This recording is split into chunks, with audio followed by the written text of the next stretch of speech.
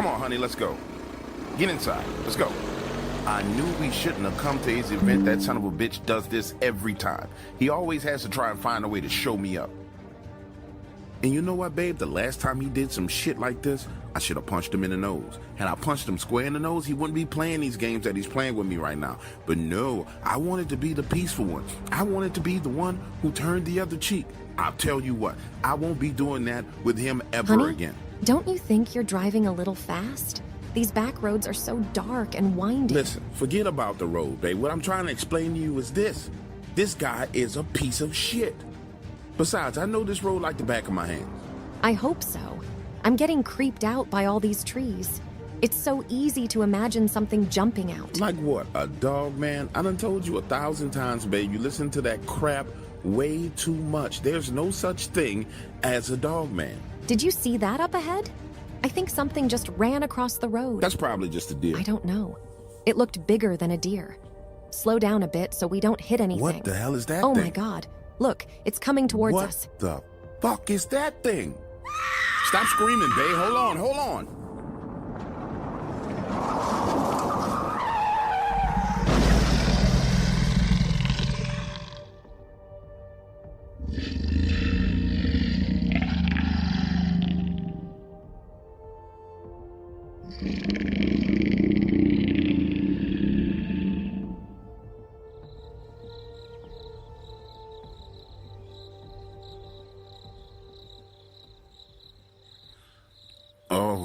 Oh, my head.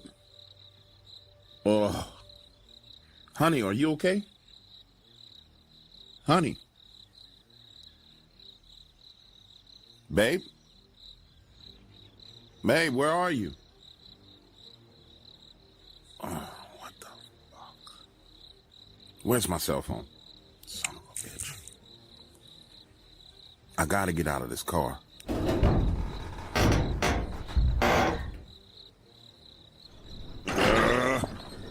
Damn it. Hey, where are you?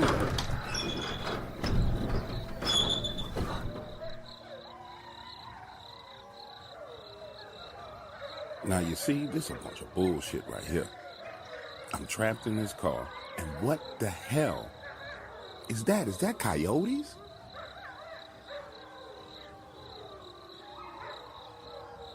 Is that wolves? You don't have wolves around here.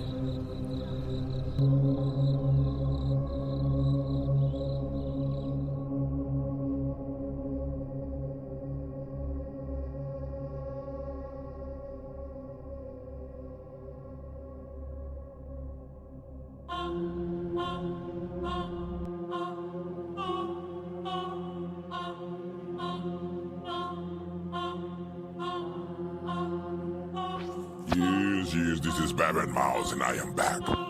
I told you that we were coming back with more content, but no one seems to listen to me, as if I am not here with Doc Waters himself. Yes. Here is what I want you to do.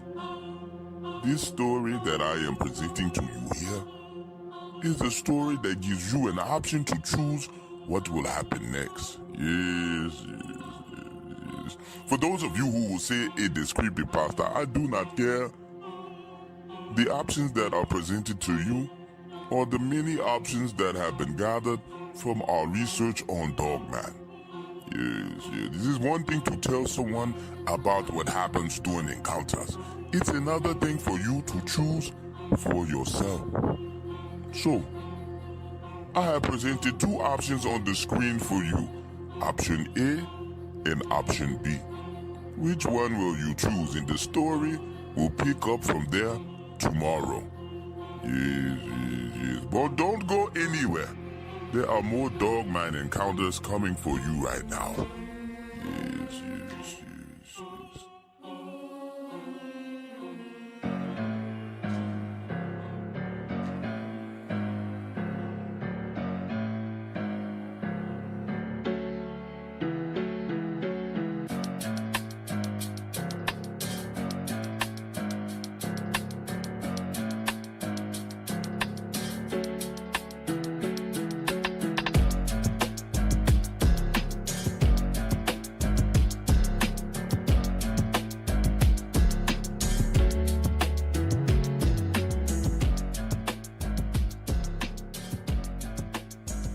Listen, I've always strived to be a good father. It doesn't mean that as a man, I never made any mistakes. But the one thing in my life that I will never ever call a mistake is any of my children. I just refuse to do it. Now, some of the decisions I made on the way to having my children, those were mistakes. But the kids themselves, children come from God, and I don't consider any of my kids to be mistakes. Just so you understand a little bit about me. I have been married 3 times, had 3 different kids by 3 different women. Each kid was had in wedlock. It just so happened to be that I was a better father than I could ever be a husband. Now, my first wife, Julie, she was cool. She didn't play the child support games. I was always there for our son, and she and I to this day have a phenomenal working relationship. My second wife turned out to be greedy. Took me for every dime that I had and forced me on child support. My third wife, she's a pothead. She didn't care. As long as the bills were paid and she's able to smoke her pot, she didn't even want to have custody of my son. So as you can imagine, back then there was no room in my life for games whatsoever. I'm technically juggling 3 different women and 3 different kids. And when I say juggling, you have to understand, on a daily basis, I had to interact with each and every one of my ex-wives. Sometimes one was on a period, the other one wasn't. Sometimes one was having problems with their old man, and she was taking it out on me. I'm talking about a constant emotional freaking roller coaster. And on top of all that, because the majority of my money was going to child support, I was living damn near in abject poverty. My kids constantly wanted and needed things. And in spite of the fact that you're paying child support, kids don't care. They expect their father to provide for them. And I will be damned if I let my kids down. So now I'm working 70-hour work weeks, just enough time to close my eyes and go to sleep, wake up, pay bills, spend a little bit of time with my kids in my 1-bedroom studio apartment. When my life started to seem like it was getting in order, my boss starts to pick at me at work. And when I tell you this guy's messing with me for absolutely no reason, screwing with me for no reason, fighting me on my overtime, giving other people the overtime shifts, it was almost like he became demon-possessed and he just started to hate me.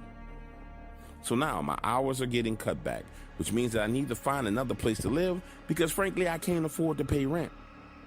And that's how I found this place on Craigslist. Listen, have you ever heard about female intuition? Julie, my first wife, had hellified female intuition. And she and I had a working relationship where I could still talk to her. And she could still give me advice.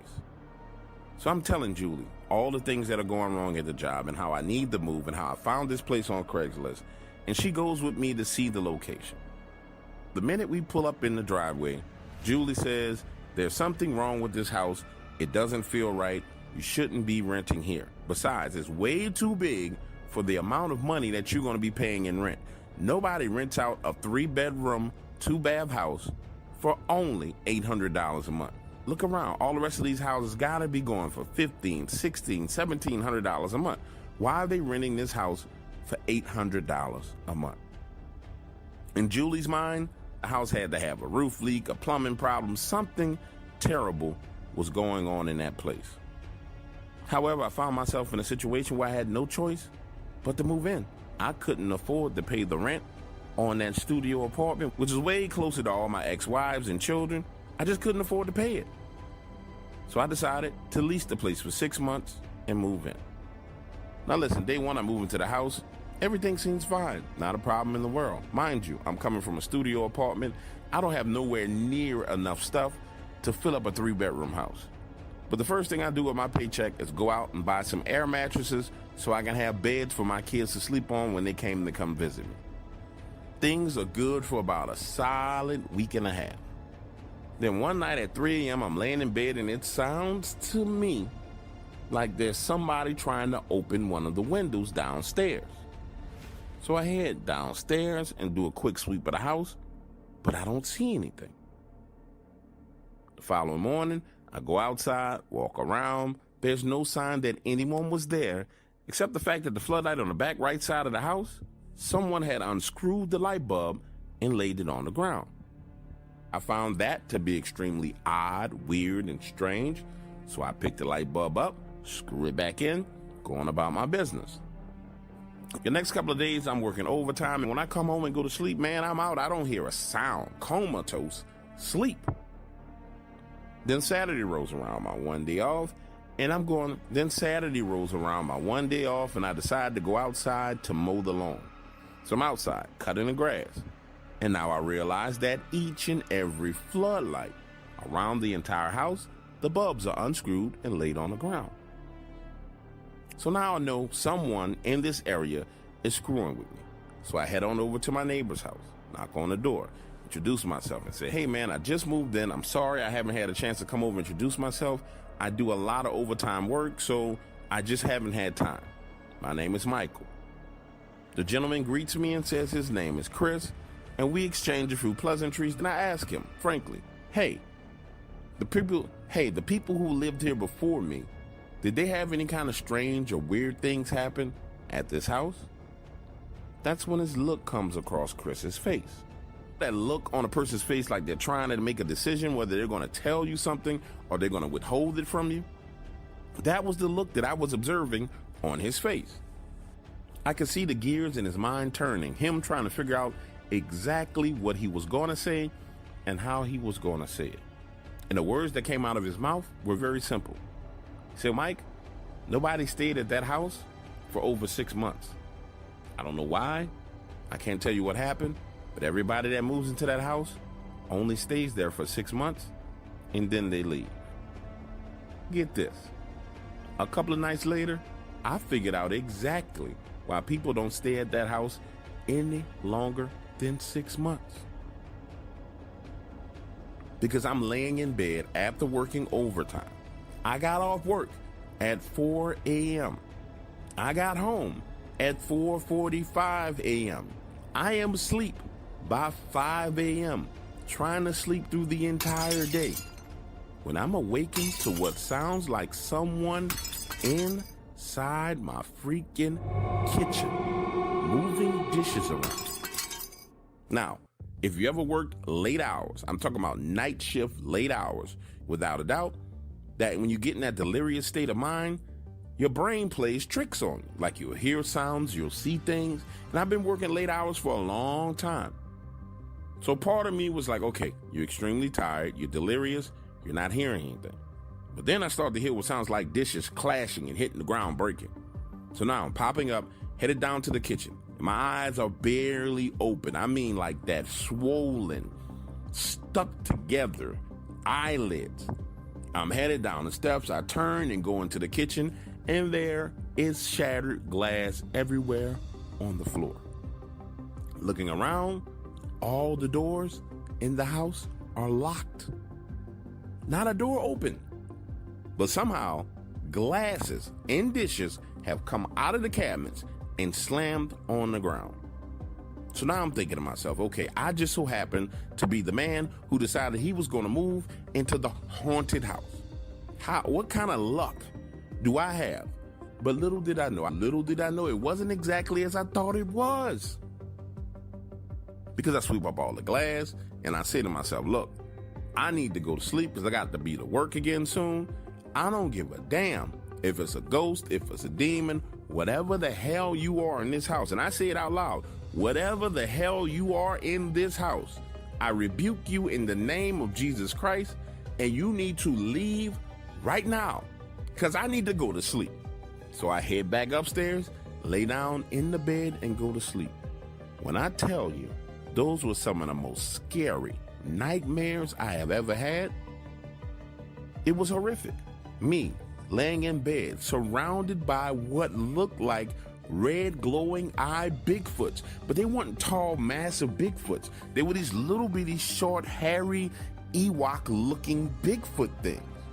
They had wide noses, big brows, heads that were way bigger than their bodies, and they were all surrounding my bed with these glowing red eyes. When I finally wake up from those dreams, I get up and go look out of the window, and guess what the hell I see in the woods? Glowing red eyes. Now understand, in a couple of days, all my kids are coming over to the house. But I got to go to work. So I get up, get dressed, head out to work.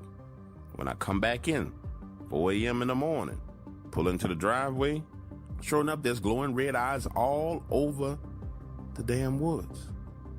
And looking at my house itself, it's pitch black. And I instantly knew that whatever it was in those woods had unscrewed all the floodlights again. So now, not only am I tired, but I'm pissed off because there's something out there messing with me. And in 2 days, my kids are gonna be here. So I head inside of the household, grab a shotgun, and walk out into the woods. Why did I make such a absolute terrible decision? Because I'm there in the woods, shotgun at ready, flashlight turned on my shotgun, and I'm searching, trying to figure out what's there, and I see one of them peeking from around a tree. The exact same damn thing I saw in my dream. Big head, small body, red glowing eyes, and it looks like a baby Bigfoot. And when I look around, I am completely surrounded by these things. So now I am shooting the shotgun in the woods, no more than 50 yards away from my house, terrified out of my mind, running back home. And by the time I get home and get inside, here come the police, because my neighbors have called the police. The police pull up into the driveway, begin to beat on the door. I come to the door, and what exactly am I supposed to tell them? Hey, officer, I was shooting in the woods at Bigfoot.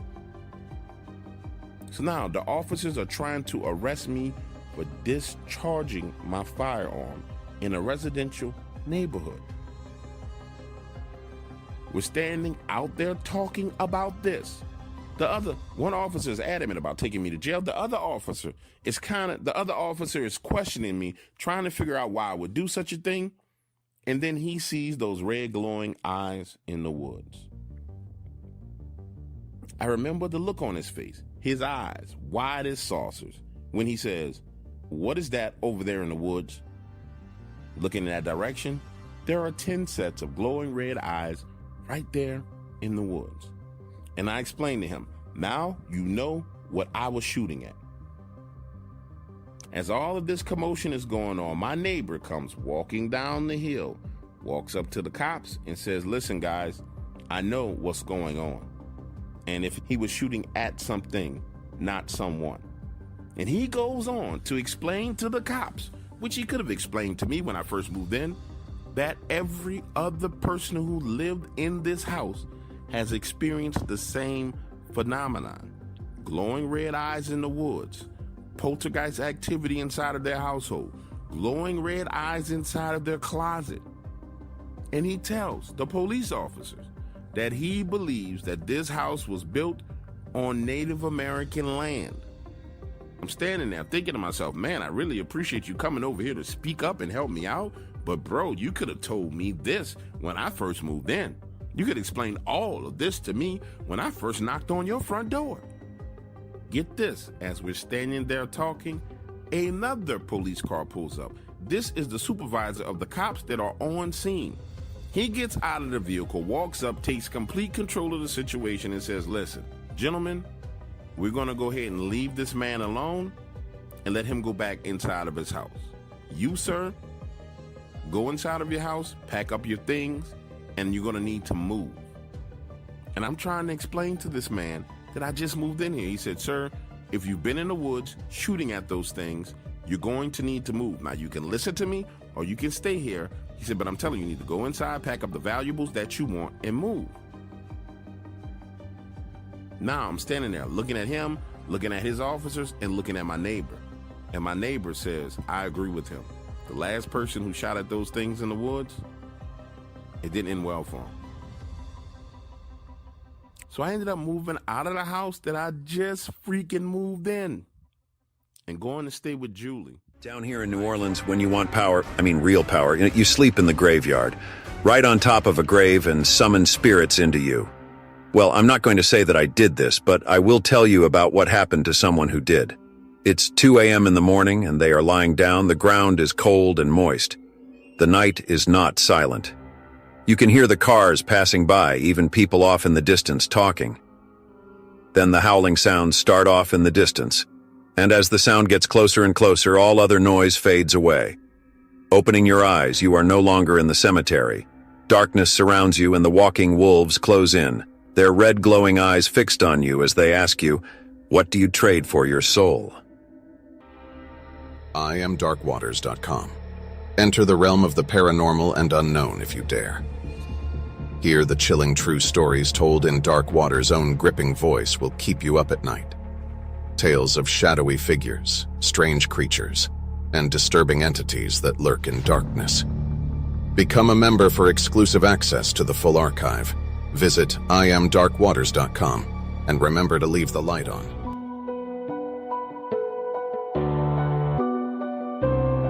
You're listening to Dark Waters Radio, the premier destination for paranormal and cryptid encounters.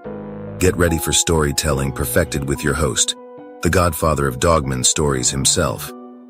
With over 300 interviews conducted around the world, 5 published books, and founder of dogmancams.com under his belt, Dark Waters has cemented his status as the authority on all things strange and frightening.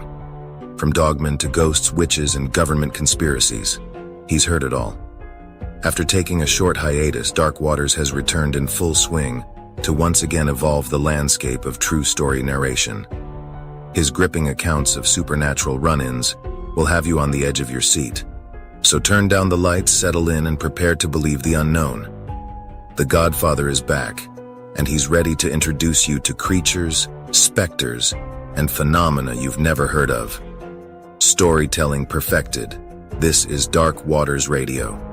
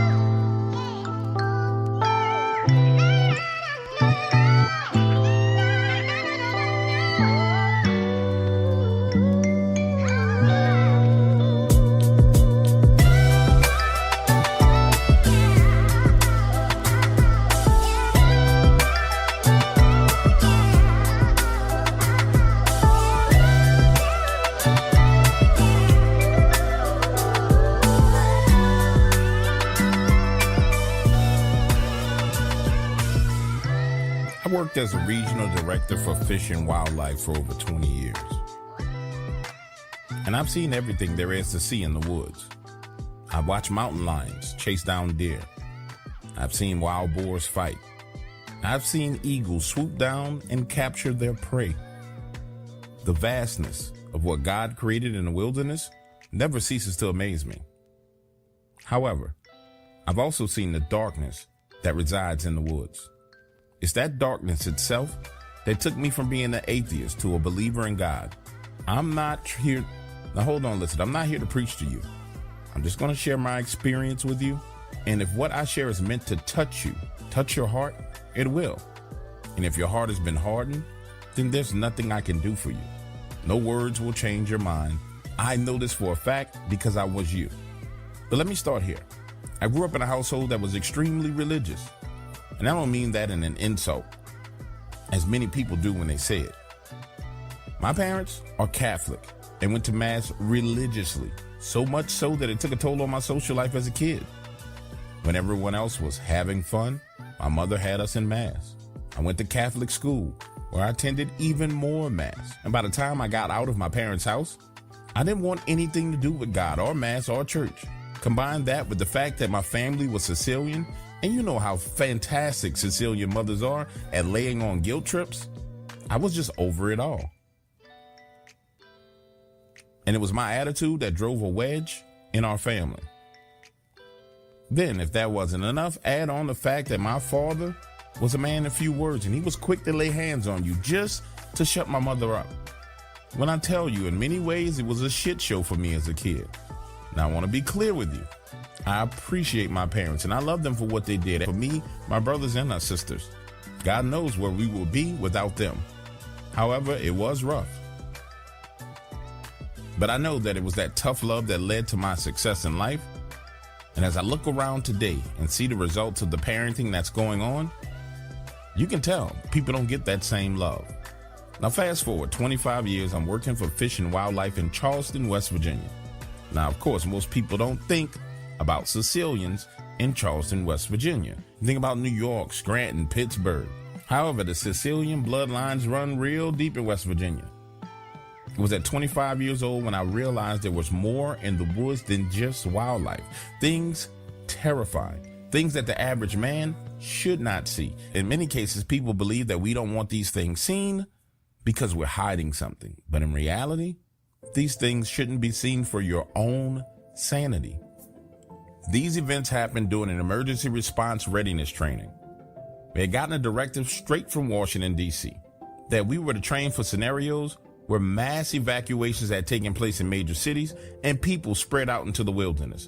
And under this training, it was our job to provide assistance, aid, and locate people deep in the wilderness. This was a joint training between the FBI and Homeland Security. This was a massive undertaking. They had actors. We're not talking about like regular TV movie star actors. We're talking about people who were great outdoorsmen who were pretending to flee from us in the woods. 200 people in all were sent into the wilderness and given a 4-day head start. And our job was to find them. Now, the strange thing about this was the FBI and Homeland, no, they didn't participate in the search in the wilderness. They just monitored the events. We were sent into the field in 2-man teams and only pointed in the direction that these people had gone. Imagine yourself walking into the wilderness of the Appalachians. Your job is to find humans. It's like finding a needle in a haystack. My partner was Henry Fisher. We called him Hank. He had been on a job for 18 years, considered to be an expert in the wilderness and tracking. Get this, the two of us traveled the entire day without any signs of a human being whatsoever, only moving on Hank's instinct. Him saying things like, listen, the terrain going northwest is way too rugged for a human. If I were them, I would head in this direction. And understand, it's all new to me, the whole gig. So I figured the best course of action was when you have someone who clearly knows what the hell they're talking about, you listen. So we're moving along, right? And eventually it's time to make camp. But Hank insists that we keep moving until we get close to the water. He goes on to explain to me that we didn't want to make camp until we found a water source. He says that way, if the people we are looking for are in that area, it's no doubt that they're going to come to us. We don't have to go looking for them. So we're going to make camp right where we know they need to be. So the two of us keep walking till damn near sundown, and we finally come upon a stream. I get excited and start to unpack, right? But he looks at me and says, man, are you crazy? What is wrong with you? We can't camp right here. Every animal for miles is going to be coming to this spot looking to get a drink of water when the sun goes down. So we move about 75 yards away from that stream and make camp. Now I'm thinking, listen, we're going to take out our tents, make a fire, climb in and go to sleep. We've been walking all freaking day and I'm exhausted. So we set up camp, make a fire, and I'm ready to go inside my tent and lay down. And he looks at me and says, what do you think you're doing? I said, well, Hank, I'm going to lay down. That's when he points up to the trees. And Hank says, we're sleeping up there, pointing to the tree limbs. Now pause right here. If you listen to the story, I need you to understand something. It is dark outside, and he wants me to climb a tree and sleep across some limbs in a tree at night. I'm looking at him saying, Hank, listen, if that was your plan, we could have climbed up the tree while we had a little bit of daylight. It's dark outside. I don't feel comfortable climbing up a tree and sleeping in a tree. Please explain to me why in the hell you want to sleep up there in a tree. That's when Hank closes the distance. He's about 3 feet away from me. He looks at me and says, listen, it's a lot to explain to you, but I'll put it to you like this. There's more out here in these woods than animals. And I know there's things that you haven't even considered. Now, if I was to try and explain to you why I think it's a great idea for us to sleep up in a tree, you wouldn't believe me. But I'll tell you what, you can sleep in that tent, I'm sleeping up in this tree. He says, I've seen signs of some things in these woods that I don't feel comfortable with us sleeping on the ground. So we're gonna sleep up in those trees. I know it doesn't make sense, but I'm gonna need you to trust me. We're gonna climb up in this tree and we're gonna go to sleep. And I need you to understand what Hank does next. He goes over to his backpack, pulls out 2 hammocks, climbs up the tree in the dark with nothing but his headlamp, ties off both of these things, climbs in, and says he's going to sleep. I'm still standing on the ground. He's up there 20 feet in the air, suspended in a freaking hammock with knots that he tied in the dark. Listen, I'm with you. Don't make no sense whatsoever. I'm still on the ground. He's up there, and he says, trust me, climb up this tree, and it's the only way you're going to get some really good sleep. So reluctantly, I climb up into that tree, crawl into that hammock, and I'm saying to myself, this man is crazy. Next thing you know, he is out cold, knocked out, snoring, breathing hard. And me, I am there, suspended in the air, terrified, feeling like a freaking burrito. Didn't get an ounce of sleep. 1 o'clock in the morning rolls around, the campfire is starting to burn out, and I start to hear voices in the woods. And listen, I'm not talking about being delirious and tired and hallucinating. I hear voices. Like people are around us talking. Then I start to hear what sounds like someone or something touching on the tents below us. And it was right then and there in that moment that this sense of fear comes over me, unlike anything I've ever felt. This fear was heavy. And the best way I can explain it to you is if you've ever been swimming, right? You've been in the pool all day. When you climb up out of the pool and you start to walk, your body feels heavy because it's waterlogged. You know that feeling, that sensation of that heaviness that comes with water? That's what I was feeling. I lay there for the next 2 hours hearing voices and whispers coming from below us. And I can tell you the exact moment I started to really get tired. Because now I'm feeling sleepy and all the sounds are echoing in my ear, kind of like I'm listening through a can. And the next thing you know, I fall asleep.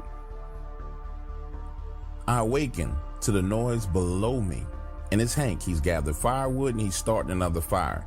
Wake up, man. It's almost time for us to go. Now, I'm not sure if you ever took a nap in a hammock or you slept somewhere where you were suspended in midair. But when you first wake up, you don't really realize and recognize the fact that you are suspended in midair. And it took a second for it to register to my brain that I wasn't laying in the bed. Because as I start to roll and move in a direction, my brain says, wait, stop, hold up. You're 20 feet in the air. So now I'm working my body, moving it around, climbing out, untying the ropes, dropping one end, untie the ropes, drop the other end, and gently climbing down. By the time I get out of that tree, Hank has a fire going and he's starting to cook us something to eat. He asked me to go to the stream, get some water so he can boil it, and we'll have some coffee. Understand, I didn't sleep well the night before. My eyes are slightly swollen. I'm walking through the woods. And as I'm walking, I hear what sounds like something paralleling me. But I'm thinking to myself, okay, it's early in the morning. It's probably an animal. I get to the stream, grab some water, and I work my way back. Now we're sitting down. He's cooking. And I say, Hank, how did you sleep last night? He said, like a baby. I said, well, 1 o'clock, 2 o'clock in the morning, I started to hear voices. Like there was someone down below us moving around, even touching our tents.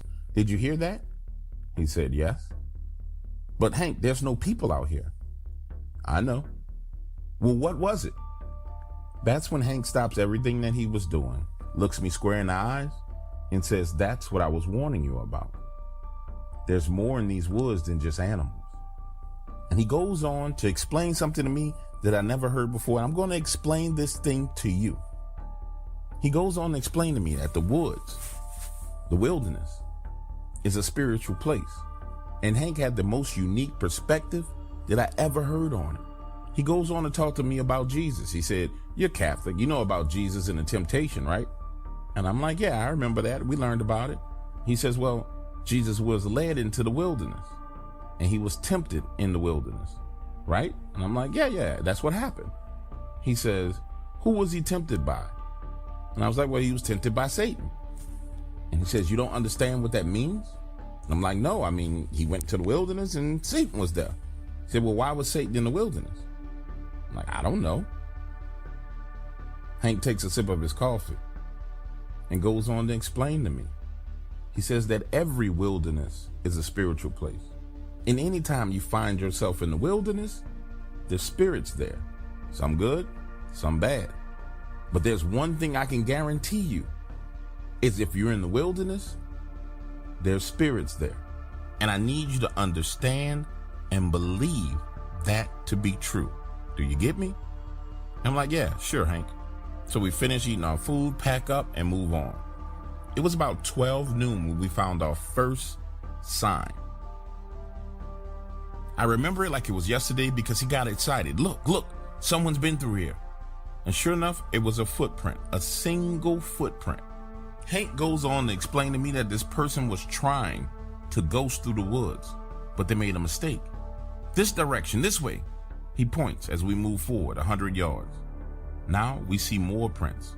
But this time he stops and says, "Hold on, look. What the fuck is going on out here?" Hank explains to me that this person was running from left to right, panicked. He says, "Listen, this is a man. He's about 160 to 175 pounds. He pointed out to me where this person had been planting his feet in the ground and slid and pushed off hard, changing directions. So now we're following this person's tracks, and sure enough, he's zigzagging. 30 yards to the left, 30 yards to the right. 30 yards to the left, stop. Squat down. 30 yards to the right. Hank goes on to explain to me that based on these footprints, this person was running, they were scared, and they tried to hide. But he couldn't find any prints as to what or who was chasing this person. So we continue to follow these footprints, and they lead us straight to this person's campground. But he didn't stop in his camp. He ran straight through his camp and kept going. Listen, I don't know what to think about this situation. I know what my eyes are showing me. Everything that Hank is saying makes perfect sense, but my mind can't process what I'm seeing. Part of it is because I was new to tracking. The other part was it didn't make sense. There was nothing chasing this man. So now we follow the tracks through the camp, and we come up to this cliff, and there's this stream below. And you can tell that this man ran to this cliff, stopped, pivoted, turned around, turned back around, and then jumped off the cliff into the stream. Now, Hank and I are standing there at the edge of this cliff, looking down into the stream, trying to figure out exactly what the hell would make a human being jump 15 feet into a moving stream of water. As I'm standing there looking down, Hank turns his body completely around and looks back in the direction that we came from. He's standing there, both hands on his waist, looking around, and he says, "Oh my God, look at that." So now I'm turning around and I don't see anything. I'm like, "Hank, what are you talking about?" He points up to the tree, and let me try my best to paint a picture for you as to what I saw. It looked as if Freddy Krueger himself from the Nightmare of Elm Street had slashed into those trees, going all the way back in the direction that we came from. It was right then and there in that moment when Hank said, "Listen to me. We have a problem on our hands, and I'm going to need you to follow each and every instruction that I give you."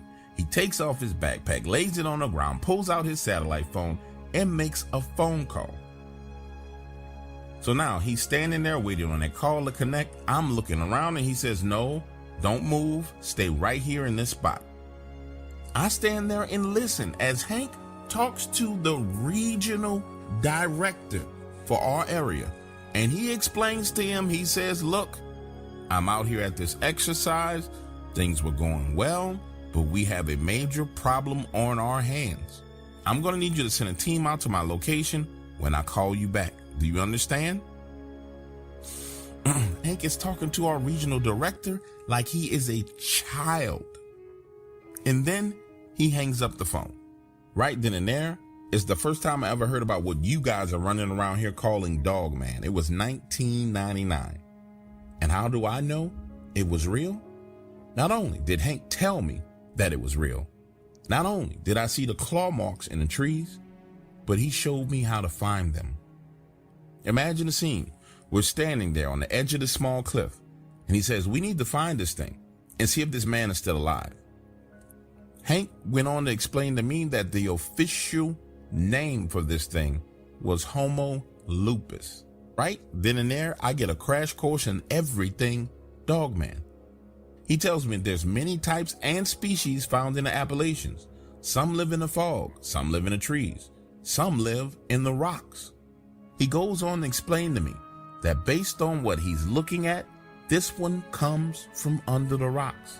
Hank is insisting to me that there must be an underwater cave somewhere along these streams.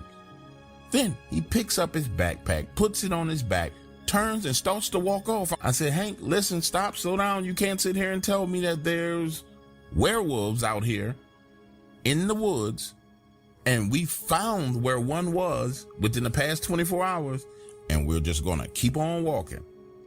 Why are we going to do that? But that's when Hank explains to me. He says, listen to me. We need to help this man. Listen. And truthfully, I understood what Hank was saying, but in my mind, I didn't have enough evidence. First of all, we didn't know if this guy was hurt or not. Second of all, there was no sign of blood, no nothing. Only thing there was these claw marks in the trees and these footprints that led to the edge of the cliff. For all we know, it could have been a bear clawing the trees. So now I'm telling Hank, I think we need to go back. He stops, turns, and looks at me and says, listen,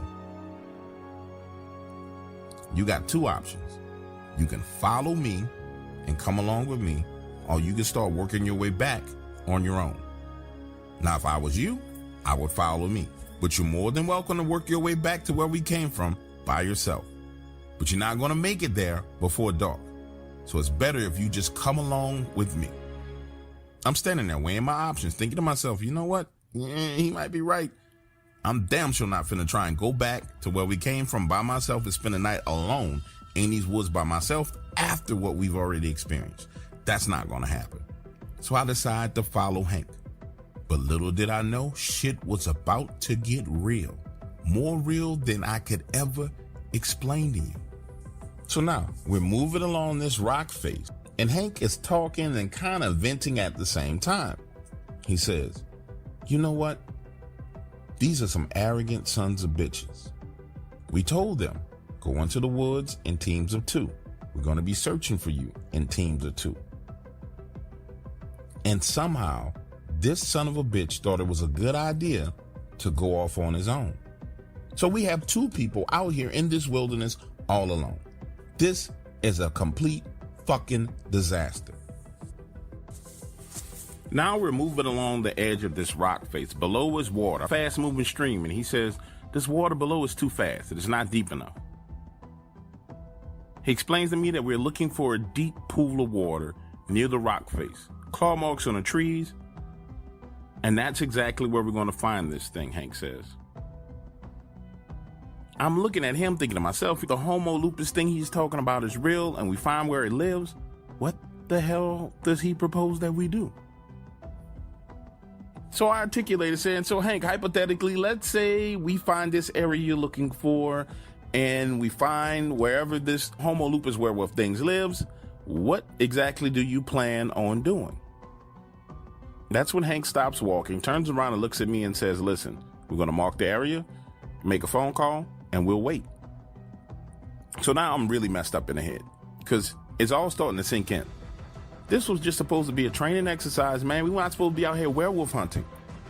But Hank wants us to find where this thing lives, go into its living room, and sit and wait for help to come. Again, I start getting a little skittish, and Hank says, trust me, we'll be fine. Come on, So now we're walking along and we come to this area and it just seemed void of life, quiet, no birds, no nothing. He stops, turns, looks at me and says, listen, when we're going through this area, if you see some things, scary things, don't run. Just stick with me. It's not what you see that can hurt you. It's what you don't see. Do you understand? My reply was simple. No, Hank, I don't understand. What the hell are you talking about? You're scaring the shit out of me right now. Trust me, you're about to see some stuff. Just keep cool. We need to move past this area and we'll be fine. Now listen, we start walking, we're circling away from the cliff because there's these giant boulders in the way, and now we're walking into the woods. And as soon as we get into those woods, I hear talking. It sounds like people holding an entire conversation. It's not English, but it's people talking. Hey, Hank, do you hear that? Yes, I hear it. Keep walking. Now understand, it's daylight. It's sunny outside. And then we walk through this area, and it's like there's something overhead making a shadow on the ground. And when you look up, there's nothing there. The spookiest feeling I've ever had in the woods. Then I started to hear footsteps, like 20 people walking all around us. And I see what looks like these heads peeking at us from behind trees. Pale faces, long hair, black eyes. And I'm like, Hank, hey man, there's stuff out here. What the hell's going on? I'm talking about full panic attack. Keep walking, ignore them. You gotta keep walking. Then I hear my name being called. Bobby. It's a woman's voice. And everything inside of me wants to run, but Hank says, don't panic, keep walking. They want to put fear in you and make you scared. If they can do that and get you totally afraid, they can kill you. Right then and there in that moment is when I stopped walking and I said, wait, hold up, what? You're trying to tell me these things in these woods can kill me? Now I find myself shaking up complete fear. My body is ice cold. My hands are shaking. I'm having trouble walking. And it seems like Hank is getting further and further away from me. When I get a glimpse of one of those things up close, 10 feet away, it's a pale-faced person with black eyes is looking at me from the base of a tree, but his head is turned upside down like this thing crawled down the tree and is looking at me. The hair is hanging down, completely frozen in place, looking at it, and it starts to grow bigger and bigger, and now I'm screaming as loud as I can. That's when I see Hank running back towards me. Listen, remember I told you I found God in these woods? This is exactly how. Because Hank runs up to me, I'm screaming, and he says, I rebuke you wicked spirits by the power of the blood of Jesus Christ. Leave us alone. I command you in his name to be gone out of our sight. We're only passing through. And instantly, like that, my body warms up, my vision clears. He grabs me by my face and says, didn't I tell you to keep moving? That day, Hank schooled me as we walked through those woods, and he explained to me that there's a spiritual law called the law of territory, that there are certain lands that belong to spirits.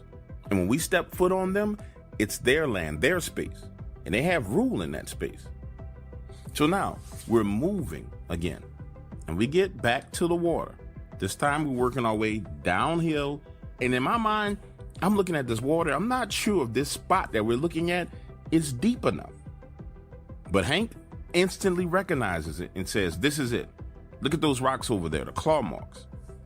And holy shit, there they were, claw marks all over the rocks. In an excited tone, Hank says, this is it, pulls out his satellite phone and makes another call. Boss, I made it to the location. I found the nest. Then he hung up the phone and says, now we wait. Takes off his backpack and sits down on the ground. Understand, wait on what? We found it. We pinged the location. Hank, you and I need to go. So now the two of us proceed to have this argument. Me explaining to him I didn't feel comfortable sitting right outside the front door or whatever this thing was, and him explaining to me that this was a part of the job. That only led to a further argument. Me explaining to Hank that this is nowhere, absolutely nowhere in any job description that I signed up for. And you can't show me this kind of crap in any job description anywhere. I am in a full-blown panic. Question after question. Hank, what if this thing finds out we're out here? And he's just sitting there calmly looking at me. And he says, what the fuck are you talking about? It already knows we're here. He says high grounds, hills, mountains, and water. Low grounds, fertile soil, marshlands. He says these are the places where the spirits are sent to, the desolate places. You'll always find monsters in desolate places where the spirits are.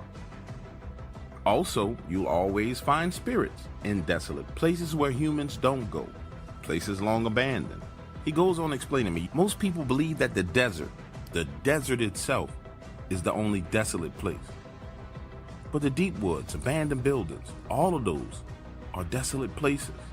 Hell, any piece of soil that a human has not set foot on can be considered desolate. Do you know how many places there are like that around here? There are in existence everywhere. This is why when you do this job, you're going to need to know a hell of a lot more than how just to make a fire, how to read a map, or even what mushrooms to eat, or how to track a person. You need to understand the spirit realm, the natives, the people who were here before us, they lived here, they understood. And that's all I have for you today on that chilling encounter. But if you're dying to know what happened next, you'll have to head over to iamdarkwaters.com for the full exclusive story. At iamdarkwaters.com, you'll find the uncut, extended versions of all my most bone-chilling paranormal tales. The parts I can't reveal here. Tales of terror, the supernatural, and the unexplained from a lifetime of seeking out the darkness.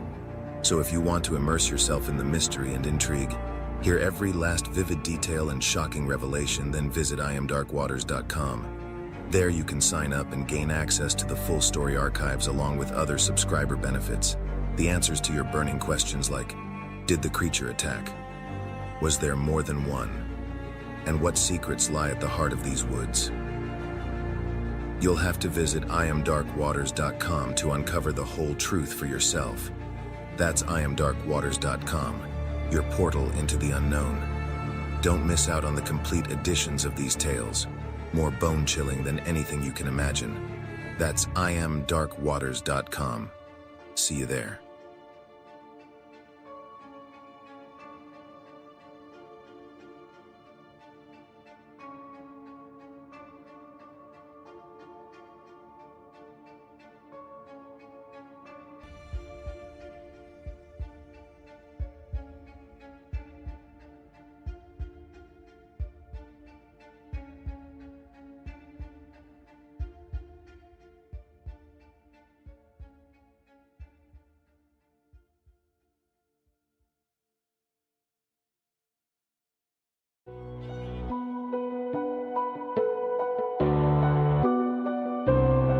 You're listening to Dark Waters Radio, the premier destination for paranormal and cryptid encounters. Get ready for storytelling perfected with your host, the godfather of Dogman stories himself. With over 300 interviews conducted around the world, 5 published books, and founder of dogmancams.com under his belt, Dark Waters has cemented his status as the authority on all things strange and frightening. From dogmen to ghosts, witches, and government conspiracies, he's heard it all. After taking a short hiatus, Dark Waters has returned in full swing to once again evolve the landscape of true story narration. His gripping accounts of supernatural run-ins will have you on the edge of your seat. So turn down the lights, settle in, and prepare to believe the unknown. The Godfather is back, and he's ready to introduce you to creatures, specters, and phenomena you've never heard of. Storytelling perfected. This is Dark Waters Radio.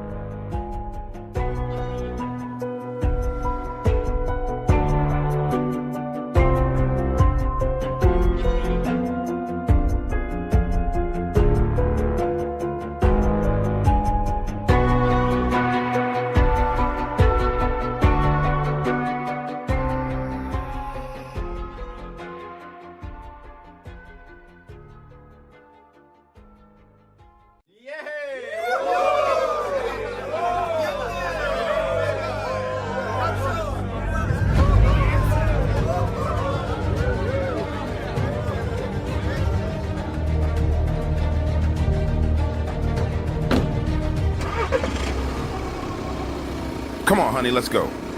Get inside. Let's go. I knew we shouldn't have come to his event. That son of a bitch does this every time. He always has to try and find a way to show me up. And you know what, babe? The last time he did some shit like this, I should have punched him in the nose. Had I punched him square in the nose, he wouldn't be playing these games that he's playing with me right now. But no, I wanted to be the peaceful one. I wanted to be the one who turned the other cheek. I'll tell you what, I won't be doing that with him ever Honey, again. Don't you think you're driving a little fast? These back roads are so dark and winding. Listen, forget about the road, babe. What I'm trying to explain to you is this. This guy is a piece of shit. Besides, I know this road like the back of my hands. I hope so. I'm getting creeped out by all these trees. It's so easy to imagine something jumping out. Like what, a dog, man? I done told you 1,000 times, babe. You listen to that crap way too much. There's no such thing as a dog, man. Did you see that up ahead? I think something just ran across the road. That's probably just a deer. I don't know. It looked bigger than a deer. Slow down a bit so we don't hit anything. What the hell is that thing? thing? My God. Look, it's coming towards us. What the fuck is that thing? Stop screaming, babe. Hold on, hold on.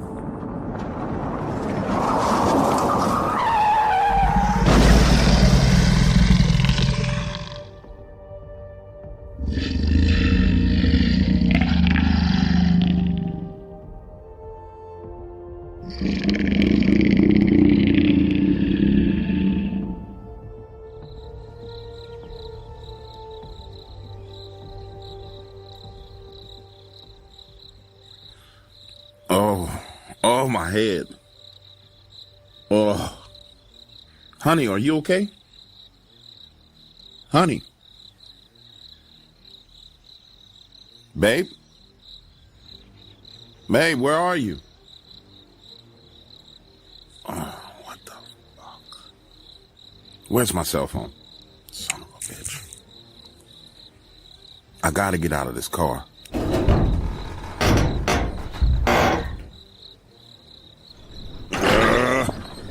Damn it.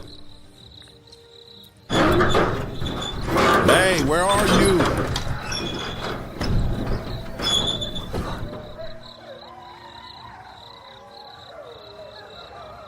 Now you see, this is a bunch of bullshit right here. I'm trapped in this car, and what the hell is that? Is that coyotes?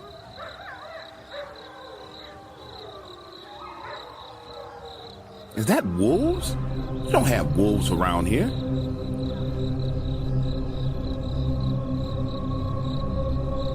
I gotta get out of this car. I absolutely gotta get out of this car. Hold on. Wait. There's a light over there in the distance. Hey! Hey, hey, hey! Help me!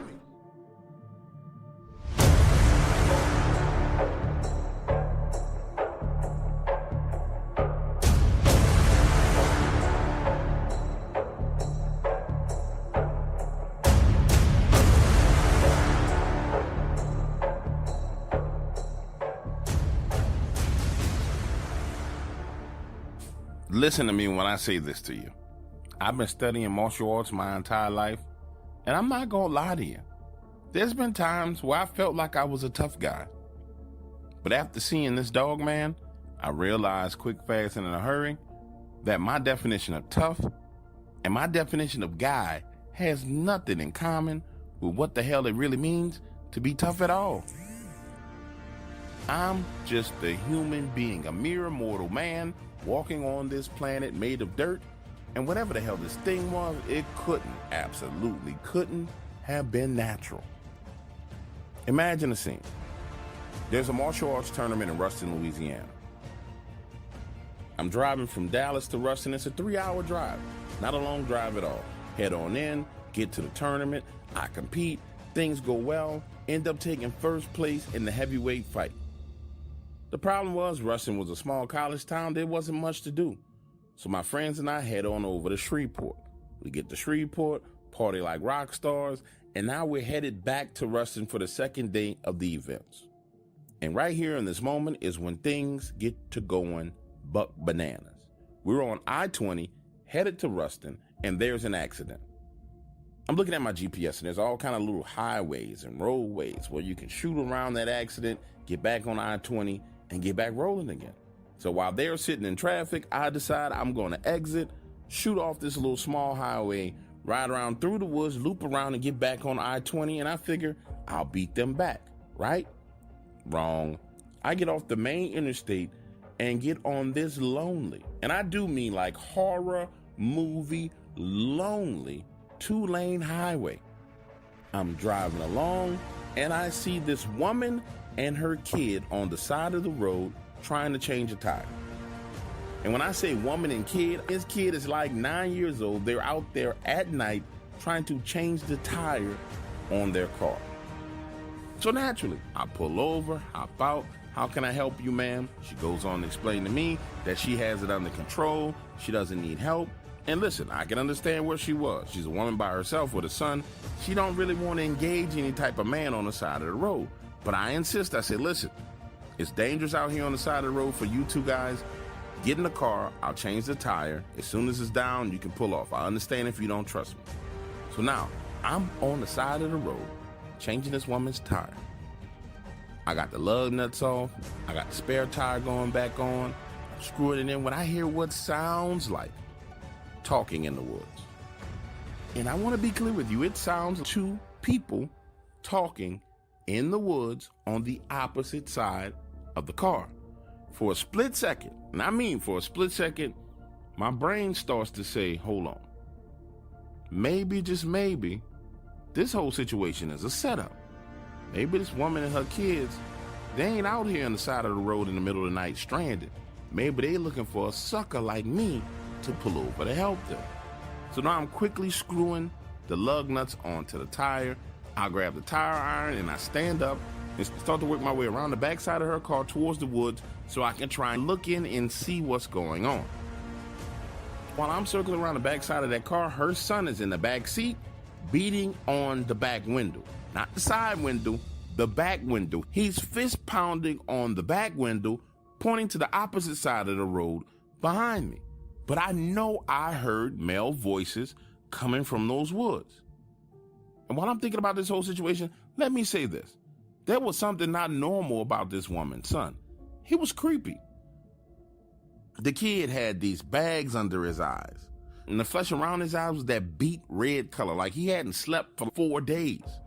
Nonetheless, he's beating on the back window. I'm headed towards the woods. Now he's pointing behind me, and I'm saying to myself, okay, this is way too much.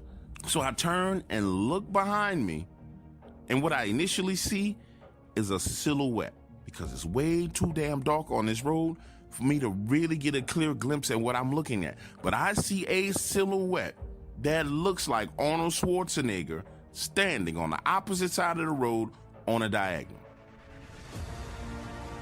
And it wasn't until that woman cranked the car up, touched the brakes, that it illuminated what the hell I was looking at. The only word that I can think of to accurately describe what I was looking at was a monster. A flesh and blood, genetically modified, came out of a lab monster. Thin waist, huge pectoral muscles, huge shoulder muscles, huge traps, and then the head to match that was like a wolf's head.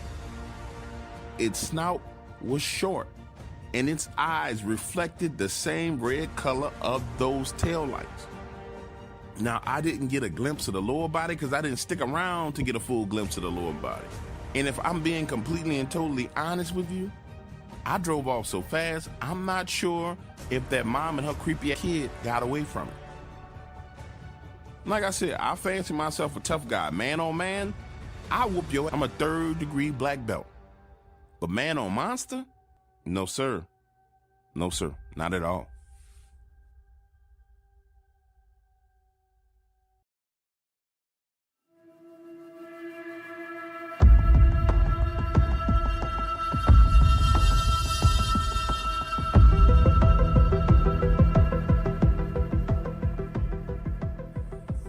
Had I known shooting the Dogman would have caused all these problems, there is no way I would have ever drew my bow and let it fly. That is one thing I can assure you of. Now, before I start, let me say this. I have been seeing this thing running around for 4 months, chasing deer. And from a distance, it just looked like a regular large wolf. Nothing spectacular about it at all. I'm out hunting on my land. The air is cold, And frankly, that day I had no need to be out hunting. I had a freezer full of deer and hog meat. But going out into the woods had become a habit for me at that point in time. So I get out there, climb up my tree stand, and I wait. I'm sitting there drinking me some coffee out of my thermal when I hear the sound of something running in. That's when I get a glimpse of it. That antler rack, that reddish brown, and oh boy, I was about to take me a white-tailed deer, and we talking about a huge buck. So now I'm raising my compound bow. And right then and there is when I realized that there's something in the woods right on the tail of this deer, chasing it down. And it's that wolf. The same damn wolf that I've been seeing everywhere. It was almost like it was hunting the exact same spots I was at the exact same time. And I'm not going to sit here and say to you that's exactly what was going on, but I'm going to just say that's odd and coincidental. So imagine a scene. I'm there sitting in a tree stand thinking to myself, all right, if I shoot this buck, I'm going to have to fight with this wolf to get it. But if I take out this wolf, I take out all my competition. So I draw, take aim, and now I'm tracing him between the trees. My release was a tad bit off, and instead of my shot leading him, hitting him, smashing him in the lungs, it lagged and caught the wolf in its hind legs. Listen to me when I tell you this thing stopped in its tracks. It came to a dead standstill. Now, if you ever bow hunted before, you know how animals react to being hit by an arrow. They tend to twist and turn and spin their body, their noses pointing towards the pain. I'm thinking that this animal is going to do what all other animals do. Twist, turn, trying to twist this body, turn, looking to see what happened. But no, not at all. This thing stands straight up like a man and starts to scan the woods. It knew that it had been shot. It was trying to figure out where the hell it got shot from. So now I'm there looking as it scans 180 degrees, then turns and looks right back at me. Its eyes locked dead on me. And it was right then and there in that moment that I knew I had screwed up. Now, I can't explain to you why it didn't drop down and come straight to get me. I don't know. However, I do remember it sniffing the air, then dropping down on all fours and running off. You could tell at that moment in time, it was in pain. A week passes, right? I done forgot all about this whole thing. It's 12 noon, I'm headed to my truck. I'm finna go run to the store and get myself a bag of potato chips. When I walk out of the door, that same deer that I was hunting that day, its head is laying on the hood of my truck, spinal cord still intact, and my neighbor Ellis is sitting on his porch across the street, and he looks like he's done had a freaking heart attack. He's as white as a hospital bed sheet. He starts screaming at the top of his lungs, Robert, Robert, oh shit, Rizzo. I never seen him run, never seen him do anything fast or in a hurry, but he gets up out of that chair, hurries down the steps and into the road right up to the edge of my property. He says, Robert, I don't know what the hell you've done, son. And the tone of his voice was like an older man scolding his child. Do you know what I just saw? Do you know what I just saw? That's the Carolina Wolfman just came out of them damn woods and threw that buck's head on your truck, son. What in the hell have you been doing to piss one of them things off like that? Imagine the scene. I'm standing there going into my story, trying to explain to him what happened a week ago while I was out hunting. And Ellis just stands there looking at me with this look of pity on his face.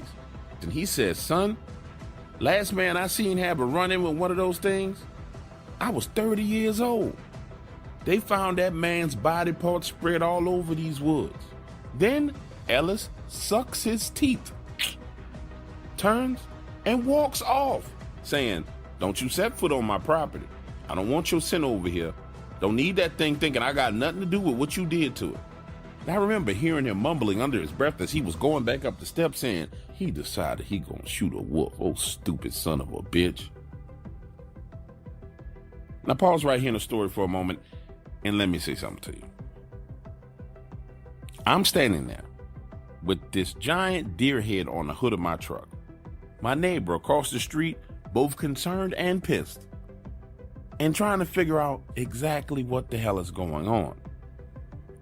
And I cannot explain to you if what I was going through in that moment in time was shock or what it was, but I know my brain hit a mud puddle. I remember taking a deer head off, dragging it off the hood of my car, taking it around the side of the house, grabbing a hose pipe, washing all the blood off the hood, getting inside.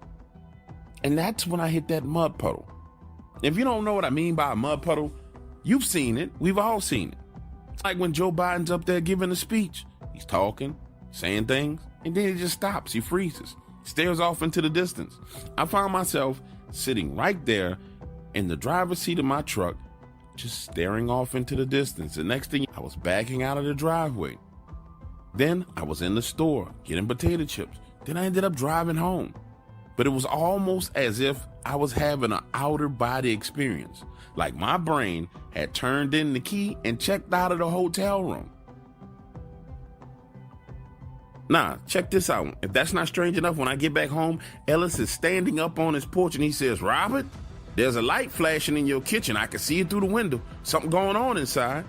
So now I'm hurrying inside of the house with a bag of chips in hand. And when I open the door, there is a kitchen fire starting. Not just a regular kitchen fire. My microwave is arcing these blue electrical flames. Now, to be clear with you, I did not turn my microwave on. There was no reason for my microwave to be arching these blue flames. And to describe those blue flames to you, if you have ever put tinfoil inside of your microwave and turned it on, those blue sparks that you see, that's what's going on outside of the microwave, not inside of the microwave. Those blue sparks ride up the wall and the wall catches on fire. Now listen, is there a fire going on? Yes. At this point in time, is it a big deal? No. I have a fire extinguisher right up under the sink. No need to panic. I grab that fire extinguisher, spray everything down. The fire goes out, or so I thought. 10 minutes later, I'm walking around the house and the fire starts up all over again, all on its own. My entire kitchen burns. And here's the freakiest thing about it. The kitchen burns and then the fire goes out on its own. Are you listening to me? My kitchen catches on fire, it burns, and then it goes out on its own. Listen, I'm a poor country boy. I don't have no homeowner's insurance. So a week passes and I'm borrowing money from friends and trying to get stuff squared away. I finally get enough to start taking care of the kitchen, right? I'm tearing things out, going in and out, back and forth, tearing out drywall, tearing out cabinets, trying to get my house situated. Then all of a sudden, and out of the blue, comes this freaky rainstorm. I'm talking about blue skies, then black skies. Raindrops the size of small champagne glasses just slam into the ground. Unlike anything I have ever seen. This goes on for hours. Next thing, the creek behind my house starts to flood. And now I have 3 inches, count them, 1, 2, 3 inches of water inside of my house, just enough to get up over the baseboard and start to soak into the drywall. Now, at this point in time, I done had enough. I feel like I'm losing my mind. I go outside with the intent to scream up at God and say, "God, what did I do you to piss you off in order for something like this to happen?" I go out of the front door, and for some reason, I just look over to my left. I can't tell you why. My eyes are just drawn in that direction, and I see that wolf standing there, right there in the tree line, looking directly at me with this stupid smile on its face. And then right next to that wolf is what looks like a man dressed in a black suit with this bulbous looking head. They're there for 20 seconds. I'm standing there looking. They're there. I'm not confused. I wasn't high. I wasn't drunk. I know what I'm looking at. And I keep my eyes locked on them. And then the two of them disappear. Have you had an encounter with the elusive cryptid known as Dogman? At huntdogman.com, we document sightings and expeditions searching for proof that this beast exists. Share your story and listen to chilling Dogman accounts from others who have glimpsed the creature. Learn about upcoming outings you can join to hunt for evidence. Uncover the truth about Dogmen at huntdogman.com. Do you crave adventure off the beaten path? At erieexpeditions.com, we take you on guided tours of the world's most haunted, cursed, and mysterious locations. Visit castles, asylums, murder sites, and more on our one-of-a-kind excursions into the dark unknown. Meet expert guides and use state-of-the-art equipment to hunt for paranormal activity. Voyage into the eerie and macabre at erieexpeditions.com. The journey begins now. IamDarkWaters.com. Enter the realm of the paranormal and unknown if you dare. Here, the chilling true stories told in Dark Waters' own gripping voice will keep you up at night. Tales of shadowy figures, strange creatures, and disturbing entities that lurk in darkness. Become a member for exclusive access to the full archive. Visit IamDarkWaters.com and remember to leave the light on.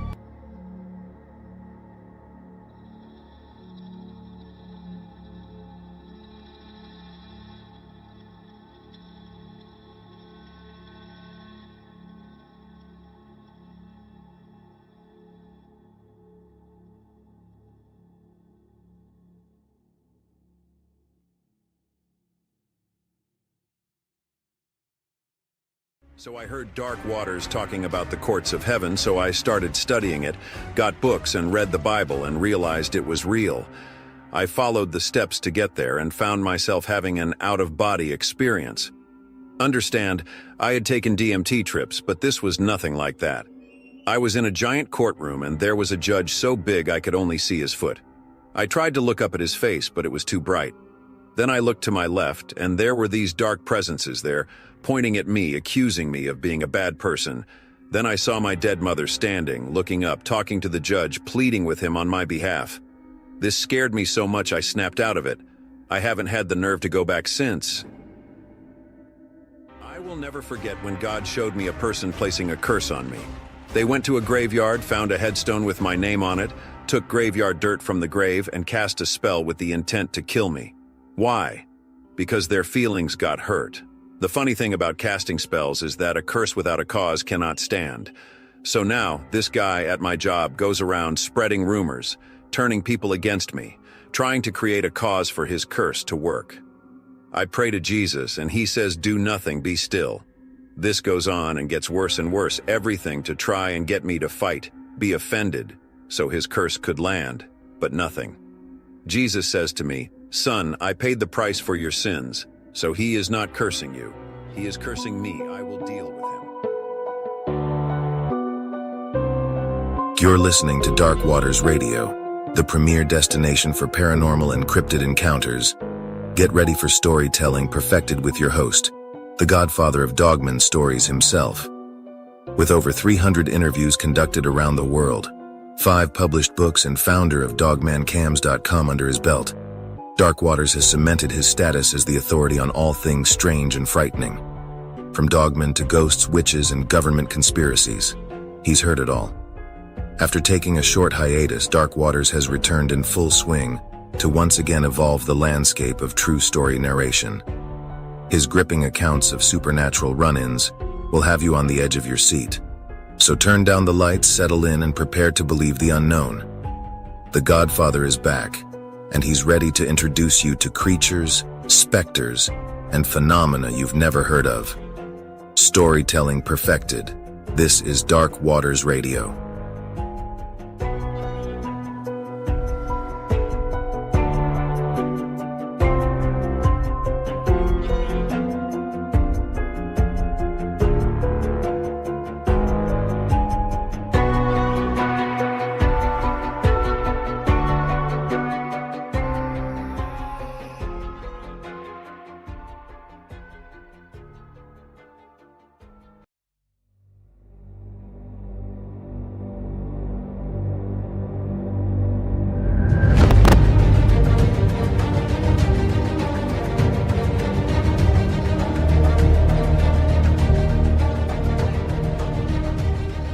So most men have a problem with spoiling their wife.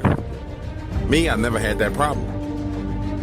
As far as I was concerned, I didn't have an issue with dropping you off to work, picking you up from work. I don't have an issue with opening doors and closing doors. In my mind, I'm always at competition with another man. So guess what? I'm going to do everything that other man would never do. So when you run into an opportunity or you have a chance to meet some random guy and you decide you're going to talk to him, you'll quickly come to realize that he doesn't know how to treat you. It was that same mindset that led to my Dogman account. And to this day, I still haven't changed what I do. You see, my wife started working for a pharmacy, Walgreens, in Monroe, Louisiana. This particular pharmacy happens to be located right next to a patch of woods. And because she was a new pharmacist, she got the bad hours, the hours that nobody wanted to work. It's a 24-hour store. The pharmacy closed at 10:30, so she was working from 2 to 10 p.m. No problem for me whatsoever. I work from home, so I take her to work, come back out at 10 and pick her up. That's where Dogman comes in. This particular Saturday night, I'm sitting out there at 10 p.m. and it's taking her a hell of a lot longer than normal to close out the pharmacy. I got my car backed into a parking spot. Behind me is nothing but woods. In front of me is the side of the store, and I'm fiddling and playing around on my cell phone, as I always do. While I'm sitting there, my car shakes ever so slightly. You know how it is when you sit in your car and a garbage truck or 18-wheeler rolls by, it shakes the ground slightly? I feel the ground shake slightly just like that. So now I'm looking around for the garbage truck or the 18-wheeler riding up the road, and I don't see anything. Put my head back down, go back to looking at my phone. 5 minutes later, it shakes again. So now I'm sitting here thinking to myself, you know, this is Louisiana. We don't have earthquakes, but I know my car is shaking. 5 more minutes pass, and my wife decides that she's going to FaceTime to talk to me and let me know that she's on her way. So now I'm sitting in I have my arm rested on the armrest, have the cell phone up in the air, and I'm looking at it, talking to her when I say, babe, it's getting late. You need to come up out of that store. True to fit, form, and fashion, my wife is taking her time, running her mouth, when she says, babe, who's that in the back seat with you? Scares me a little bit. I look over my shoulder and nobody's back in the back seat. That's when she says, well, I could have swore I saw some eyes behind me. So now I'm paranoia kicks in. I hang up the phone with her and I look over my shoulder, right? But I don't see anything. 5 more minutes pass. I put down my cell phone and now I'm more conscious of what's going on in my surroundings. I'm looking through my mirrors, looking through my rearview mirror. And that's when I see what looks like these eyes in the woods behind me. But you know how it is when you're looking through the mirror at night in the dark, your mind can play tricks on you. So I quickly open the driver's side door, step out, and look behind me. And sure enough, there's these giant golden yellow eyes in the trees. And they're just staring directly at me. Scared me so much, I hop in the car, drive around to the front side of the store, and park in the handicap spot. Now, get this. A few weeks later, I'm on Facebook trying to figure out what these eyes are. And I see this picture that someone has of Dogman. And it's the exact same eyes that I saw in those woods.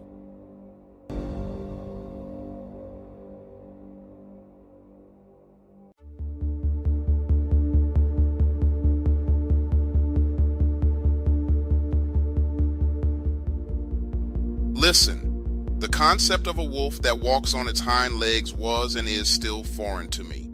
Even though I have spent countless hours of my life in the woods, I would have never imagined that such a thing existed or was possible. However, since seeing this creature, my perspective has changed. Not so much on hunting and going into the woods. That is too much a part of my way of life. But on what is and isn't possible, if you catch what I mean. My mind no longer just accepts what people say as truth. In a way, my encounter has been a great eye-opener for me. Picture this. It was a warm, sunny day, 84 degrees. I had just parked the truck and was preparing to walk into the woods when I see another hunter, Evan, coming out of the woods. He has this crazy look on his face and he says, Jimmy, it's not a good day to be in the woods. I've been here since 5 a.m., went to take a deer, hit it and tracked the damn thing. And when I found it, let's just say something else had got there before me and it wasn't normal. I say, something else. What are you talking about, Evan? He replies, listen, just trust me. Stay out of the woods today. Besides, you done got out here late anyway. He was right. I should have been here hours ago. As he put his rifle in the back seat of his truck, hopped in and pulled off, I stood there thinking. My mind wandered off, started to replay the events of 2 days ago. An issue at work. I'm a distribution manager for a subsidiary of a major beer company, and things have been extremely stressful around the office. Sales have been down, and my boss doesn't seem to understand it's not my job to concern myself with marketing or branding or inner office politics. It's my job to make sure our logistics are in order and that clients are happy with the service they get from this organization. I'm not a cog in the machine.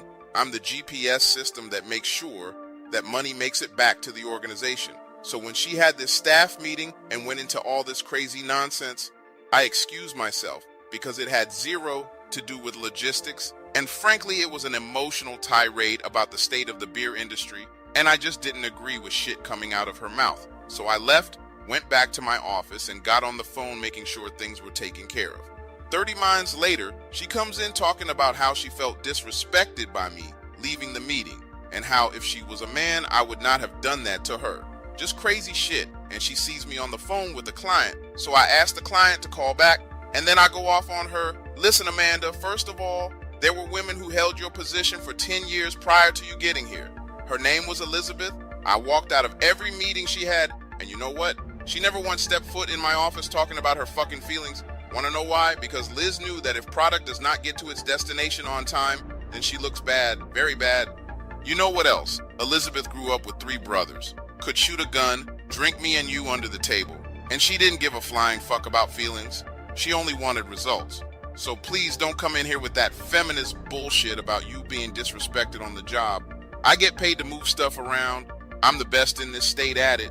And frankly, I don't have time to sit and listen to a bunch of bitching and moaning about the marketplace and the consumers that keep the lights on. She stood there with her mouth dropped wide open.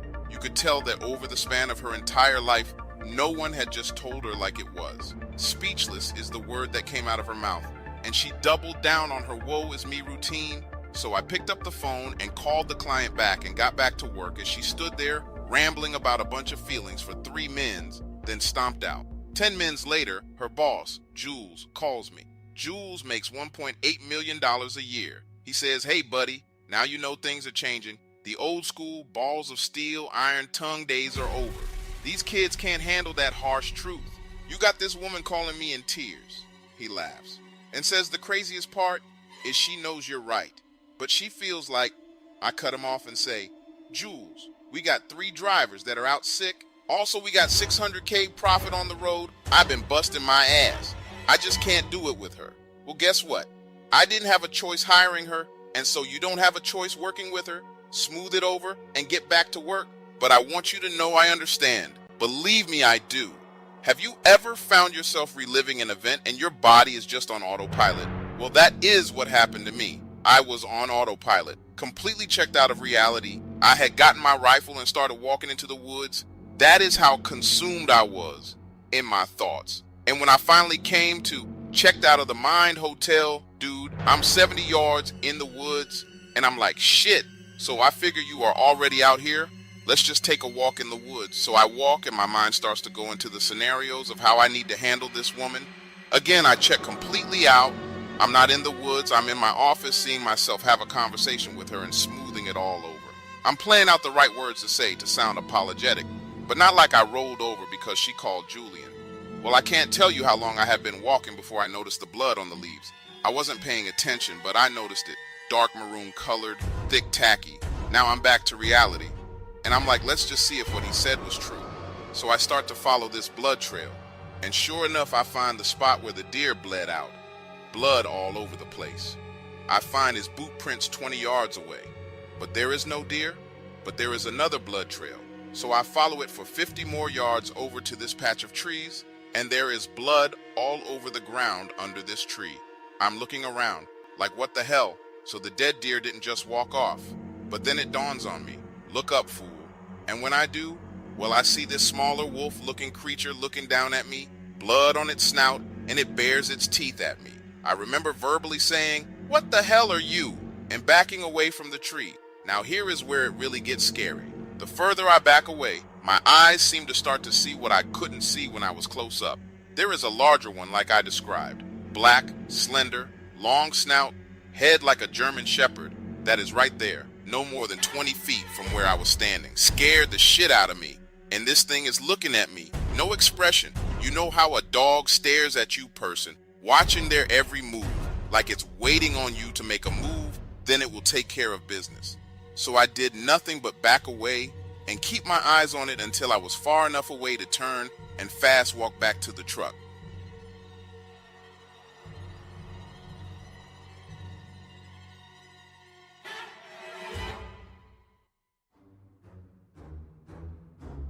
Reddit, what is the creepiest true story someone has ever told you?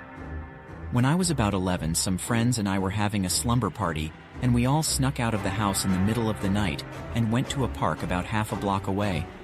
We had been there at least an hour or so when I thought I saw a large shadowy figure about 100 feet away, lurking in the shadows under some trees. We all turned to look and stared in the shadow's direction for about 5 minutes trying to make it out. Right about when we had decided we were seeing things, the figure started running at us at top speed. We jumped up and ran back to the house as fast as we could go and locked the door. We could hear someone moving around the outside of the house, and then it began tapping on the windows. We couldn't wake anyone up since we would have had to admit we had snuck out. We spent the night huddled together in the middle of the living room, waiting to be murdered. Luckily,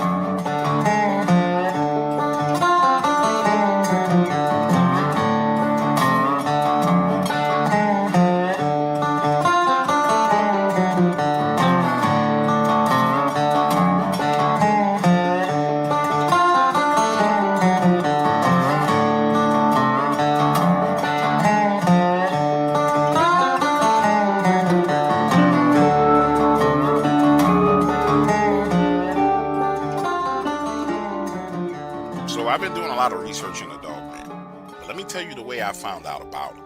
Because it wasn't through any freaking interviews or any stories or any TV shows or Monster Quest. I found out about Dogman by seeing one with my own 2 eyes. Listen, I'm a logger, professional logger, been in the business for 15 years. Worked with all kind of companies. My most recent employer, Evergreen, out of Alaska. Logging is dangerous work. But I love being outdoors, and it pays extremely well. Now, before I start, I'm going to tell you, my encounter was real short, but that doesn't take anything from it at all, because what I saw was absolutely amazing. It's a Monday morning. We're working on the side of this ridge. I'm on the ground, cutting on a tree, when I hear this growling sound over the sound of my chainsaw and through my ear protection. Confused by the sound, I turned Bumblebee off. If you're trying to figure out who Bumblebee is, that's the nickname that I gave to my chainsaw. So now, the chainsaw is turned off, the ear protection is slid up over my ears where I can hear, and now I hear this scratching sound. Clearly, the scratching sound like something climbing the trees.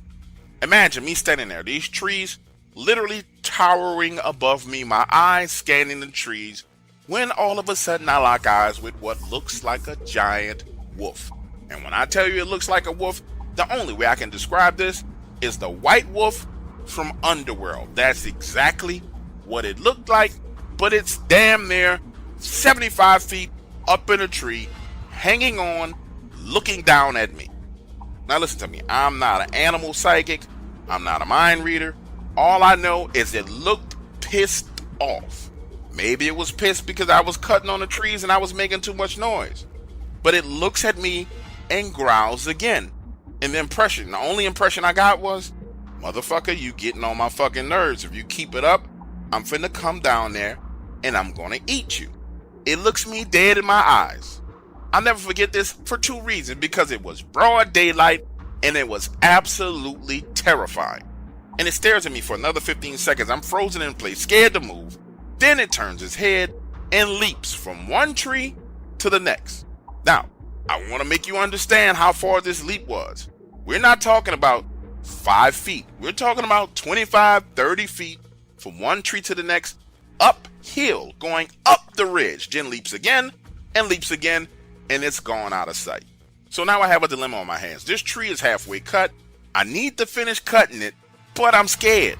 So I sit down, start having an early lunch, wait 45 minutes to turn Bumblebee back on, finish cutting that tree, then I carry my ass back down the ridge and move closer to some of my other co-workers. Now, understand, this is how afraid I was, because the closer I am to my co-workers, the more dangerous it is. It increases the chance of a tree falling on me. But honestly, I'd rather dodge a falling tree than deal with that creature any day of the week.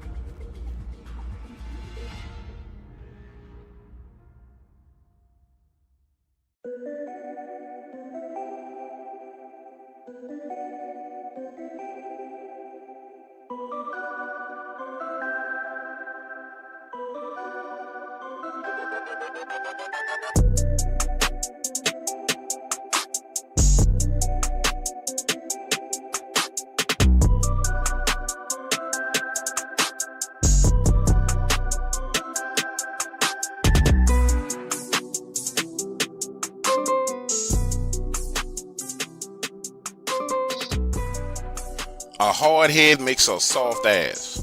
That's what my mama used to say to me when I was a boy. See, I played in the bayous of Southwest Louisiana. When I tell you I was fearless, absolutely fearless. Alligators in the water, didn't care.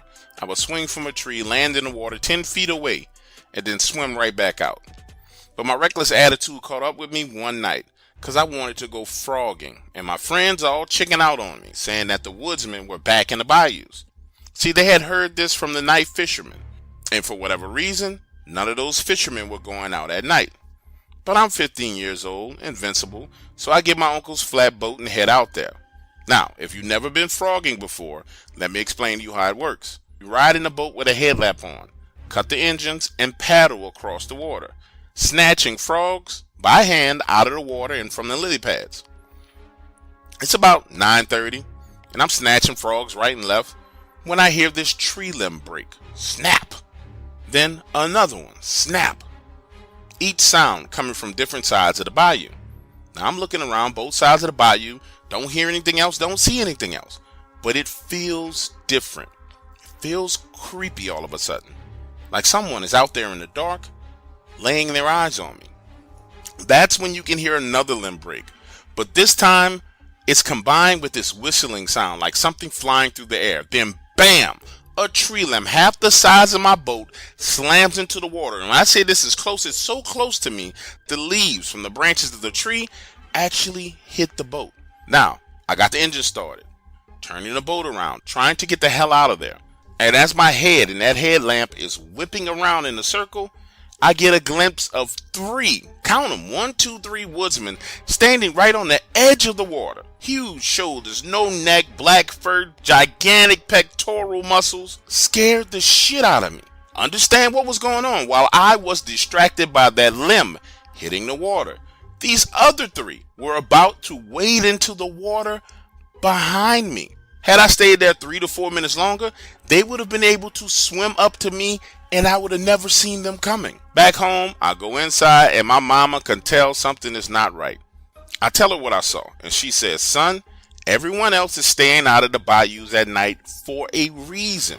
I done told your hard-headed ass, it's things out there worse than gators in them bayous. Angrily, my mother goes on to explain that had they gotten to me, not only would she had never seen me again, but they never would have found the boat either.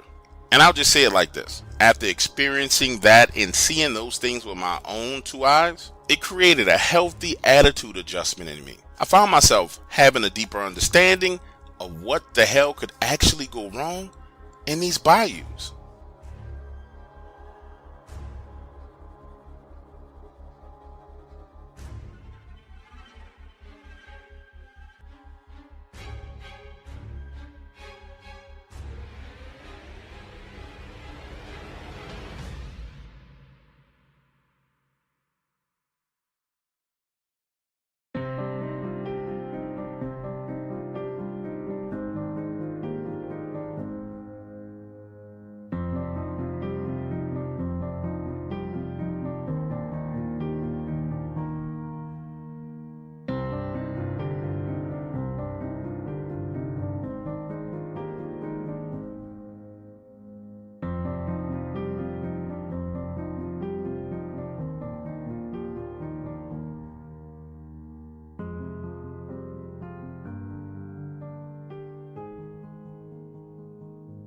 I've listened to a lot of Dogman encounters and stories.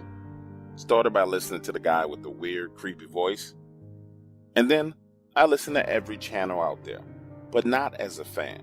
Frankly, I think it's weird how people obsess over these animals. I mean, you don't obsess over great white sharks or giant squids or freaking endangered turtles. But when it comes to Dogman, people obsess over this animal. And that's what it is. Nothing more than an animal. How do I know? Because I've encountered it multiple times. And after figuring out exactly what it was up to, I found myself pissed off. It started last year during this COVID lockdown. For the first time in my life, I was laid off and found myself at home being Mr. Mom. And if that wasn't bad enough, my daughter was going through the change. So she was an emotional roller coaster. One minute she's happy, the next minute she's sad. And on top of that, they were homeschooling. So there was no way to escape the sheer madness. While I'm trying to wrap my mind around the situation of me being unemployed, not knowing when I'm going to get another job, and dealing with my highly emotional daughter, Dogman starts with his freaking bullshit. You see, we live in Easton, Texas, not far from the lake. It's about 11 p.m. when my daughter comes frantically running into the living room, telling me that someone was watching her through the bedroom window while she was changing her clothes. And I pause here for a moment because I didn't take this too seriously. Number one, this is Texas. Number two, this is a small town in Texas. Number three, people know you don't do that kind of stuff because you will get shot. The nearest neighbor is a half a mile away. So naturally, I think my daughter is being a drama queen. But just to ease her nerves, I get the shotgun and head outside. Hell, the thing wasn't even loaded. I circle around the house. There's nothing there. Come back inside, comfort her, and we go to bed. Now the next day, I just so happened to be outside mainly because I wanted to get a break from being locked down in the house. And I noticed these scratch marks were on each side of the window, like someone was standing there looking through the window, but scratching along the side of the house at the same time. Standing there looking at this, I start to think to myself, maybe there actually is something to what my daughter was saying after all. So that day I replaced the burnt out flood light bulbs that I had outside just to give the place some extra lighting.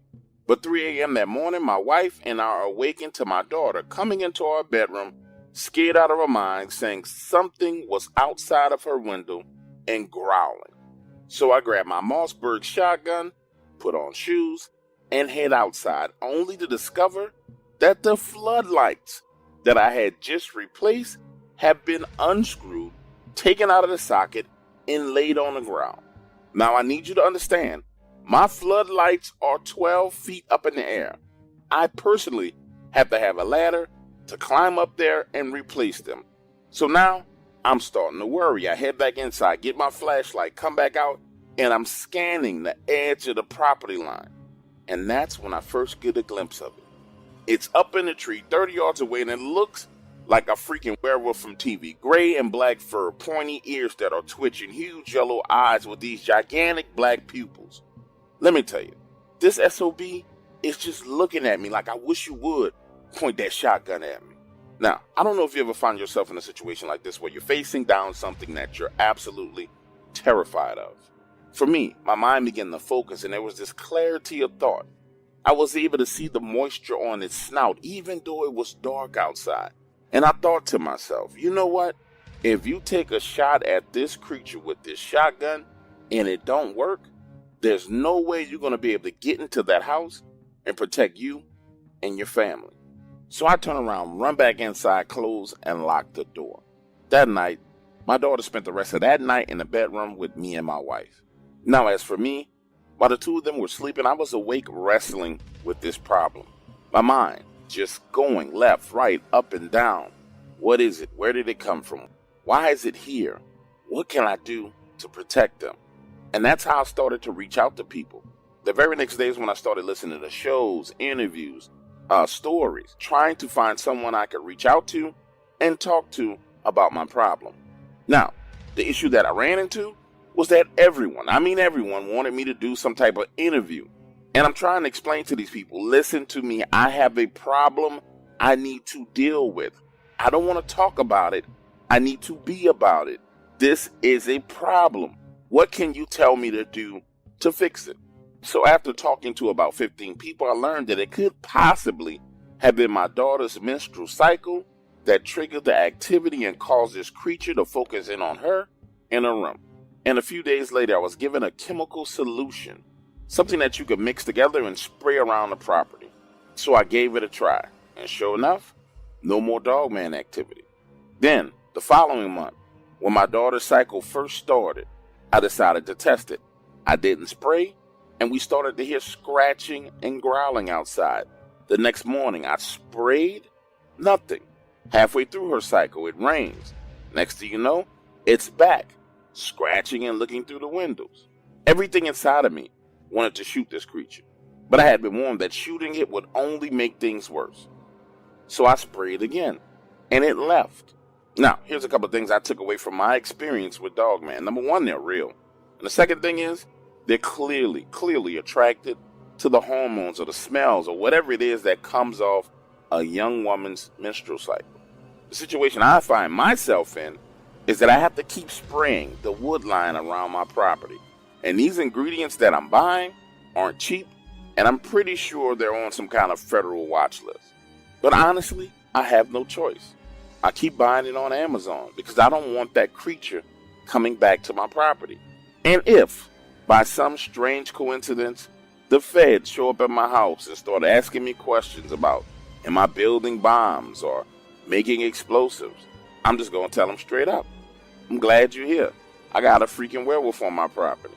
If you want to help me with that, I'll be more than happy to stop ordering this stuff on Amazon.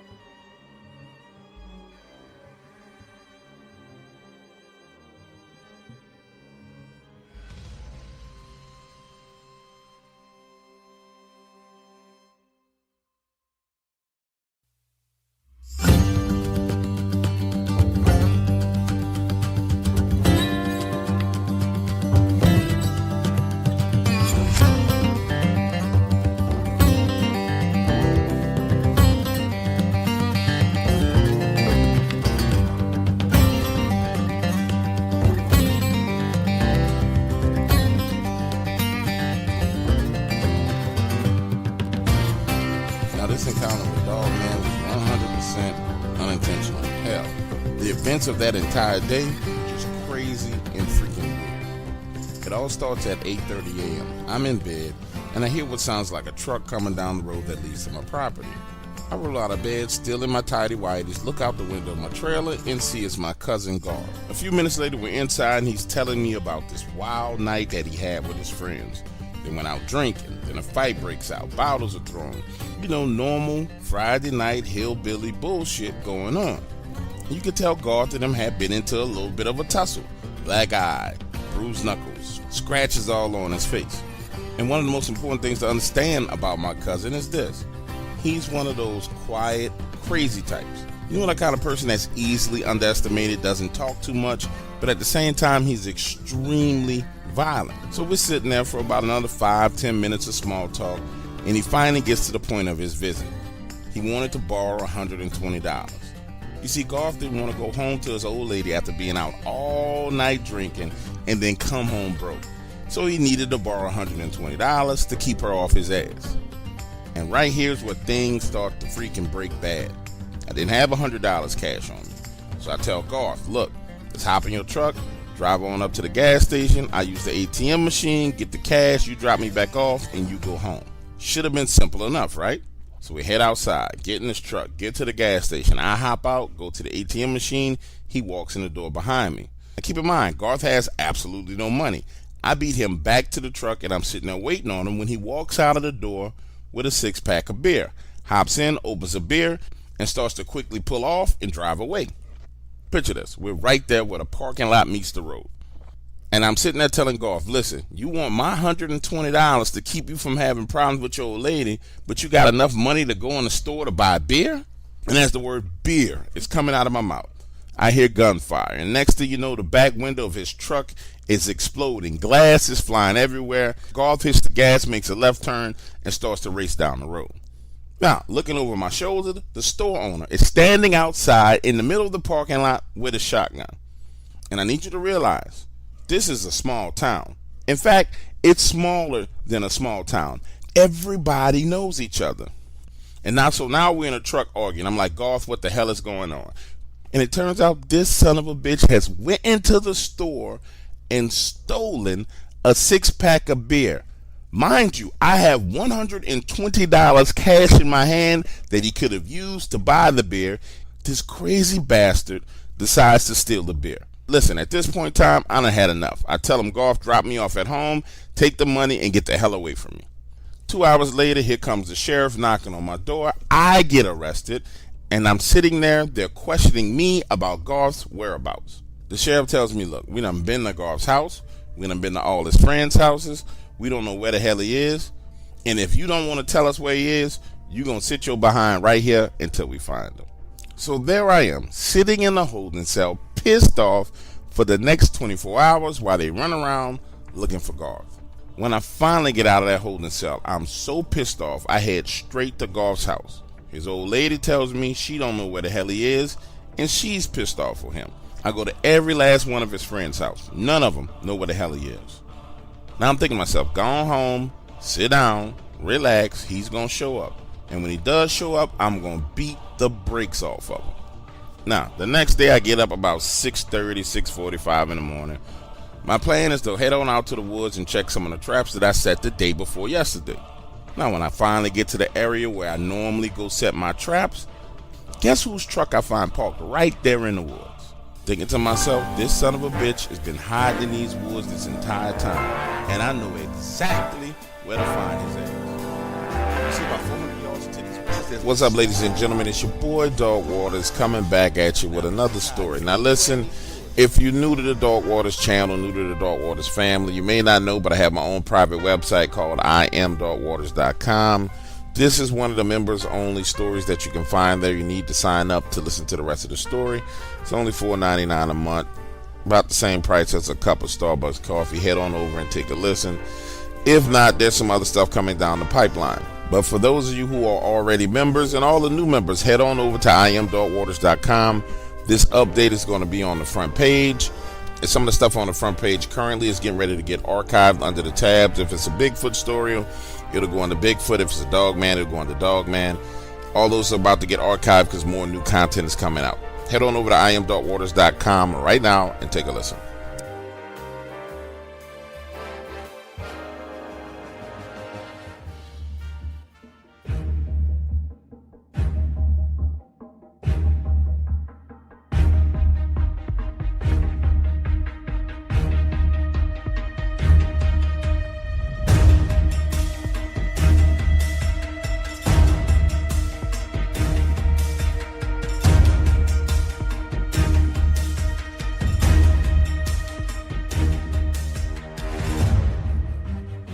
Imagine coming home after a 13-hour international flight from a business meeting where you had the highest expectations, but due to one of your team members, it was a colossal failure. If that's not bad enough, your boss, who's an anal retentive asshole, is holding your feet to the fire and placing the blame for the bad turnout of this meeting squarely on your shoulders. Oh, and I can't forget this bullshit. While you're there, your girlfriend tells you that she wants to see other people.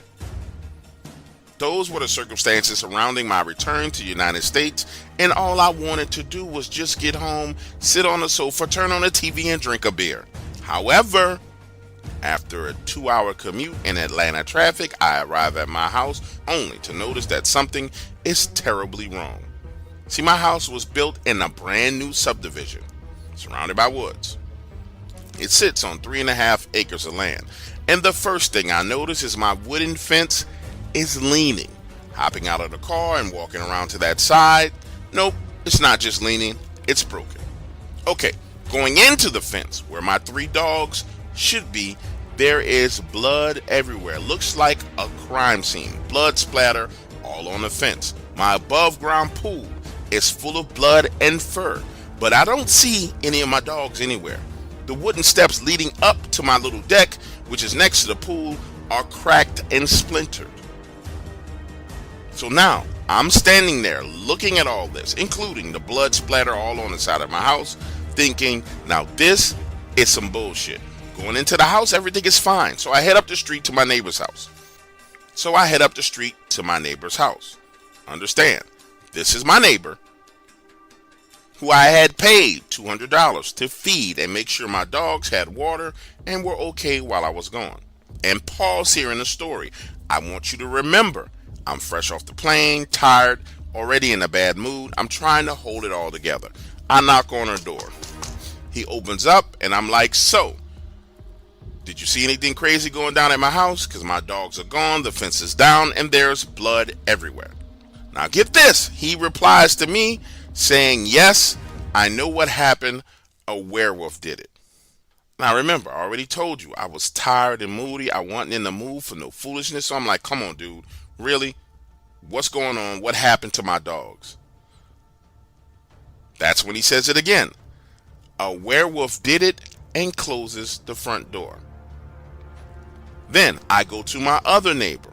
Understand, there's only 3 houses completely developed in this subdivision. I knock on her door. She looks at me through the window and doesn't even open the freaking door. So I go home, call the police. They come out, look around, and tell me it looks like a wild animal attacked my dog. No fucking shit, man. But what kind of wild animal knocks down the fence and leaves a murder scene like this? I'm telling you, my backyard literally looked like something from the movie Silent Hill. The police officer says he's not sure what could have done it, but he suspects that it probably was a bear. Takes a report and tells me to be careful, then leaves. So now, after flying all freaking night long, I'm outside trying to clean this mess. Nothing could be done about the fence. I go ahead and pull the plug on a pool, draining the water, take a bucket, add bleach, water, and soap, and scrub the blood, which is now drying off on the side of my house and my windows. Spray everything down because flies are now starting to swarm, and that's when I find the ear to one of my Labrador retrievers. Listen to me when I tell you, at this point in time, I'm just tired and pissed off. So I head inside, take off my clothes, and get into the bed, light a joint, and doze off to sleep. The next morning, I had to work and get my ass handed to me by my boss. And when I tell you, emotionally, I'm distraught and just freaking over everything.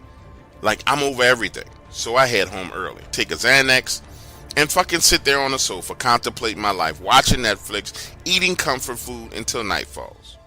Get this, I head up to my bedroom, circling around the bed, glance out of the window, only to see what looks like these eyes looking at my house from the woods. These huge eyes are reflecting this red color, and I'm like, nah, man, hell no. This couldn't possibly be something standing out there looking at me in the woods. But then the eyes blink, and I'm like, holy crap, this is real. So I head outside with my flashlight and shotgun. Now pause for a moment because I need you to understand something. I didn't know anything about Dogman. And as far as I'm concerned, werewolves were things of movies. So I circle around the front side of the house, along the fence, shine a light into the woods, and nothing's there. So I'm thinking to myself, okay, now you're fucking hallucinating, you're stressed out. I rationalize everything away in my head. The only thing I could think of is maybe, just maybe, like he said, it's a bear out there. We definitely have black bears in Georgia, so I write it off, go inside, head to bed, trying to put my mind to rest so I can get back to work. However, the next night I realized something absolutely terrible was out there in the woods, way worse than any bear. And my neighbor, who I asked to watch my dog, was the problem. Because about 9 p.m. that night, I hear shooting. Not like handgun shooting, but rifle shooting. I grab my shotgun, head out of the front door, into my front yard, and realize that the shooting is coming from his house. And understand, like I've explained to you before, it's only the 3 houses back there. So now I'm heading over to his house, knocking on his front door. His wife comes to the door, hair all over the place, robe on. The woman looked like she just dodged the 18-wheeler on the freeway. Her eyes are wide open, and she's like, it's back, it's back. She literally pulls me into the house, pushing me through the living room, into the kitchen, through the back door, which leads to their raised patio. And there he was on the edge of the patio, shining a light and shooting into the trees. Now looking into those trees, there's what I would describe as a wolf man jumping down from the tree. And that's when my neighbor lays it all on me, saying, that's what killed them dogs. He puts down his rifle, picks up 2 freaking grenades, pulls the pin on one, chucks it into the woods, pulls the pin on the other one. I'm like, oh shit, I'm expecting an explosion, shit flying all over the place. Instead, it's this loud, deafening bang sound. And while my ears were still ringing from the first bang, I hear another one. Hands over my ears, he's now pulling me back into the house. I can't hear shit he's saying. I'm confused. His wife is standing there trembling. I'm reading his lips as he's mouthing, it won't be back for a while. Listen to me when I tell you, it took damn near a solid hour before I could even hear right. And that's when this man tells me the truth. That creature showed up and he started shooting at it. And he decided to take my 3 dogs out into the woods with him looking for it. But he couldn't find it. Early that morning, he heard it at my house slaughtering and killing my dog. So he went up the road to scare it off, but by the time he got there, the damage was already done.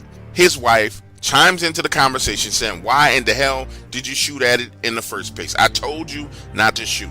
According to her, she was the one who was in the kitchen and saw it walking on the backside of their fence. Its shoulders were above their 8-foot wooden fence.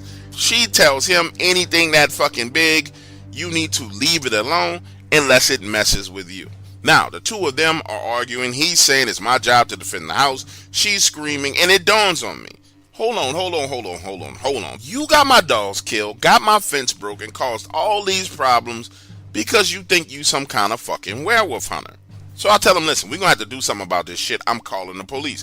That's when they tell me they had already called the police. So I tell them, let's call animal control.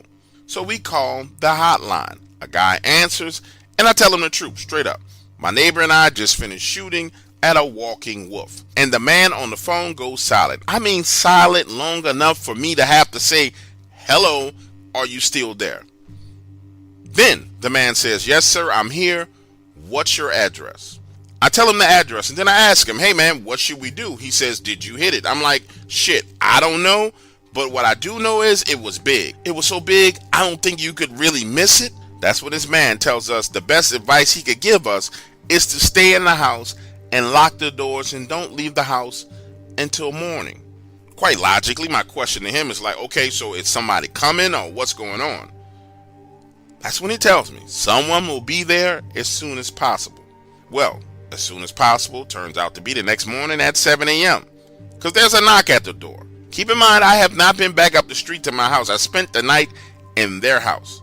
This man, not dressed in any ranger outfit, no police uniform, nothing like that, knocks on the door and says, you called about a wild animal. And I tell him, listen, this ain't no wild animal. This is a fucking wolf that walks around, jumps from tree to tree and lands on the ground and killed my fucking dogs. That's when he asks us to escort him to the area. So we walk him around the house to the backside of the fence and into the woods. And this man tells us to go back inside while he takes a look. Listen, the dude walked back there in the woods for like 30 minutes, comes back to the front side of the house, gets his cell phone out of his car and makes a call, and then leaves. No closure, no goodbye, no I found something, didn't tell us shit, just leaves. Now get this, after he's gone, we all realized that we asked him his name and he never even responded. He just straight blew past the question. So we didn't even know this man's name. Now, I'm fucking over all this shit. So I go home, get dressed, go to work late. When I come back home that evening, the road that leads to my house is blocked. There's a guy standing there and he tells me that I can't go home, that a hotel has been arranged for me. I'm like, nah, fuck that. I'm going home, my man. Like, I don't know what's going on, but I need to go home. That's when he pulls out a Homeland Security badge, flashes his gun, and says, listen, take this card, call this number, go to the hotel. You can come home in the morning. Trust me, this is better for you. Now, I'm sitting in the car in front of him. I dial this number.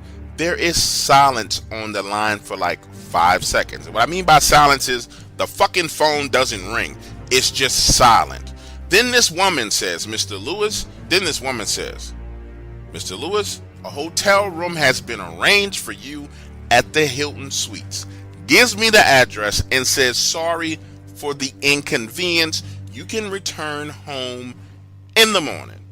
When I get to the hotel, my neighbors, whose house I had just spent the night in, are sitting in the lobby, along with the other neighbor who refused to open her door.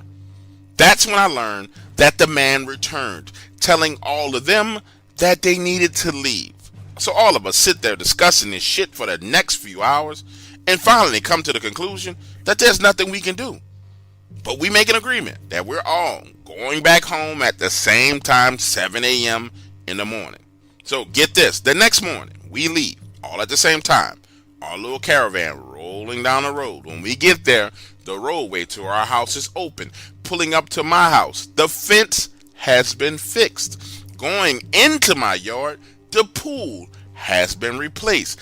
There is even new sod down in my backyard. And get this, my house has been fucking pressure washed.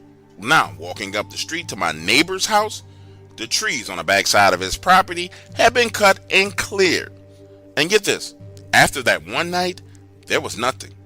Not a fucking sound. It was almost like every creature, animal in the woods around that subdivision was freaking gone. Listen, my neighbors and I have discussed this extensively. We really have. And we all have come to the same conclusion, that whatever that thing was, dogman, werewolf, whatever you want to call it, I don't care. Whatever it was, it belonged to the government. And they came and they got it. And that's why they repaired my house. That's why they cleared the trees. That's why they did everything that they did, was because it was theirs.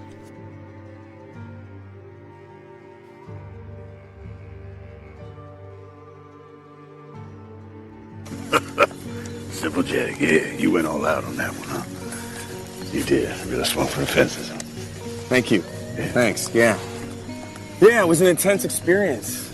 You know, I just did the work. Watched a lot of retarded people. Spent time with them, observed them.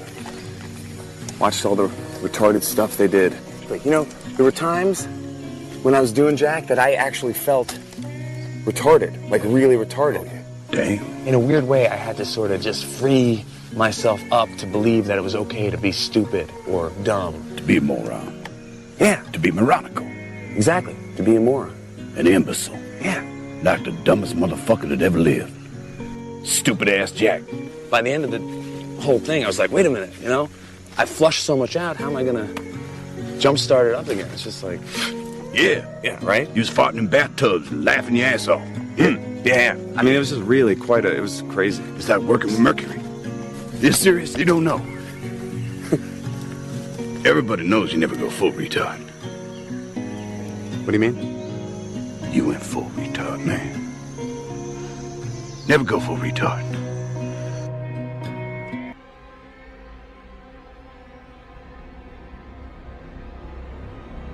My journey down the path of Dogman discovery started with listening to interviews.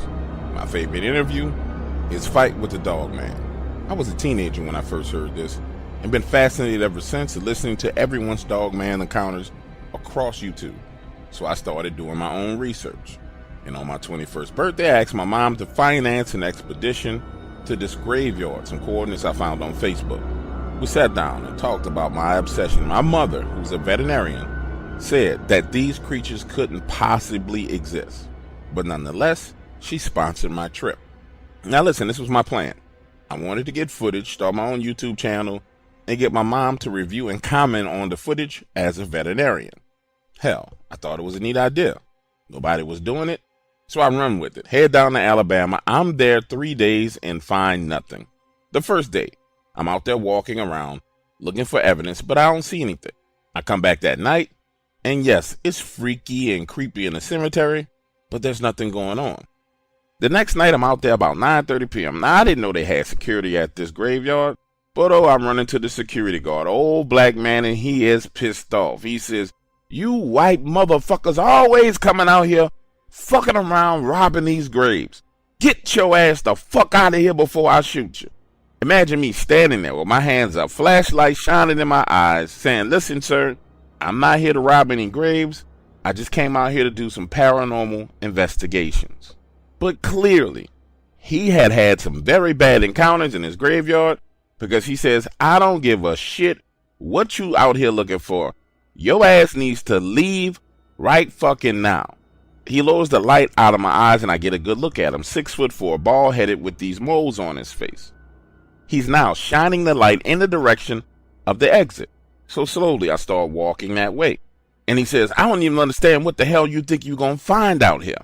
Why in the hell would you bring your ass out here? I stop, turn, and say again, sir, I'm not out here to bother anybody's graves.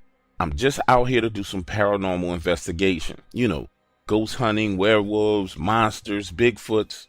This look comes over his face as he scans my body up and down. And I guess he came to the realization that I wasn't a threat. So I show him the video footage I have. Me just walking around the graveyard, not touching anything, not doing anything.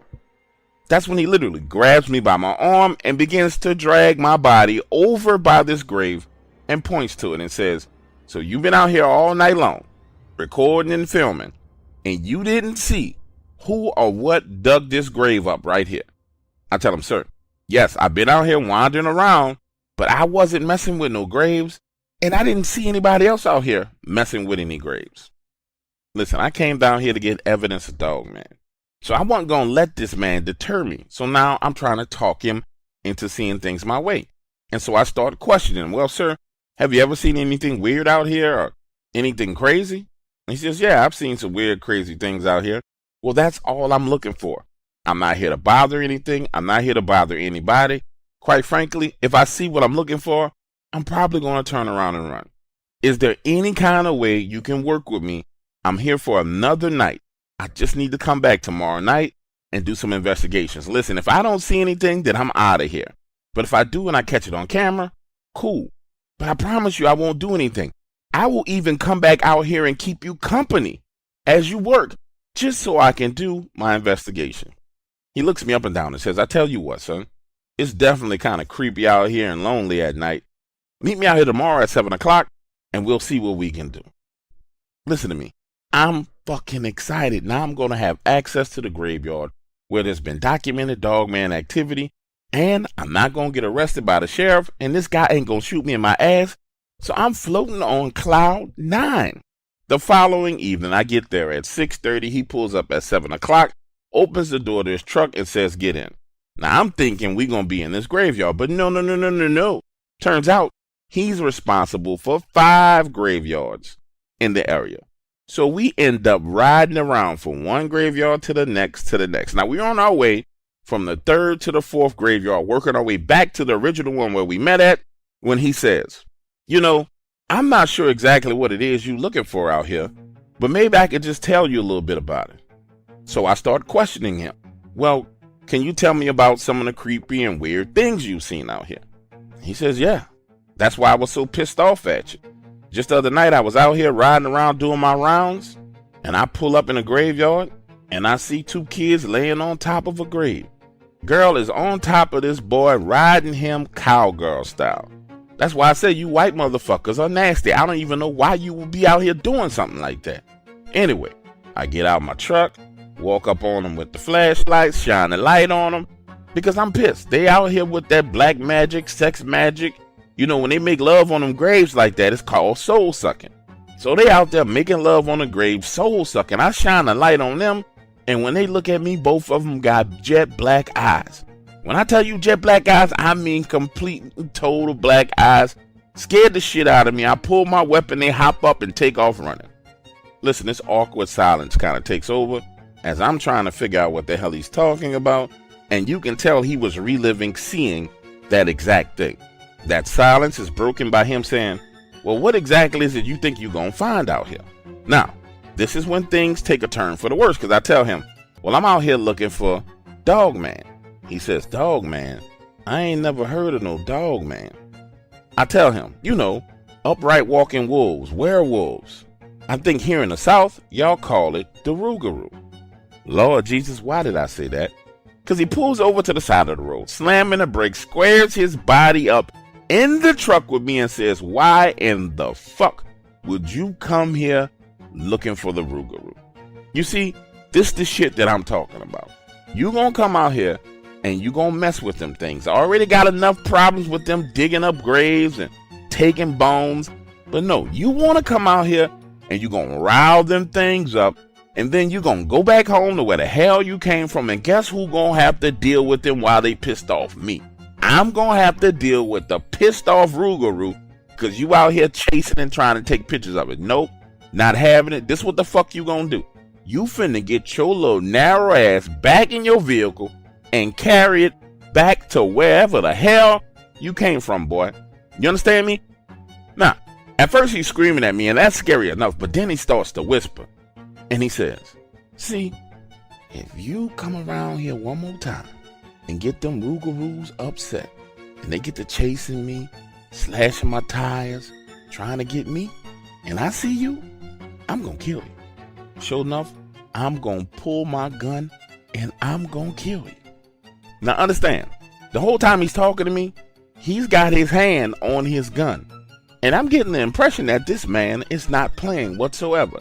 Then he whips a U-turn, starts flying down the road, takes me back to the original cemetery where we were, and lets me out right by my vehicle, saying, nah, son, if you bring your ass back, I'm gonna shoot you. If I don't shoot you, and I can't get to you, I'm gonna call the sheriff, and they're gonna arrest your ass. So I'm telling you, son, don't bring your ass back over here. Ain't nothing over here for you. All you gonna do is rile that rougarou up, and it's gonna lose his mind. And you not prepared for what's gonna happen when that rougarou loses his mind. So what I want you to do is get the hell on. I want you to get the hell on right now. Listen to me when I tell you this. I didn't have a choice but to leave. Looking in this man's eyes, he was clearly capable of following through with his threat and shooting me, and I think he wanted to do it right then and there. So I got back in my vehicle and I drove home. Didn't get one shred of evidence of a dogman whatsoever. But I did learn a lesson. It's a little bit more complicated than just going to a spot looking for dogman. There's these other variables involved in the equation, like him.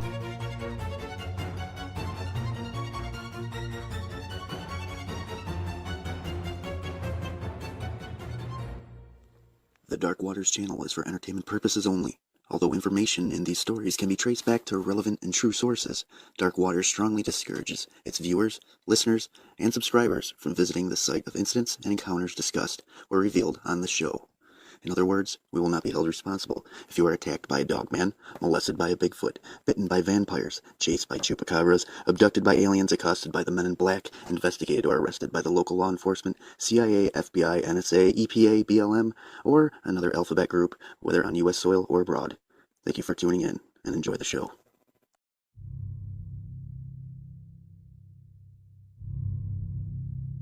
America is home to a centuries-old legend.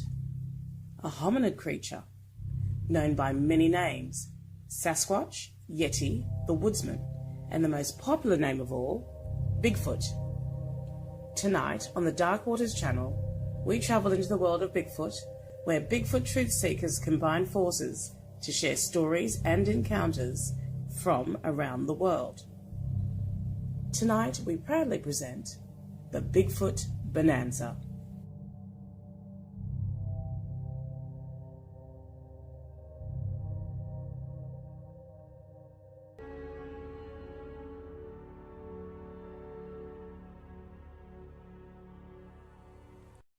My farm is located just south of Shreveport, Louisiana, and I inherited it from my grandfather 5 years ago.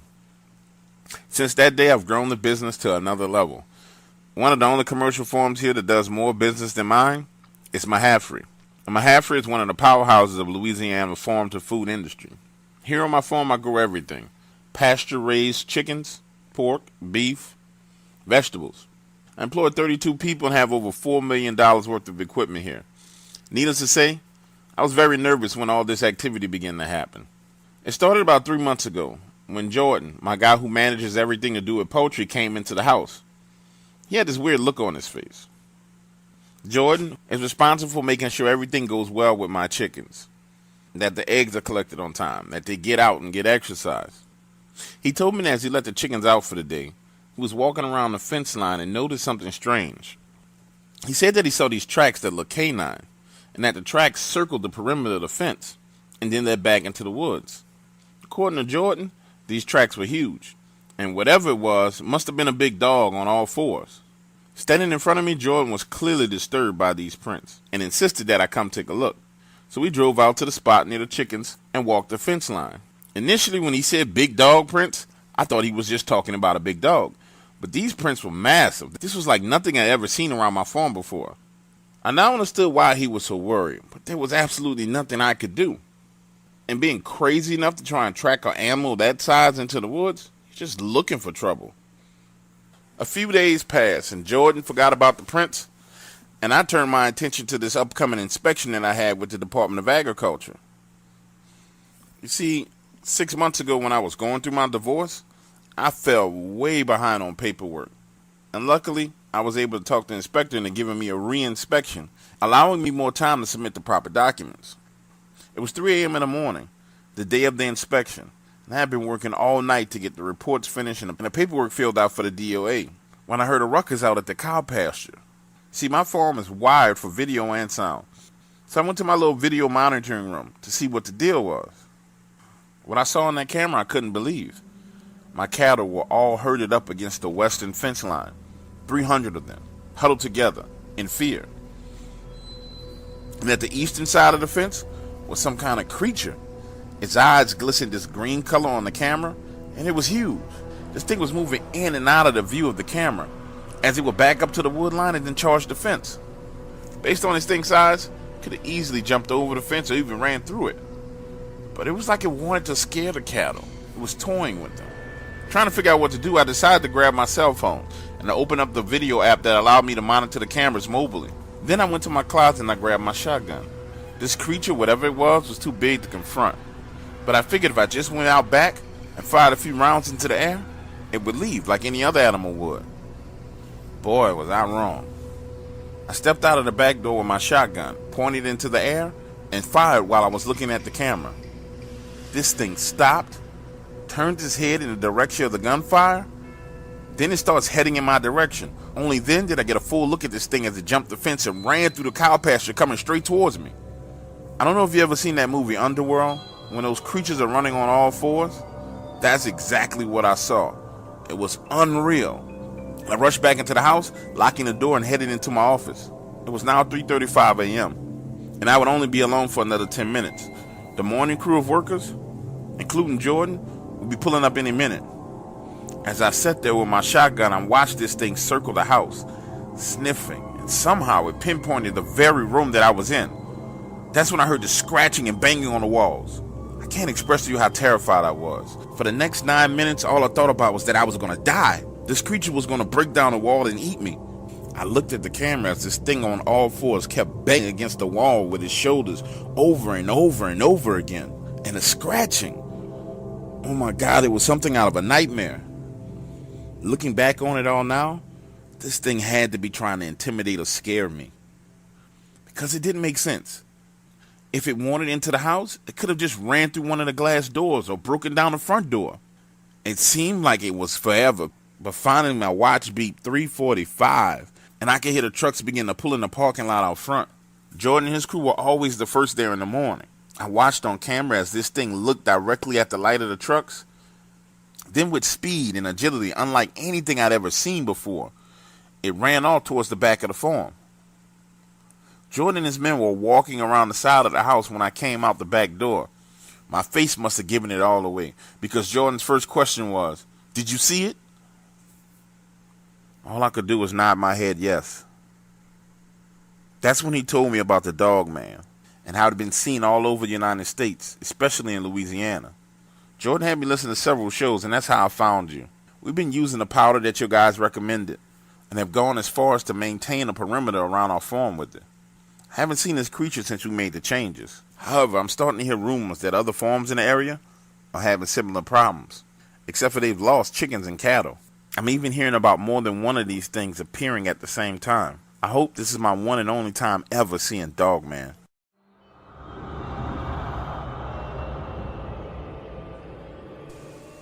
I'll never forget my first time seeing a Dogman.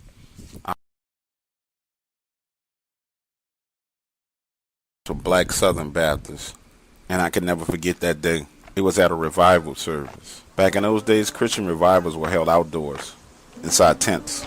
And to paint a clear picture for you, if you can imagine being outside on a hot summer day with a huge white tent set up, rows and rows and rows of chairs, a makeshift stage, and people were heavy in the worship. This is my first time going to a revival, although I've been dragged in and out of church every Sunday my entire life.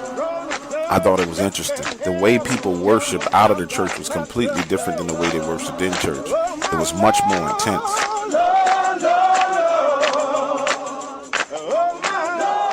And I could never forget the sounds of that day.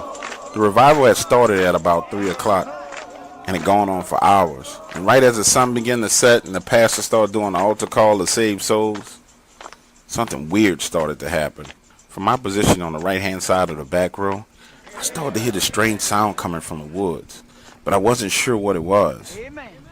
You could hear it faintly, just above the sound of the singing.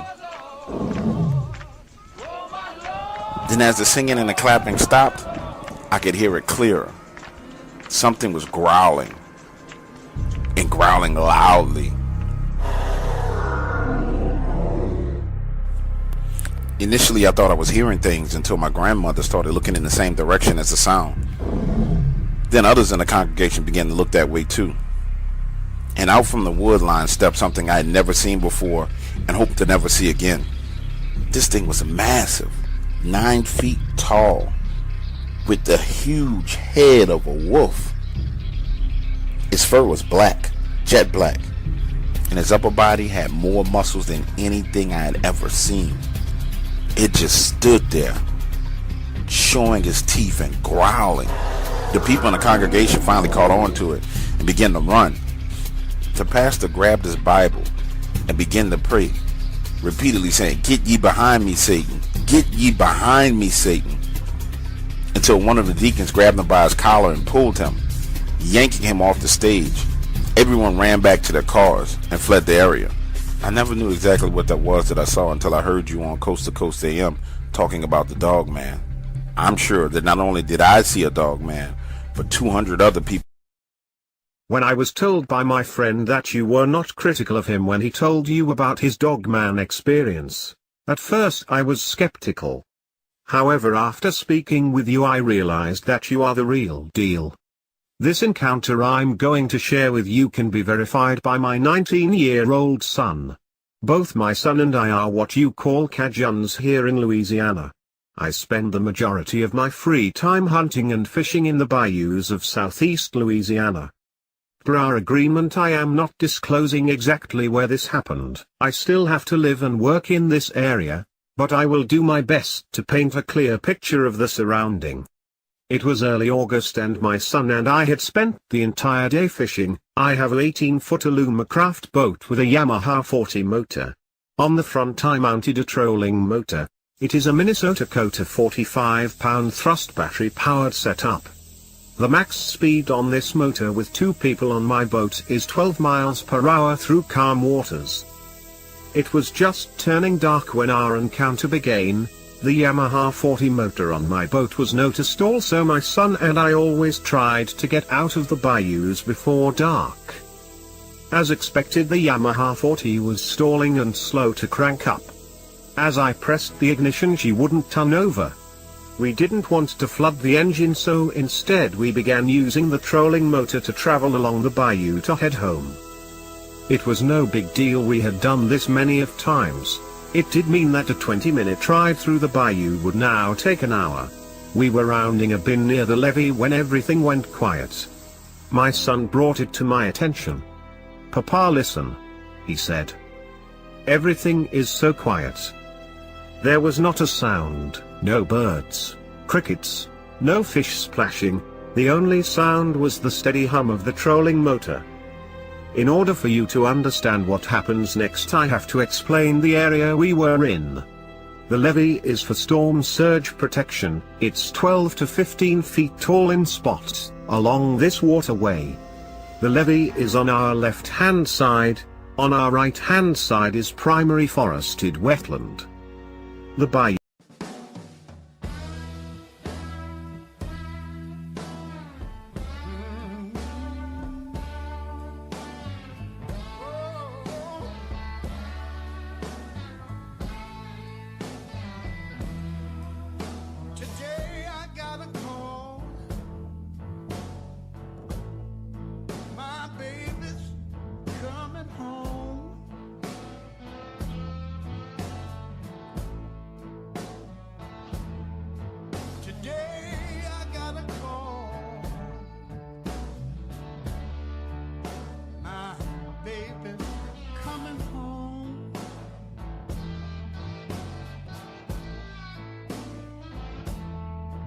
She didn't say when, she didn't say when,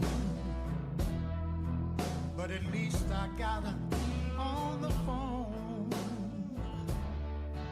What's up, ladies and gentlemen? It's your boy Dog Waters with another episode of Out of Left Field. And for those of you who are new to the Dog Waters channel, to explain to you what Out of Left Field is, it is a storytelling format that I came up with that's real free flowing. It's very free flowing. It's not like the highly produced stories with the music and the sound. Well, it has music, but it doesn't have all the background sounds and everything else. It's essentially the same thing as when I do a radio interview. The same concept. It's just me telling you guys a story, not live, but as close to live as possible, right? So it's one of the fan favorites. Hadn't done one of them in a while. And just so you'll know, the reason why I end up doing these is because there's time periods where I go through, like call after call after call after call from people. And if you don't know the way the stories, there's two ways stories appear on the Dog Waters channel. One is these are stories that my friends tell me that are very close friends of mine. And then there's other stories that are kind of submitted verbally to me through members of the Dog Waters family, where they call my phone number and I talk to them over time. So there's three ways. And then the third way is that some of the stories from Phantoms and Monsters blog, which we have a monetization agreement with, are put on the channels as well. So some of them are super high format, like Bigfoot Expedition in Alaska, Killing Bigfoot, or Siege of Lock and Ranch, or then it kind of dumbs down to, 3 scary stories, 4 scary stories, blah, blah, blah, blah, blah. And then you get Out of Left Field, which is this. So Out of Left Field, that's an explanation for you. Boom. So I've been talking to, you guys got to forgive me for the kind of heavy breathing, but it's kind of stuffy. I've been talking to a number of people, and I had a couple of encounters that I think are just insane, right? As you guys know, I do not like dealing with the demon possession, whole demonic thing. But I did have the occasion of running into a young lady who I grew up with. She was older than me. She's definitely older than me. I think she's 4 years older than me, maybe 5 years older than me. But her brother and I used to be childhood friends. So I ran into her at Mardi Gras. Most random thing on the planet. And I almost didn't recognize her because she had so many tattoos and 4 or 5 children with her. And she told me that her brother was in federal penitentiary. So she says, hey, give me your phone number. My brother would like to speak to you. And I'm like, all right, cool. And I'm not giving you the guy's name. I give you one of his aliases. His alias is Magnolia Red. Or one of his aliases, Magnolia Red. So I give her my number. Come home. A couple of days pass. My phone rings. I get a call from a correctional facility. If you ever had a phone call from a correctional facility, you know that call is a collect call. And so I take the call. And it's this guy that, I literally grew up with. We played football in the lot across the street from my house. And so we're just talking, And he's like, man, what you've been up to, how you been. And I'm telling him that I'm sorry that, you're in this situation. I didn't even know that he had gone up. I didn't ask him what he went to prison for because I kind of got an idea already, because based on how he was as a kid, I can imagine some of the things he did. But anyway, moving forward. Phone call 1 is just kind of us just chopping it up. At the end of that call, he says, hey, man, do you mind if I call you because it gets a little lonely in here? Do you mind if I write? Would you write back, or would you send me a letter? Boom, boom, boom. Can you send me some magazines? He trying to get stuff. And I'm cool with it, because he's not the only friend I have in there. So he calls back 2 days later. And he's really interested in what I'm doing. So I tell him about, the Dog Waters channel. I tell him about my real estate investing. I tell him about, a couple other business ventures that I have going on. And he's like, man, I'm real proud of you. You always been real smart. The whole shebang. And he says, well, I got a story for you. And I'm like, well, what kind of story you got for me? Now, I didn't know that Red's grandmother was into voodoo. I didn't know that at all. I met Red's grandmother a number of times when we were kids, but I didn't know his grandmother was into voodoo. And so Red goes on to tell me that he moved out of our old neighborhood a couple of years after I moved out. And he moved to another neighborhood uptown. Now, this was his choice because he could have stayed where he was, but he wanted to move out and go with his half-brother, where his half-brother lived. And his half-brother lived in a very, very rough neighborhood. He moves uptown by his half-brother. And his half-brother is a dope dealer. Not just a regular dope dealer. You know, like there's dope dealers. There's guys who sell, there's guys who sell weed. You know, they might sell you an ounce of weed. You know what I'm saying? And then there's guys who's got weed, but they got like garbage cans full of fucking weed at their house, right? You know, like garbage cans, like the kind that you pick up leaves with. You know, there's guys who sell heroin. Then there's those guys that have kilos of drugs. Well, these are the type drug dealers and over time he gets into these battles with people. His half-brother gets killed. And then 4 of the other people that he's working with get murdered. So basically, his enemies are closing in on him. And Red makes a deal with the demon. Which, now guys, let me pause right here. Because when he's telling me this on the phone, I'm like, why are you telling me this? Like, why would you even tell me this? He's like, well, man, you doing stories. I'm going to tell you, I'm going to tell you my story. He makes this deal with a demon. I will not repeat the name. Y'all know I don't play that foolishness. But he makes this deal with this demon. And his deal was that he would be able to run the drug trade in exchange for his soul. While I'm talking to this dude, I'm like, dog, like, because, I guess he didn't expect me to believe him, guys. I guess he didn't expect me to just be like, yeah. I guess he expected me to be like, nah, bro, you crazy, and hang up the phone. But my first reaction is, what's the purpose of that? Like, revenge and money. When somebody say, I run this, I'm the shot caller. So in his mind, he was going to be the shot caller. He the one calling shots, taking people out, and making sure that he ran the streets. Well, he got what he wanted. He got what he wanted for 5 years. He was on top. Then on the 5th year, the 5th month, the 5th day, is exactly how he described it. He was sitting in a car outside one of the little corner stores, and he had just opened what we call a Hawaiian punch. I don't know if y'all ever had a Hawaiian punch. He had just opened a Hawaiian punch and started drinking. And a 13-year-old little boy that he knew walked up to him and shot him. He said the kid was scared, so the kid didn't hit him in the chest. The kid hit him in the stomach, like on the right side of his body, towards his stomach, towards his liver, and hit him in the leg. And he pulled off. He said he drove off. He was trying to drive himself to the hospital, passed out. Bam. He hits a telephone pole. Of course, emergency services come out, police, ambulances, because he's been shot and all the rest of this stuff. He got all kind of shit on him that he don't need. He got drugs in the car. He got unregistered firearms in the car. Goes into the hospital, recovers from being shot, ends up going to trial and going to prison. What he told me was this. He said, yeah, man, I made that deal and I got what I wanted for a limited time. But I never thought that I would spend the rest of my life in prison. And it was heartbreaking for me. It really was. It was heartbreaking for me because I've said so many times that, a lot of stuff that goes on in this world is spiritual warfare. And unfortunately, to have somebody that, I know this brother, crazy. But needless to say, Red, I did your story. I don't even know if you're going to be able a chance to hear this. There's no way for me to kind of reenact your story. But Red, I did your story, man, and hopefully you'll hear it. All right. The next person that I talked to, and I'm only really doing 2 of these. The next person that I talked to, this lady, when we first started talking, it took a little while for me to start trusting her because she started off telling her story, and she was excited about telling her story. And when it comes to this particular topic, which is Dogman, I find that when people are excited to tell me the story, you're normally a little bit off, right? But it turns out that's just how she is. She's just an excitable person.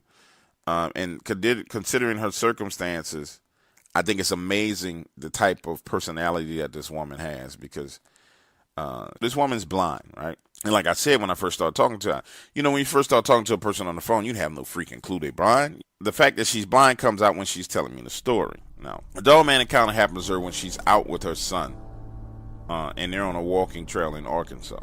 Early in the morning, she's walking behind her son, and she's 20 yards behind him. He always keeps her in eye shot when he can look over his shoulder and see her. and he'll get ahead of her and slow down, let her catch up with him.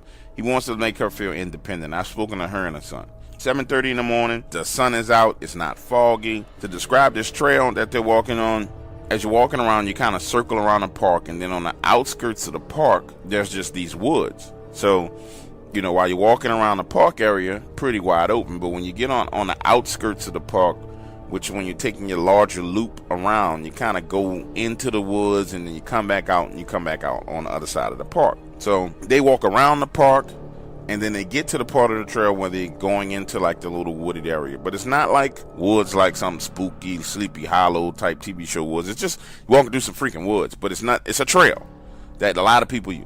As they're walking, he looks back and he notices that she stopped, like dead in her tracks. And so he's standing there looking at her, and he's saying to himself, well, you know, what is she doing? She normally just keeps walking and keeps up with him. From her perspective, at the same time this was happening, she told me that she was starting to hear this low rumbling growl from her left, which is pretty much the wood line that leads into the woods. They're on a trail to the wood. On the left side, it leads deeper into the woods. On the right side, there's like trees, but if you get on the other side of those trees, you're right back in the park. Well, from her left side, she's hearing this low growling sound. And she's thinking it's a dog, right? She's like, oh my God, I got a dog up on me right now. In her mind, the best thing to do was stop, try and get a sense of where it was from the sound. And she knew that if she stopped, her son would eventually turn around and see that she stopped. The growling was low, but it wasn't strong. It sounded like a regular dog. So she starts walking again. She's like, okay, well, at least if it moves, I'll know what I can do. So she starts walking. She hears whatever it is moving along the tree line, paralleling her. And then she hears a growl again, but this time it's strong. I mean, it's loud. Simultaneously, her son, who's ahead of her, hears the growl. So he starts running towards her because he's like, I don't know what the hell this is.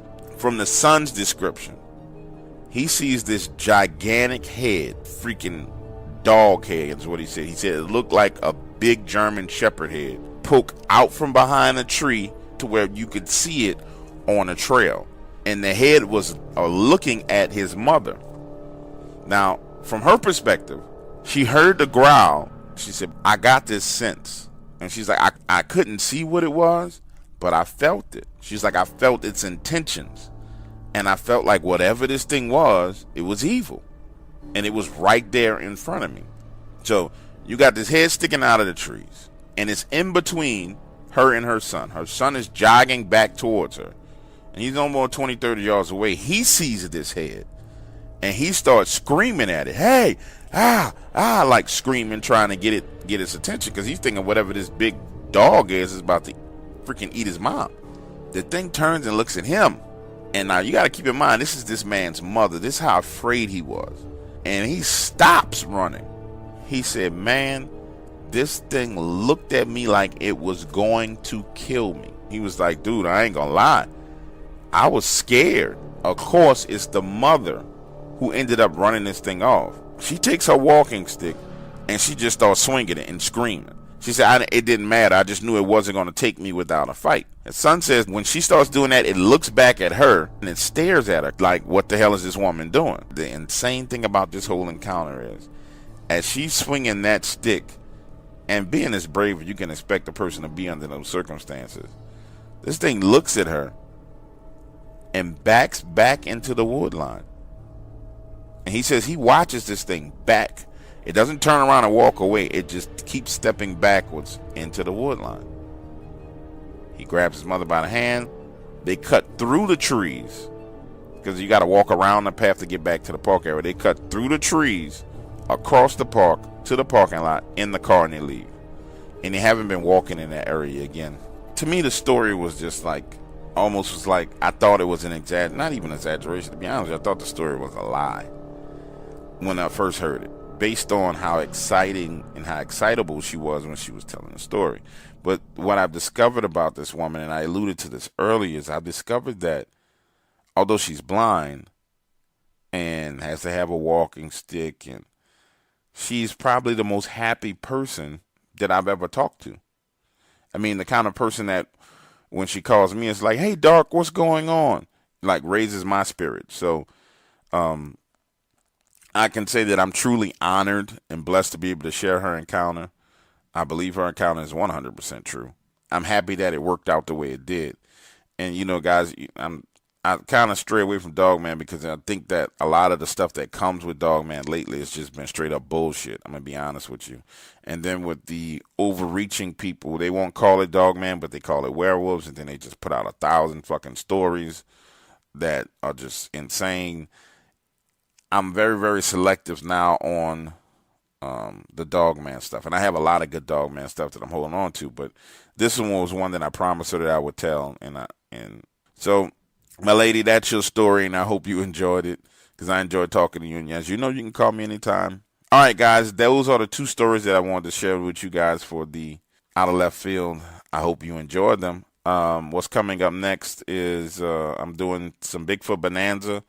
That is pretty much done. Then we're going to go to some stories that I got about pterodactyls, or I don't even call them pterodactyls. I would call them thunderbirds. Some thunderbirds. And then I'm not sure what comes after that, to be honest with you guys. You know, I'm toying with doing my very first, where you take kind of like the top 5, blah, blah. You know how people do the top 5, blah, blah, blah, blah, blah.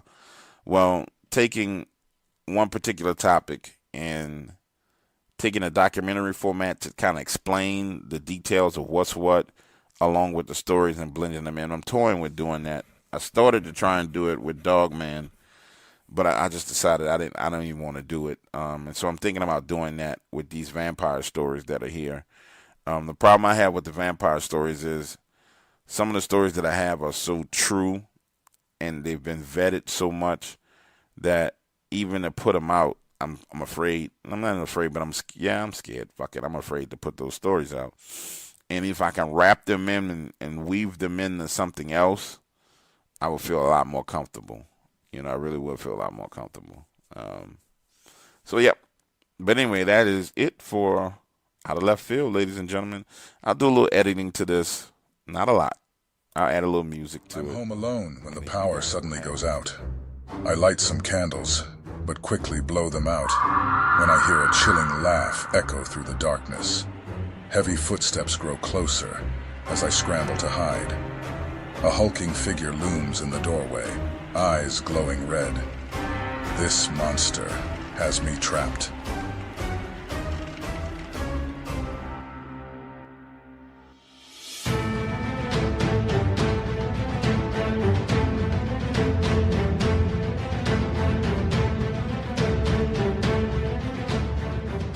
What's up, ladies and gentlemen? It's your boy, Dog Waters. I'm back with the entire story this time.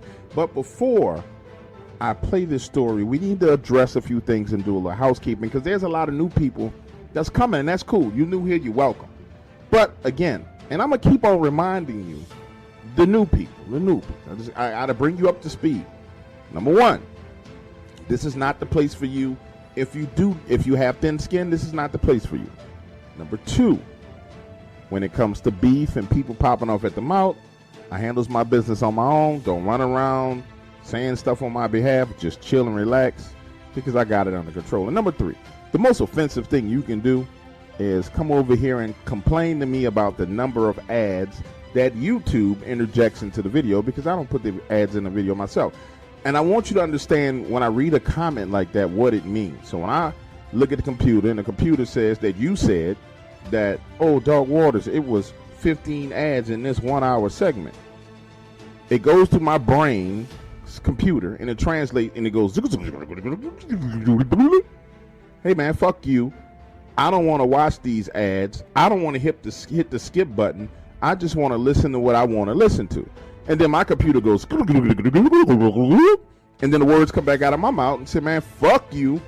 This is a volunteer army. Bitch, you ain't got to listen to nothing that I put out. Get the fuck on from around here. So, to avoid me going back and forth with you, if you a pussy-ass motherfucker who does not appreciate the content that's coming out, that's going to complain about the number of ads that YouTube puts in it, just get the fuck on. Go on somewhere else and find another place to call you home. Go on. Get the hell on. Is what I'm saying to you. Other than that,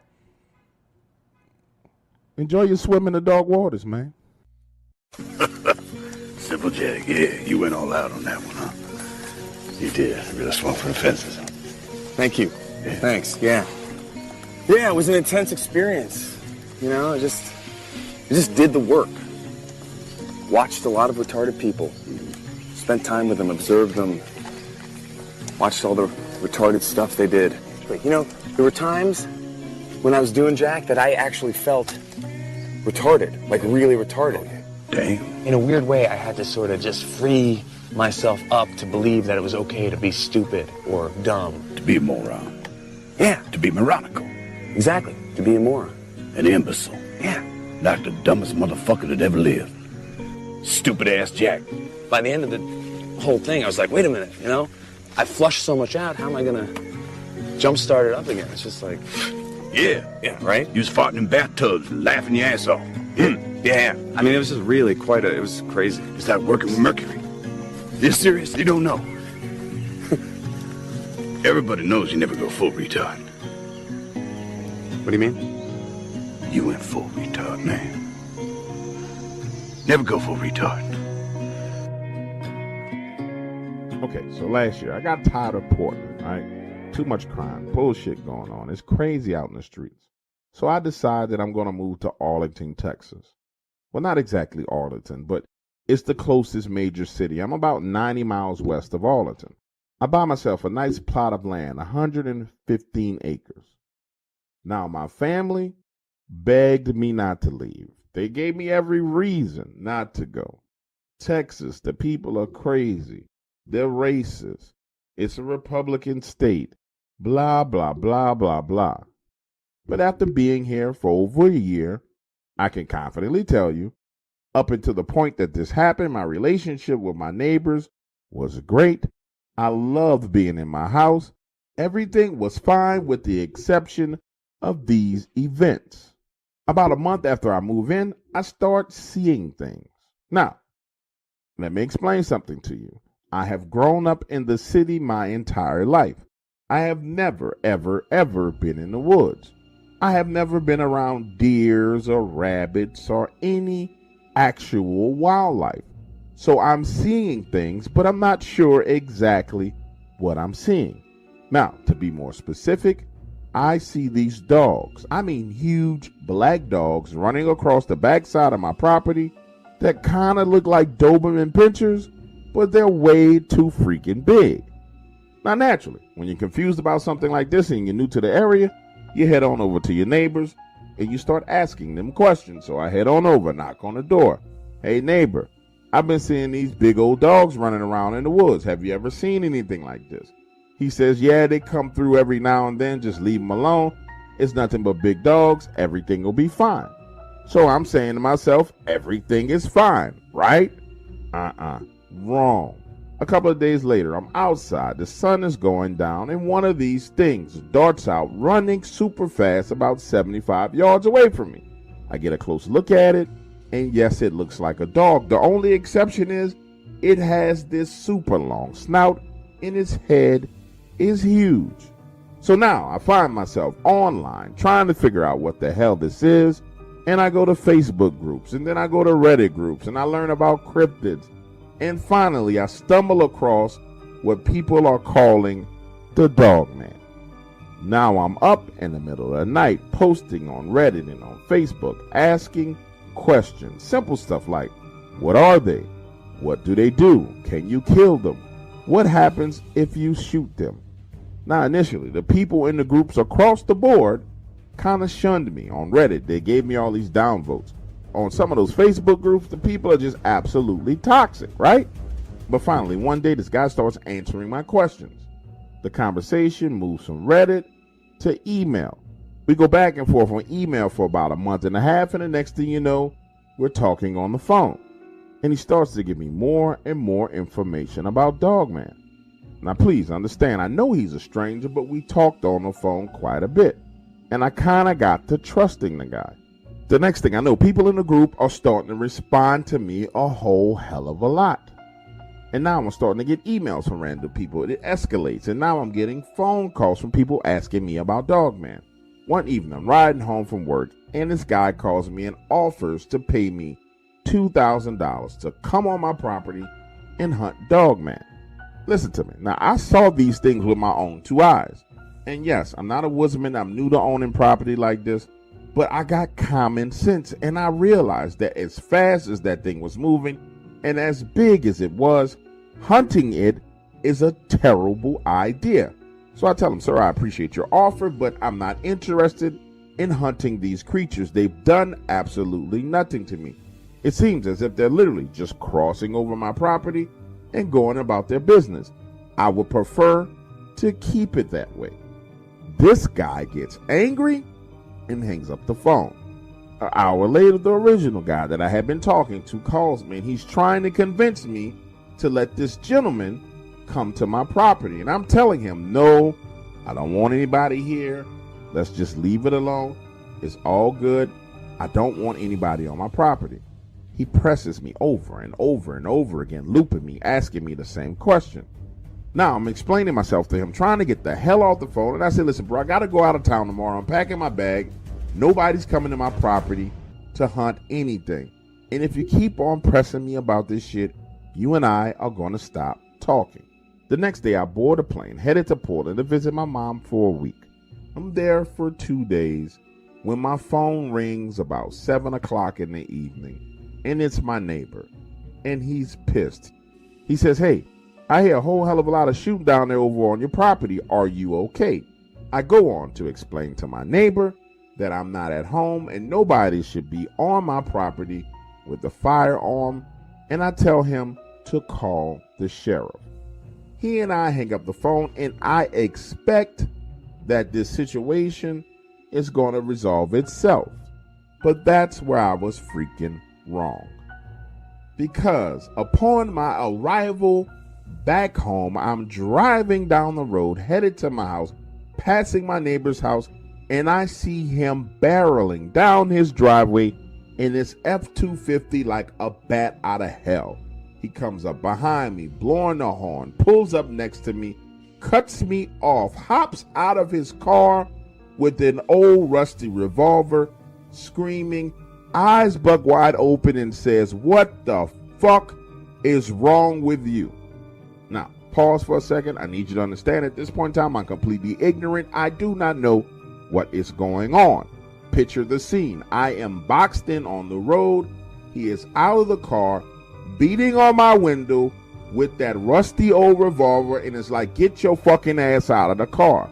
I roll down the window and I'm like, yo, what's going on? What's the problem? He says, who is that you have on your property? They have been over there shooting in the woods for the past 3 days. My sons were in the woods hunting, and these son of a bitches were shooting. Enough for one of them to shoot and kill one of my children. Listen to me. He now has me at gunpoint, tells me to get out of the vehicle, sit down on the ground on my hands, pulls out his cell phone, and calls the sheriff. A few moments later, the sheriff pulls up. Now, I go on to express to the sheriff that I'm just arriving back in town, and my neighbor has pulled out of his driveway, pulled a weapon on me, and has threatened my life. For what reason, I do not know. But the sheriff looks at me and says, so you mean to tell me you didn't know that someone was on your property over the past couple of days shooting in the woods? You didn't give anyone permission to be on your property. I tell him, listen, I have been out of town. I did not give anyone permission to go on my property and hunt. At this point in time, my neighbor barges into the conversation saying, that's some fucking bullshit. You know, both of us went over to that house, knocked on that door, and those people in that house told us that he leased the house to them for a week so that they can hunt his land. Now, listen to me. At this point in time, I'm standing there, and I know I'm looking at these two motherfuckers like they got four heads, because I did not tell anybody that they could go on my property, nor did I let anybody stay at my damn house. And I verbalized this to them. I don't know what the fuck y'all talking about, but I did not give anybody permission to go in my house. I damn sure didn't give anybody permission to hunt on my land. So you are telling me that some people broke into my fucking house.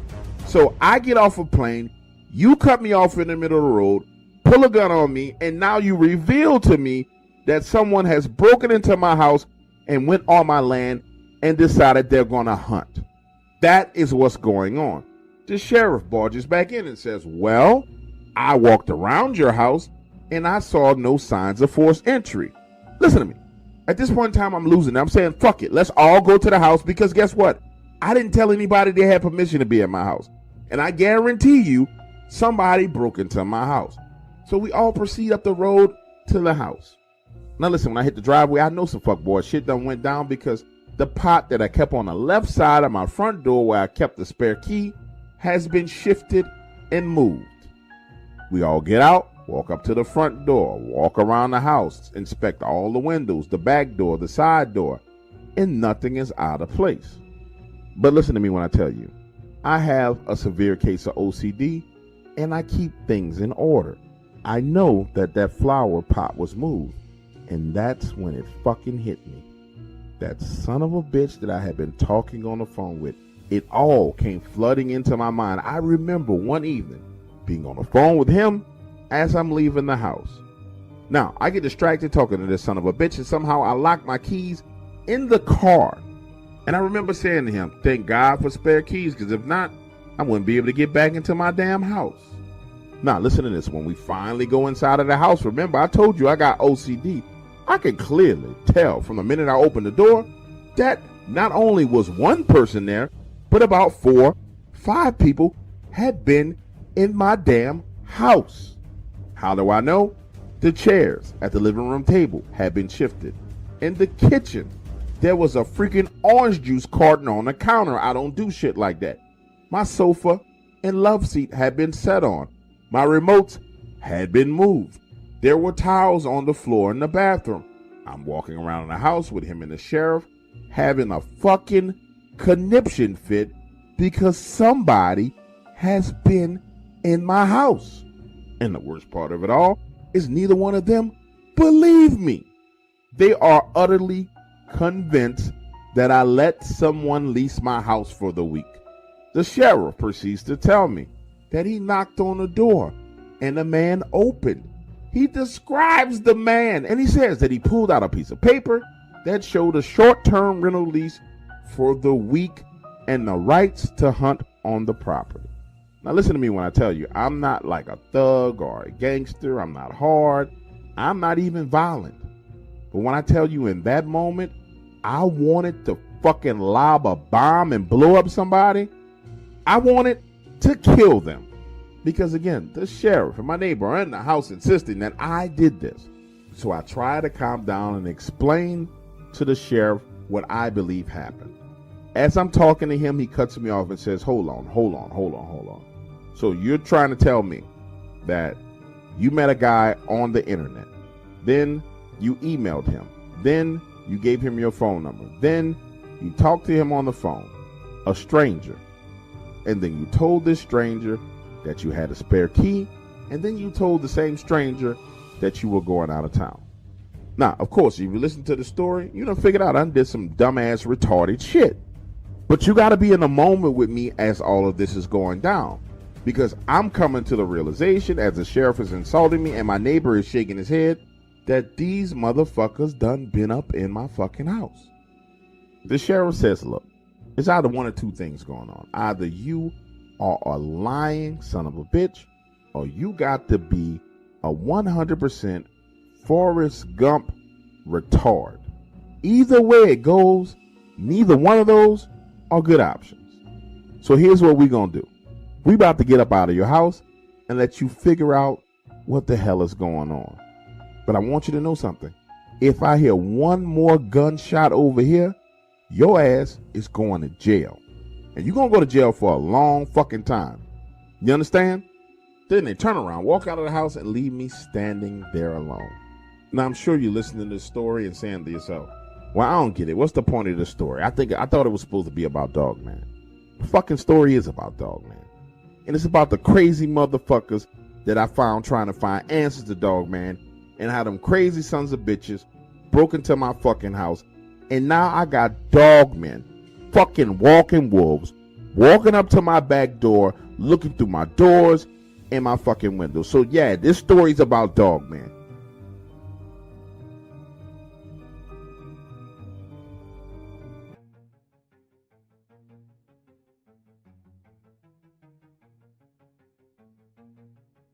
Now listen to this. 2 days later, I head over to my neighbor's house.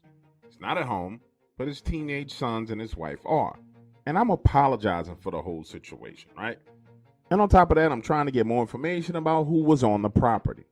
His wife looks at me with pity in her eyes and says, listen, I know what you're trying to do, but I'm not going to allow you to interrogate my sons without my husband being around. So the best piece of advice I have for you is to wait for him to get home, and I'll send him up the road to see you. 4 hours later, I'm sitting out on the porch smoking a pipe, and up rose my neighbor. And the first words out of my mouth, peace, Lonnie, I don't have no issues with you. I just need to talk about what's going on. I swear to God, I did not let anybody stay at my house and hunt my lands, and I would never want anyone to hurt or harm your sons.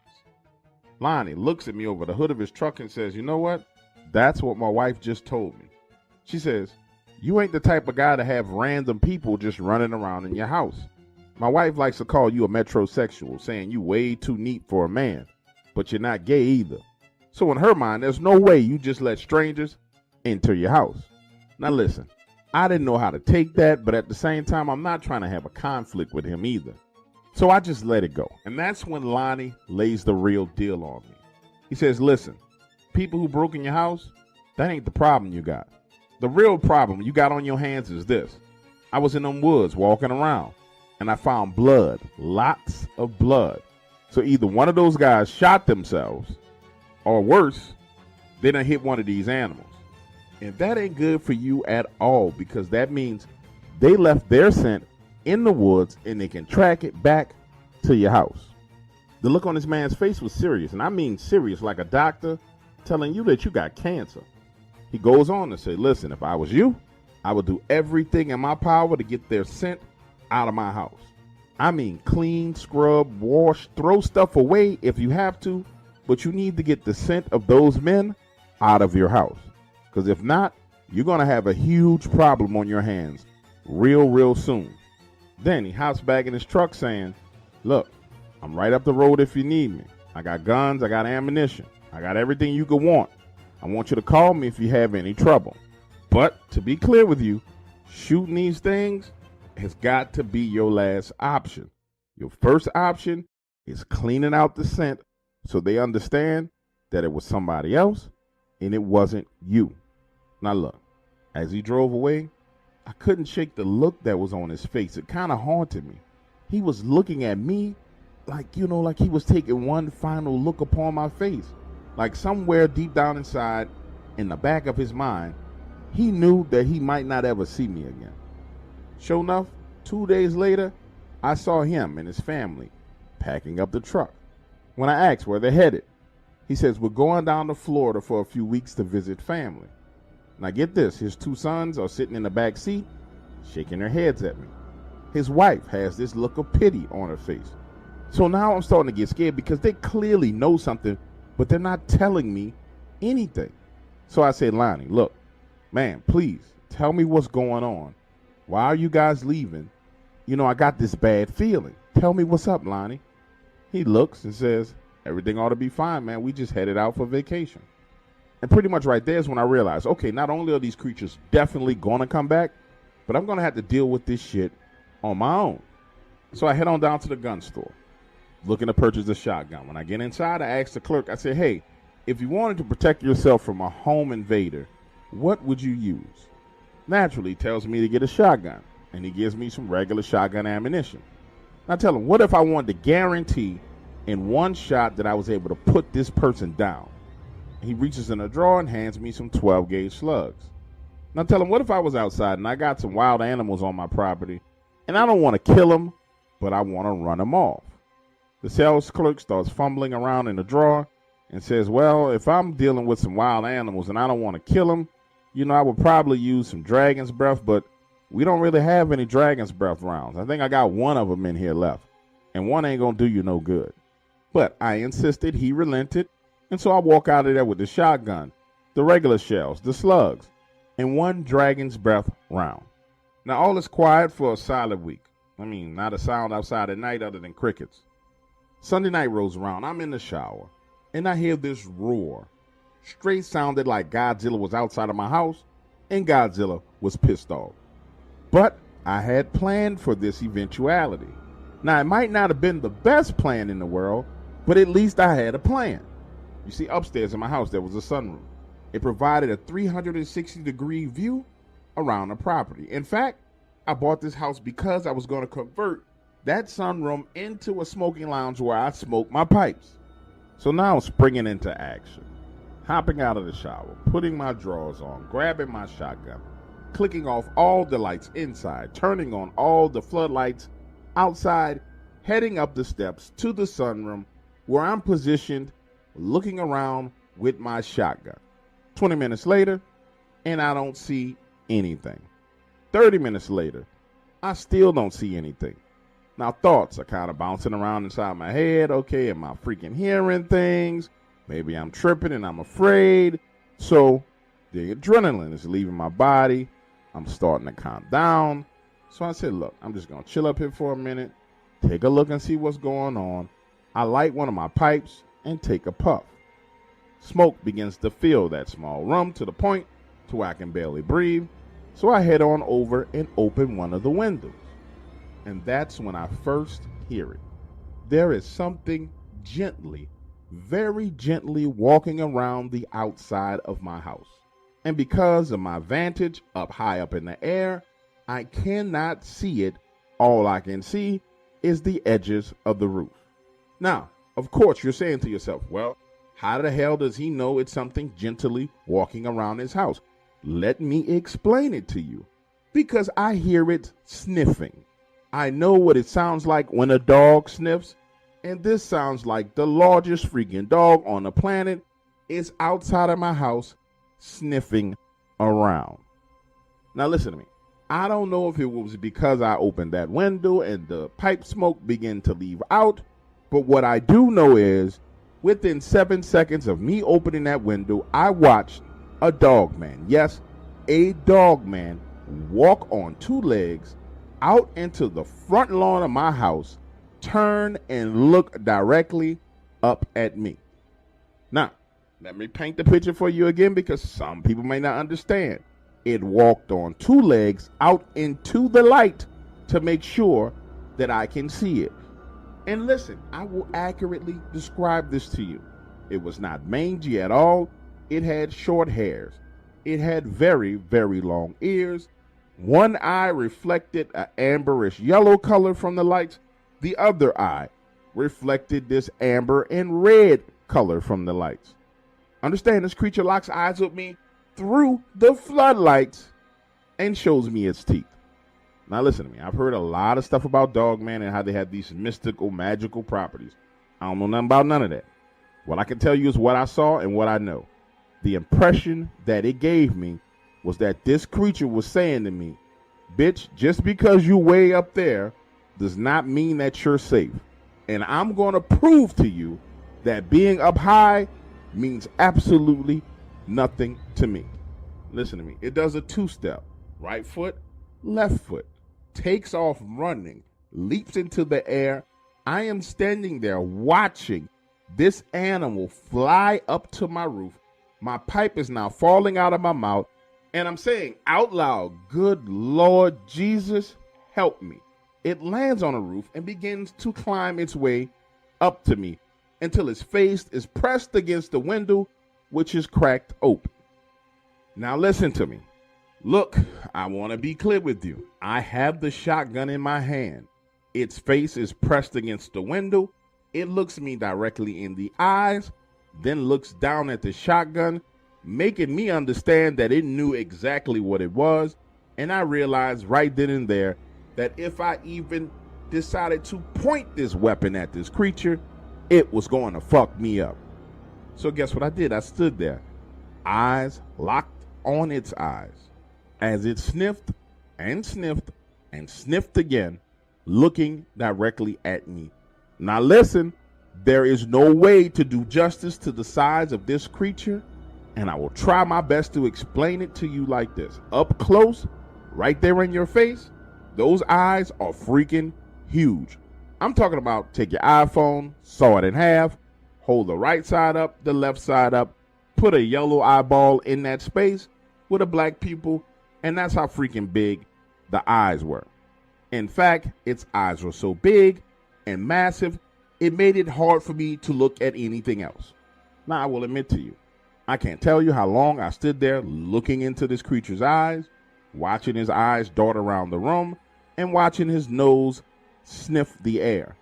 Now, what I do know is this. Once it gathered whatever information it was looking for, it quickly turned its head to the right, then whipped it back to the left, head-butting my window, putting a crack in it, growled at me, and then jumped off the roof. I'm standing there saying to myself, you're okay, you're okay, you're okay, you're okay, you're okay. Honestly, I wasn't. 5 minutes later, I realized I had pissed myself. And I'm not talking about like, you use the bathroom and you hurry up and put your penis back into your pants and you got a little drippage, guys. You know what I'm talking about. I'm talking about straight up peed all over the floor. And then the worst thing about it all was I was too afraid to even go downstairs and get anything to clean the piss up with. So I slept up there on this little bitty chair with the piss stains all over the floor. Get this, the next day I called the sheriff. The same sheriff deputy comes out. I explained to him what I saw. He sees the missing shingles on my roof. And he says, earlier when we talked in your house, I tried to explain to you that you're going to need to learn how to respect your neighbors. You have to think and consider them with some of the decisions that you make. And I said, yes, sir. I have been very considerate of my neighbor. In fact, I spoke to Lonnie the other day, and I think he and I are on good terms. And he goes on to say to me, well, Lonnie is not the only neighbor you have around here. These creatures are your neighbors as well. And from what you're telling me, you pissed off one of your neighbors. He came over just to check and see what was going on. And when he realized that it wasn't you, he sent you a little message letting you know not to fuck with him. He goes on to hammer the point home. Consider this whole situation nothing but a warning. And that's what it was, because if it wanted to take you, nobody could have stopped it from taking you. It came over to sniff around, find out what was going on, and it was just telling you, don't fuck with me, I won't fuck with you. But if you fuck with me, I'll be back. Now listen to me, that's pretty much the end of my story and what happened. But guess what I learned? That nobody tells you in any of these interviews or any of these little stupid stories out here. Once Dogman starts warning you, he never fucking stops. Because there's mornings where I wake up and there's piss everywhere. There's other times while I'm in the kitchen cooking and I see the ears and snout in the window. For me, this ain't being warned. This is being terrorized. Yes, it could come in the house and get me if it wanted to. And I could deal with it breaking in the house. But just being in limbo, having to worry about if it's going to pop up while I'm taking a shit, or if it's going to pop up while I got a girl over, or if it's going to pop up while I'm outside in the backyard grilling, that's not cool, man. That's being terrorized.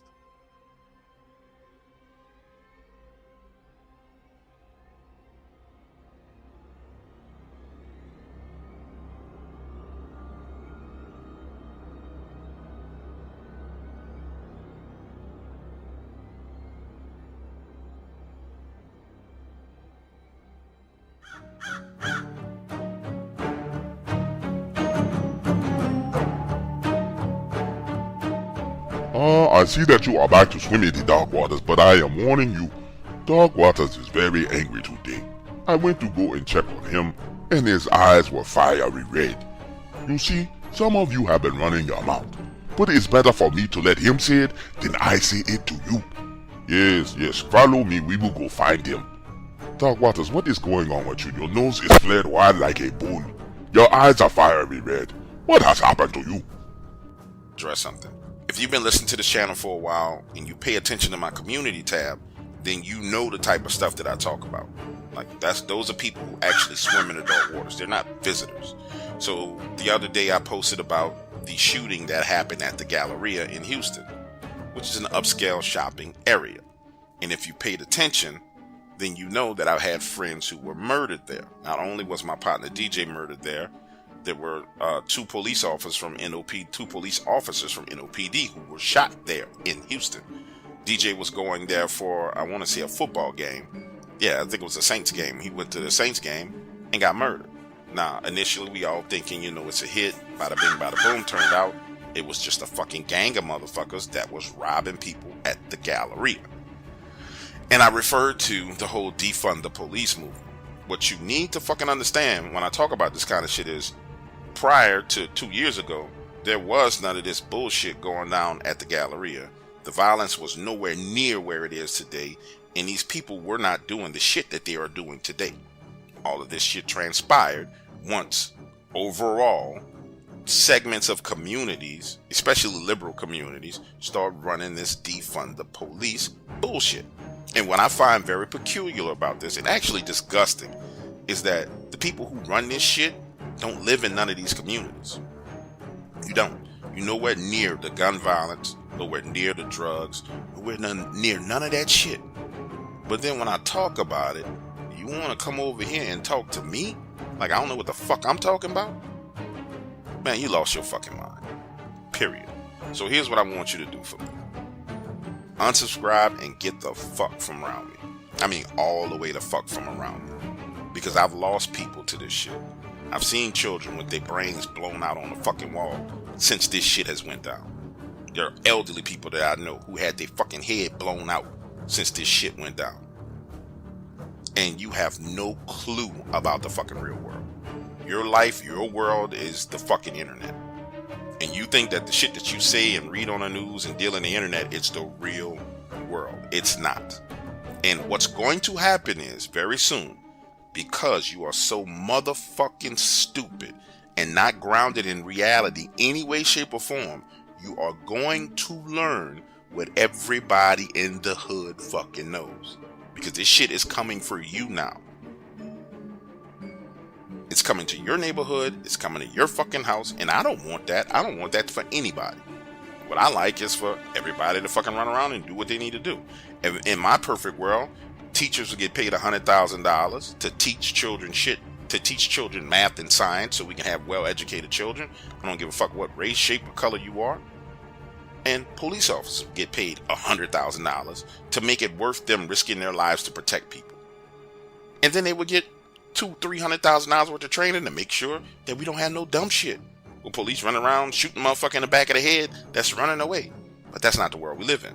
We live in a world that's influenced by a bunch of loudmouth, punk-ass, pussy motherfuckers who never experienced shit, never been in shit, never will. But your mouth is so fucking big, you talk so much shit that you scare everybody. Bitch, I'm not afraid of you, your fucking opinion, and I don't give a fuck about your fucking feelings. Get the fuck from around me with that dumb shit. And honestly, I don't give a shit if YouTube turn my shit off today. Because that's how much I've lost. That's how many friends have died. Get your stupid ass on.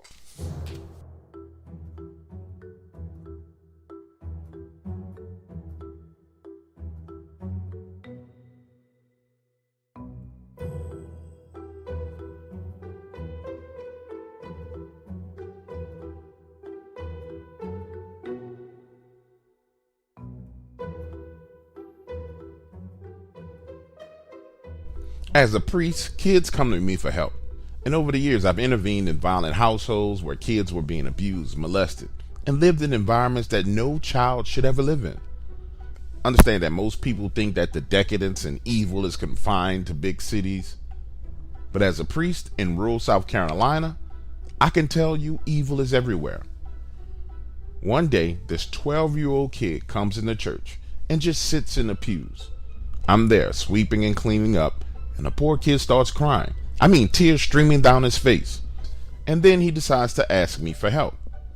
We sit and talk, and that's when I learned that this poor kid's mother died, and that his father leaves him at home for these long extended time periods alone. He goes on to explain to me that his father works 12-hour shifts, and when his dad works the day shift, everything is fine. He says, however, when my father works overnight, Then he hesitates and just stops talking. I tell him, it's fine, son, whatever it is, it's okay. You can share it with me. Now, in my mind, I'm thinking, okay, some kind of family members coming over, messing with the kid. I never anticipated what he was going to say to me next. But he goes on to explain to me that at night when he's alone, this animal comes, scratches on the windows, beats on the walls, messes with the doors. And it does it all night long. Scares him so much that he hides in the only room with no windows, the bathroom, and tells me that he falls asleep in the tub with a pillow and blanket. I ask him if he talked to his father about the issues he was having. He says yes, but his dad does not believe him. So I continue to probe, asking questions, trying to figure out what's going on. And I continue on asking him, has anyone ever come to the house, touched him in any ways? Because I know that child molestation is directly correlated to demonic activity. And when he tells me no, that his father loves him and the only thing his father does is work, I ask for his father's phone number and tell the kid I will call his dad and talk to him. Well, he sticks around another 15 minutes and then leaves. The next day, I get his father on the phone. He's at work. Tell him I really need to speak to him, but he tells me he cannot talk until 2 p.m. 2 p.m. rolls around. I call him back, telling him that his son came to the church and was perplexed about being at home alone, and that he was frightful and fearful. And I asked his dad if he knew anything about it. The man goes on to explain to me that his son has not been the same since his wife passed away, and that he chalked everything up to the kid having an overactive imagination. Well, during that conversation, I suggest that the father give his son my cell phone number. That way, if he's at home alone and he's afraid, he can call. At least he'll have someone to talk to. And he agrees. Fast forward a week. It's 10 p.m. I'm at home watching the news and my cell phone rings and it's this little boy. Sounds scared out of his mind and he's mumbling, "It's outside. It's outside. I'm scared. It's outside." So I'm trying to calm this kid down. Listen, it's 10 p.m. I'm trying to calm the kid down, just thinking he's afraid. I'm on the phone telling him that there's nothing to be afraid of, and this kid is insisting that what's going on is real. I hear him getting up out of the tub, opening the door to the bathroom, then open another door, and you can hear this growling unlike anything I've ever heard. I'm on speakerphone, and it sounds like the growl is in the room with me. He tells me that this thing is at the window growling so loud that the window pane itself is shaking, and I can hear what sounds like a window shaking. And when I ask him to describe to me what he's seeing, he says it's a werewolf. Then I hear the sequence of him slamming a door, running down the hallway, slamming another door, breathing hard, body sliding back into the tub, and then the kid asks me to come to his house. Now pause right here, because here's where the problem came in for me. I offered my help to this family, never thinking that what this child was encountering was real. So I hang up the phone, call his dad at work, telling him his son is freaking out, and ask for his permission to go to the house and check on him. And understandably, with everything that's going on with the church, his dad is absolutely hesitant, but he gives me permission to drive over to check on him, but I could not go into his house, and that was fine with me. I tell him, listen, I'll go over there, sit in the driveway, talk to the kid on the phone so he doesn't feel alone. And I explained to his father that I will call him when I get there. Next thing you know, I'm throwing on jeans and a t-shirt, head out the door. They live about 10 miles away. When I get there, I realize why this poor child is scared. The house sits off the road, surrounded by trees. And I mean, from the side wall of the house, there's a space about 10 feet, and then there's nothing but dense trees. Imagine seeing, now I'm outside, in the car, calling this kid from the phone, and he's not answering. So I hop out, knock on the door, and there's still no answer. Now I'm worried, so I back my vehicle back down the driveway a bit, turn on a bright light so I can see, get out, go around the side of the house to do an inspection. There's no claw marks, no scratch marks, no nothing. So now I'm thinking to myself, for sure, this kid has an overactive imagination. Again, I'm knocking on the door, but there's no. So I go back to the car and call from my cell phone. I'm there in the car, the phone is ringing, he answers saying, "Turn off the lights, it's outside." Again, I'm talking to this kid, trying to calm him down because he's literally hyperventilating. And it's important that you understand the mindset that I was in when I was holding this conversation. I am of the belief that this child has an overactive imagination. And just because a child has an overactive imagination doesn't mean that you disregard the child's fear. So I say, listen, let's pray and it will make you feel better. That's when this thing growls and I hear it myself, the most ungodly sound I have ever heard. Remember, the bright lights are on. I'm about 30 yards away from the house, have a clear view of the place.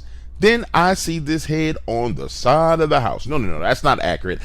I see a head up high about the height of the gutter at the right side of the house, and these eyes are reflecting red from the lights of my car, and it's literally at the height of the gutter. Listen, as a man of God, I pride myself on watching my language. But for me, this was a what the hell moment. It was almost as if this thing wanted me to know it was there. Then it steps back around the side of the house. The whole time while I'm looking at this, the kid is on the phone saying, "It's out there. I'm telling you it's out there." Then there's this awkward 20 seconds of silence because I don't know what to say, nor do I know what to do. But there was one thing I had made up in my mind, and that was that I wasn't leaving this child. So I tell him, "Listen, stay where you are. I'm hanging up. I'm calling your dad, and I'm going to call you right back." I call his father, tell him I'm outside of the house, and there is definitely something here. You can hear the construction equipment in the background. And I tell him, "Listen, I refuse to leave this child here alone after seeing what I saw. Is there someone in your family I can take him to be with?" That's when his dad goes on to explain to me that the only family member that this child had was his auntie, who lives 20 miles away. But the two of them don't speak, and they haven't spoken much since his wife died. I go on to explain to him that after what I saw, it is better for this child to be with her than to be in this house alone. So I ask him for his permission to take this child from the house and bring him over to his auntie, which leads to me begging and pleading with this kid to open the security gate for the next 20 minutes and just come outside and get in the car. My plan was to drive all the way up to the steps, and all he had to do was jump in the car. The two of us could pull off, but understandably, the kid is too scared. So I have to leave the safety of the car to go get him. Now, before I get out of my vehicle, I say a prayer asking God to protect the both of us. And this is why I'm sharing the story, because what happens next was nothing but God himself intervening. I pull all the way up to the house, bumper almost hitting the steps, get out, bang on the security door. The kid opens up, and I tell him quickly, "Come outside and let's go." But he's hesitating right there in the threshold. Pull him out of the door, closing the front door and the security gate, take him to the driver's side of the car, open the back door, literally shoving this kid in the vehicle, closing the door behind me. And that's when he screams, "It's behind you, it's behind you." And when I turn around, this thing is 10 feet away from me. 9 feet tall, standing on two legs, and it smells like death. And by death, I mean like a rotten corpse. Listen, it's there, one leg in the air like it's trying to step towards me, but it's frozen. And when I tell you I get a clear look at it, I get a clean, clear look at it. People describe them as hairy wolves, but nope, what I saw looked exactly like the monsters from the movie Underworld. Hardly any hair, just these patches of hair on his chest, and it was muscular to the point of striations. Its muscles actually had muscles. And imagine the scene. It's literally there suspended. Then I got a quick glimpse at what was holding it. And then I got a quick glimpse at what was actually holding it. And for a split second, I saw what looked like a giant hand wrapped around its neck. Just a gray, smoky hand, literally the size of my car door. That's when I hopped in the vehicle and backed away. When we get on the road, I call his dad and tell him that he has to leave work. I do not care what his bosses say, and meet me at his auntie's house.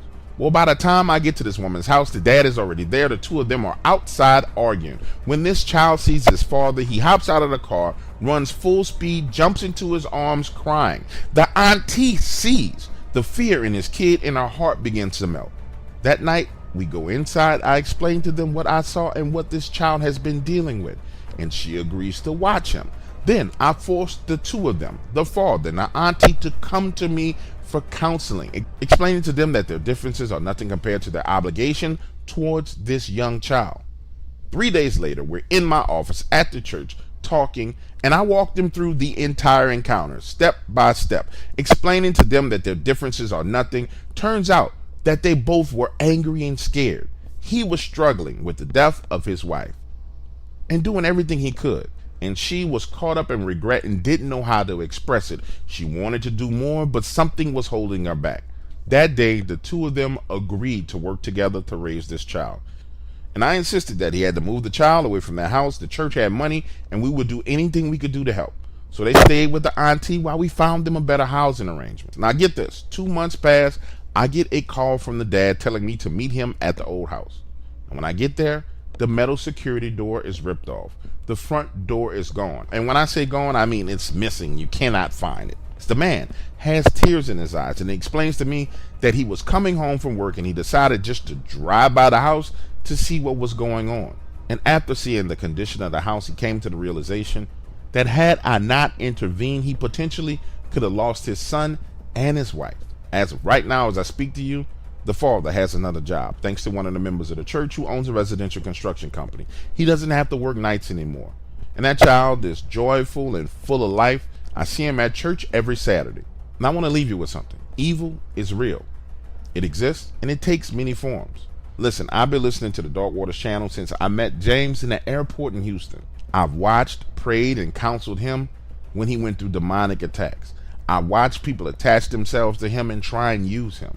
And more importantly, I've watched God shift and move people in and out of his life. And I believe that people need to know and understand what's going on, especially right now. And I urge you and your families to be prayerful and be safe.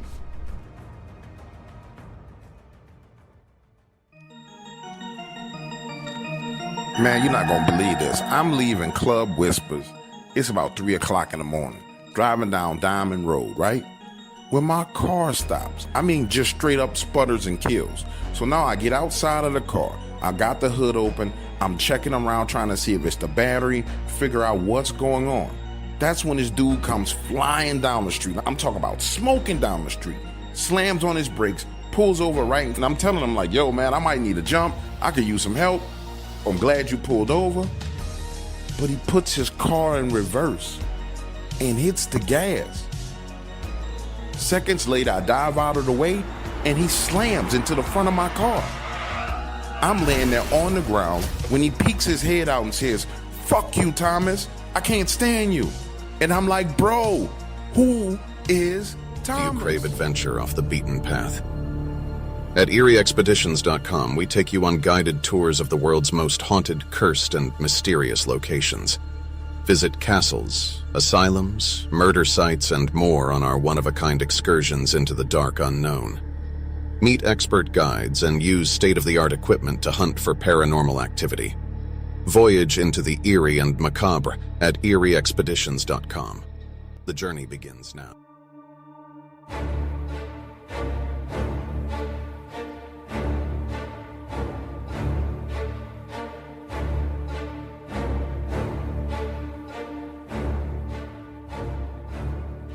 I had never heard of Dogman.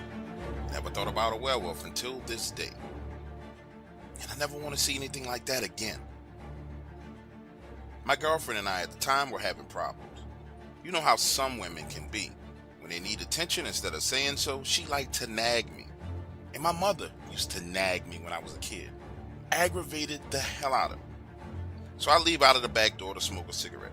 I'm standing there. And you know how the trees sound when the wind is blowing, right? Leaves shaking, rustling. Well, I'm standing there in the darkness, hearing that. And because I'm so damn aggravated with her, it takes me a few minutes to realize that there's absolutely no wind blowing. It's a full moon outside. There's no way of mistaking it whatsoever.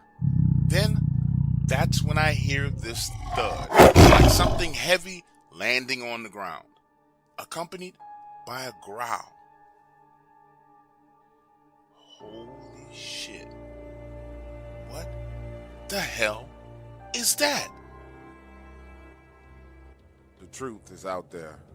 It is one of the world's greatest mysteries, Scotland's legendary Loch Ness Monster. So does the lake creature actually exist? Well, if you ask one man, he'll tell you it is in fact no myth. Every day is flaunted in front of your face. Hundreds of people in the valley say they are hearing voices in their heads. You just choose to ignore it. Belief can be a powerful force. No one knows that better than the people who are sure they've seen Bigfoot. Real accounts He says he knows who's playing mind games. Rogue government officials that are sponsoring this, also corrupt business officials, and private citizens. From real people. Hundreds of people turned out tonight for the unveiling of a very controversial statue. Yeah, it really is. The Satanic Temple of Detroit revealed the 1-ton bronze statue. It's time for you to take a swim. I'm just excited to see my Lord and Savior Baphomet represented in such glorious Italian stone. I do hope his eyes gaze upon me, and that my allegiance is recognized. In the dark waters.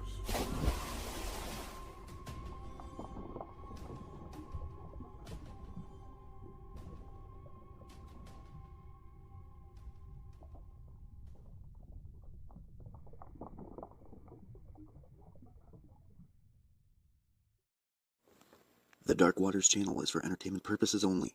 Although information in these stories can be traced back to relevant and true sources, Dark Waters strongly discourages its viewers, listeners, and subscribers from visiting the site of incidents and encounters discussed or revealed on the show.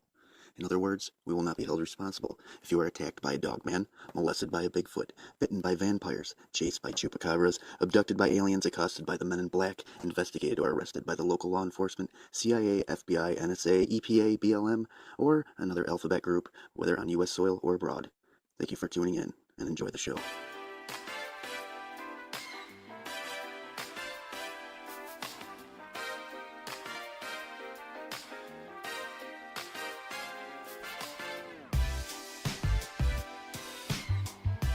When I was 24 years old, I got a job working as a bouncer at a strip club.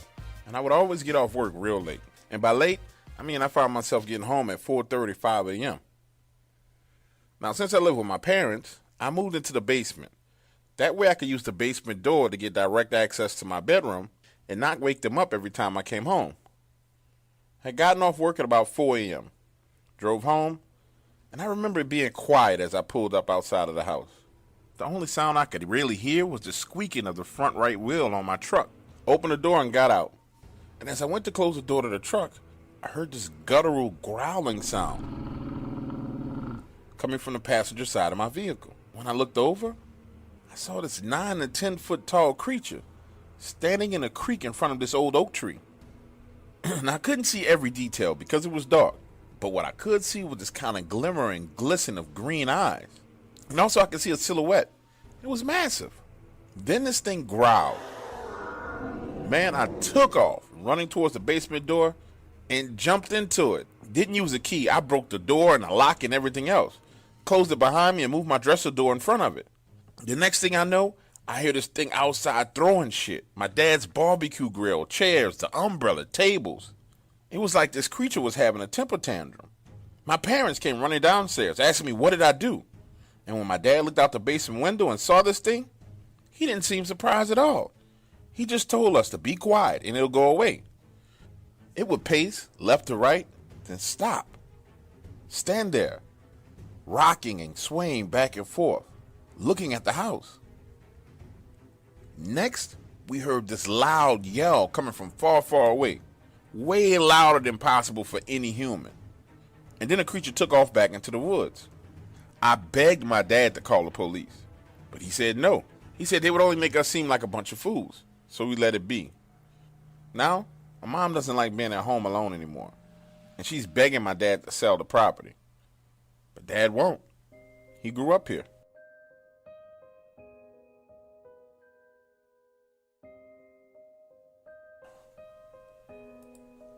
In 2003, I was driving along Highway 190 in Louisiana, just outside of Reeves. It was early in the morning, 6:30 a.m.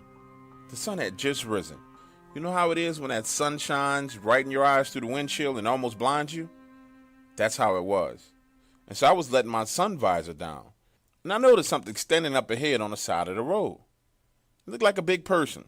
And with me being partially blinded by the sun, I slowed down, not wanting to hit a pedestrian. But as I passed by and got a better look at this thing, this was no human. Its shoulders were as wide as my driver's side door on my Honda Accord. And it was now walking away from the roadway down into a ditch. The craziest thing was, even though it was down in the ditch, its head was still above the roof of my car. I sped off because I didn't want nothing to do with that thing. I drove on for about a mile, stopped and got out, and decided to walk down into the ditch to see exactly how deep it was. I took 2.5 strides downhill to get to the bottom. Now, I didn't have a measuring tape with me or anything, but I'd say that this ditch was at least 5 to 6 feet below the road surface. That would have made this thing 12 to 13 feet tall. Once I realized that, I got the hell out of there.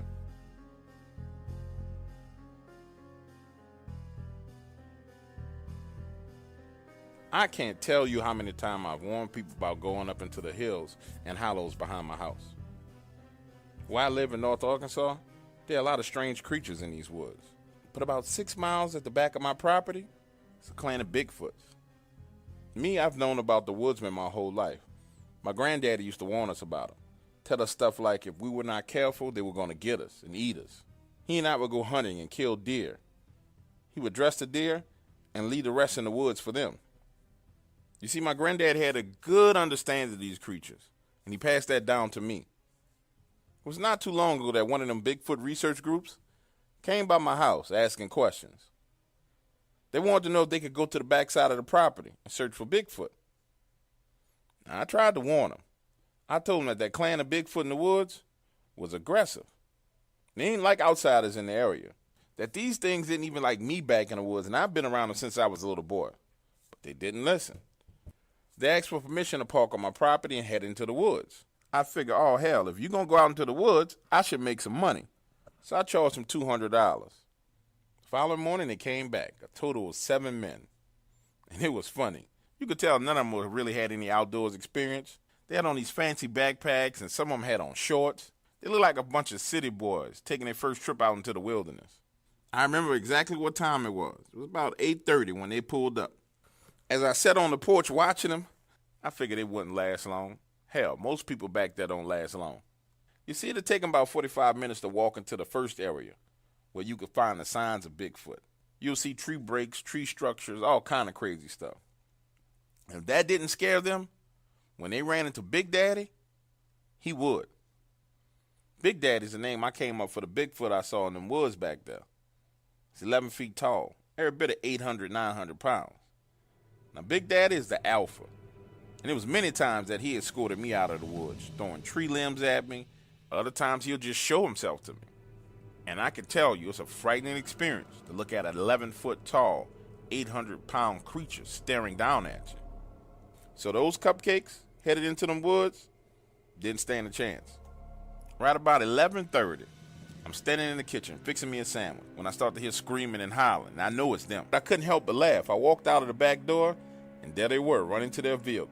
One car drove straight past the side of my house and onto the road, damn near hitting a tree. And the other one stopped right at my back porch. This was the guy who paid me the $200. When he gets out, he don't have shoes on. And his arm, it's got a big gash in it. He's got his t-shirt wrapped around him. And he's in shock. I didn't think they were real. I didn't think them things was real, is what he said. The other 2 men in the car looked petrified. Damn city slickers, I couldn't help but smile. I invite the guy in the house to try and help patch him up a little bit before he can go to the hospital. That's when he tells me, about 20 to 35 minutes into the woods, him and his friends come upon this tree structure. Now, these idiots decide that they're going to push it down and knock it over. And then this guy, the one who's bleeding, he decides he's going to take a piss on top of the logs. After that, they move forward into the woods about 800 feet or so. That's when they started hearing noises coming from all angles surrounding them. He said then a tree fell over right behind him, and it separated him from the rest of his friends. The other 6 guys got scared, started running back, leaving him behind. And as he tried to climb over this huge tree to get back towards his friends, then another tree fell, almost hitting him. Finally, he thought to himself to look to see where the trees were coming from, and that's when he saw it.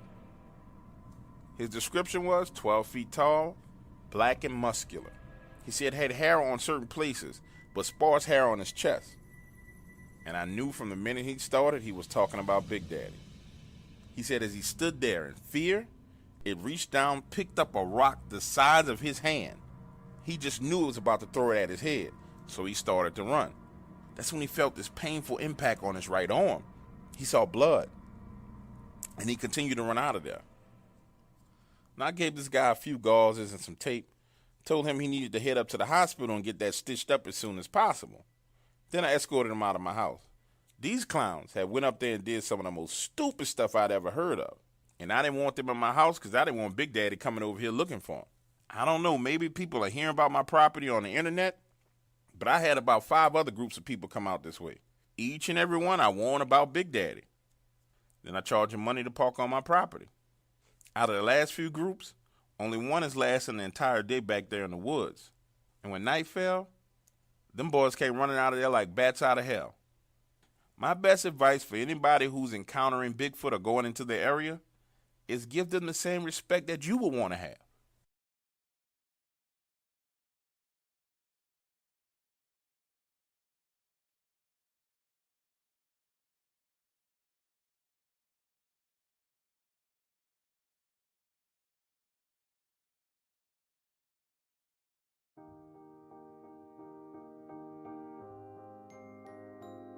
Attention all members of the Dark Waters family. I'm proud to announce to you guys that the Dark Waters channel t-shirts are now for sale.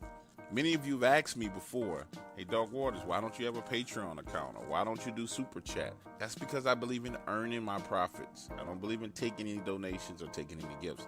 So if you really want to support me and the Dark Waters channel and the effort that I'm putting forward, the best way to do so is to buy the t-shirts and the products that will be rolling out over the next couple of months. I'm very excited about the products that are going to be hitting the market. Get your Dark Waters t-shirt today. While supplies last, it's only $25. That includes shipping and handling.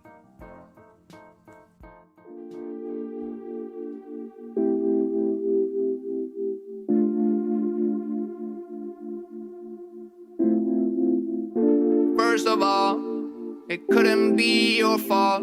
When this life of mine would fall, it will always be my call. Trying to throw this shade on me, like they all hate on me. Don't bring that rage on me. Why they throwing shade on me, like they ashamed of me? I thought, what age are we? It's warm outside, and we all want shine. Bet you nobody in the city could stay in the crib this time. Whoa, got pics on the way like a vacay. Shoot photo with the AK. Got friends by my side, trying to have a great day. Then I wonder why they throw shades. Yeah, but it's all on me. Let them roam free like a. Now, you know, in every hood, all around the country, there's some wild ninjas. I'm talking about next level, crazy, wild. See, down in Houston, where I'm from, that wild ninja, we call him Thanos. Now, understand, he got this name for a reason. Because he was known for fucking people up. And this shit started with him when we was kids, whooping everybody ass in the neighborhood, including grown men. And then he hits this massive, I mean massive growth spurt. We talking about 17 years old, 6'6", 6'7", 235 pounds, all muscle.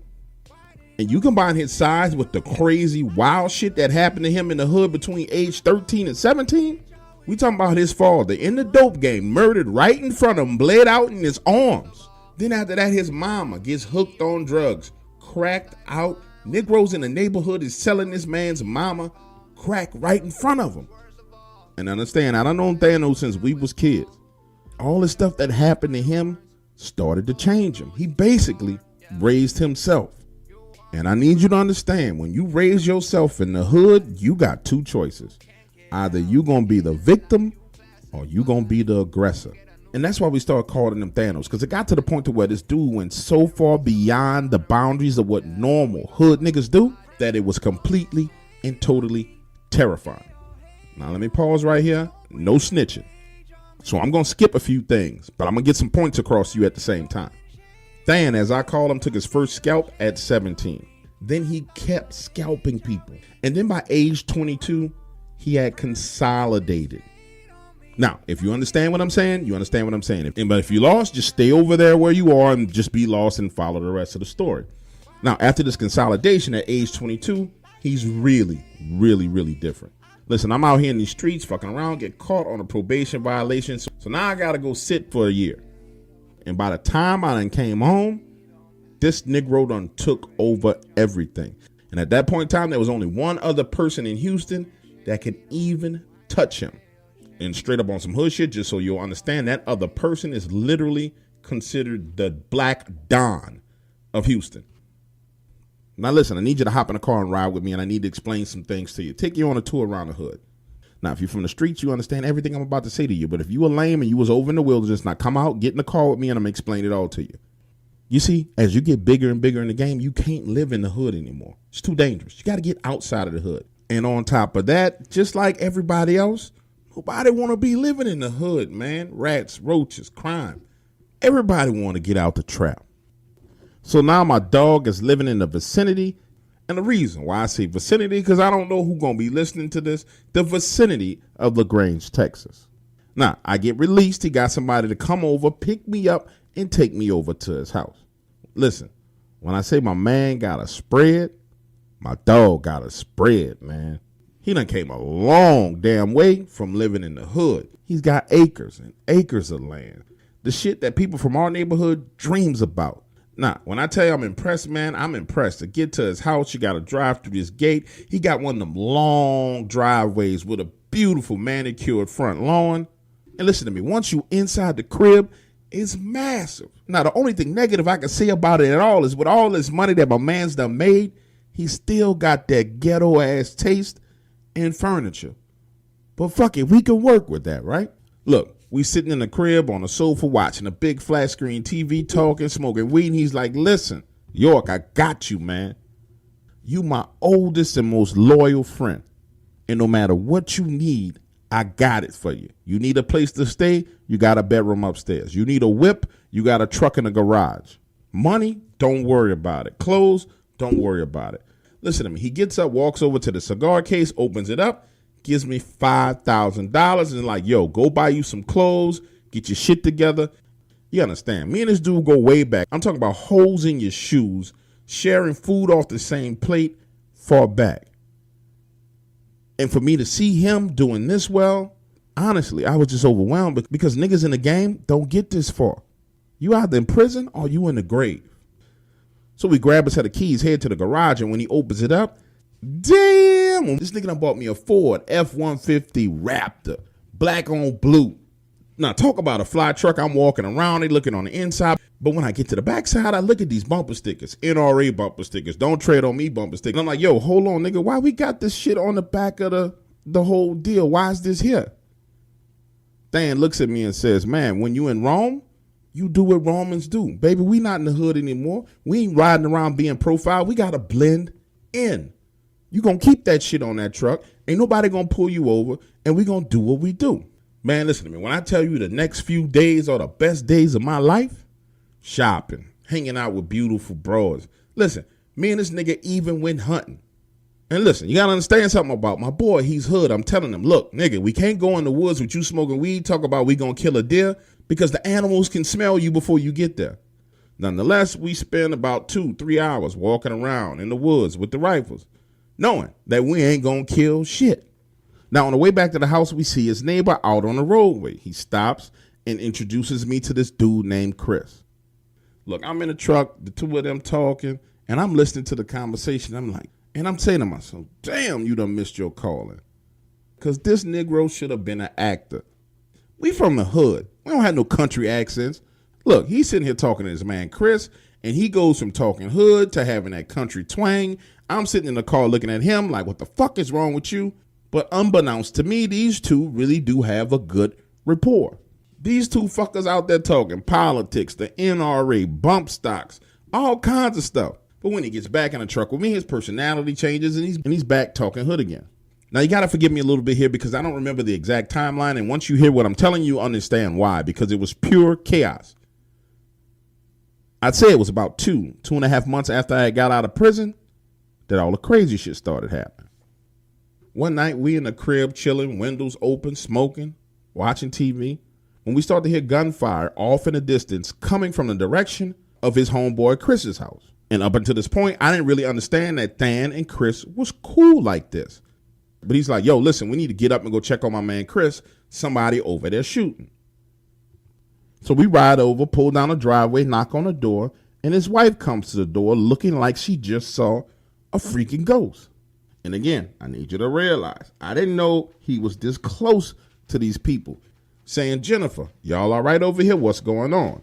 She looks at him, eyes wide open, and says, no, Chris is off in the woods in the back of the house shooting at something, and I'm worried. So now Than is scrambling back to his truck, grabbing a rifle, and he takes off running around the side of their house into pitch black darkness. And now we hear the sound of Chris firing shots again. Than is a little ways ahead of me, and I hear him screaming, Chris, it's Than, where you at? Chris, it's Than, where you at, man? Pause here for a second. Let me give you an insight into what I'm thinking at this point in time. Now, I'm not as invested into this shit that's going down right now, but he's my man. We go way back. So if he making a move into the darkness, I'm making a move into the darkness. And it takes us a good 35 to 45 seconds to hone in on the direction that these shots are coming from. But eventually, we close in on Chris.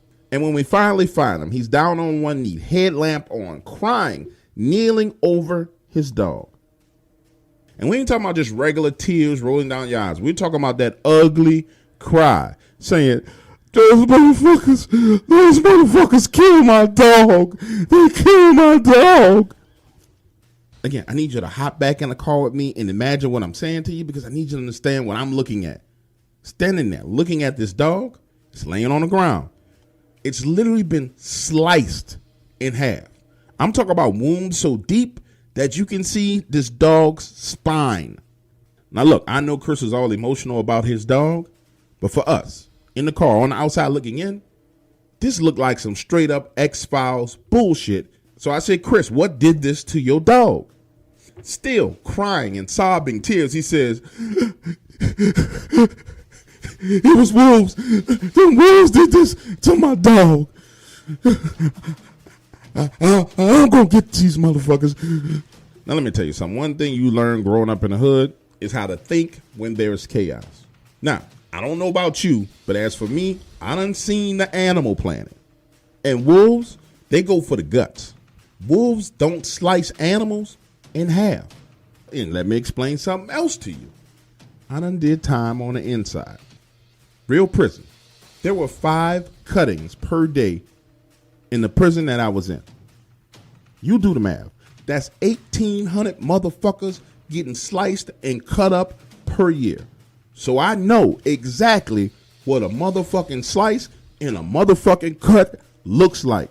This dog had been fucking sliced in half. Wolves do not slice and cut dogs in half. They chew and gnaw and eat on shit. Whatever this was that did this, slice this fucking dog in half.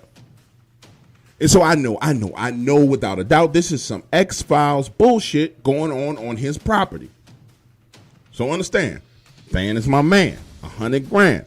I don't fucking know Chris. So now I'm trying to sway the situation back in our favor. We don't need to be out here in these woods. Whatever the fuck did that. So I say, Than, listen, we need to grab this dog, get Chris back up to the house, man. Let's get it and let's go. But Chris is still there on the ground, crying, sobbing, and mourning over his dog. I look at Than, he looks at me. I look at Than, he looks at me. And I'm giving him that look like, nigga, this ain't our problem. We need to go.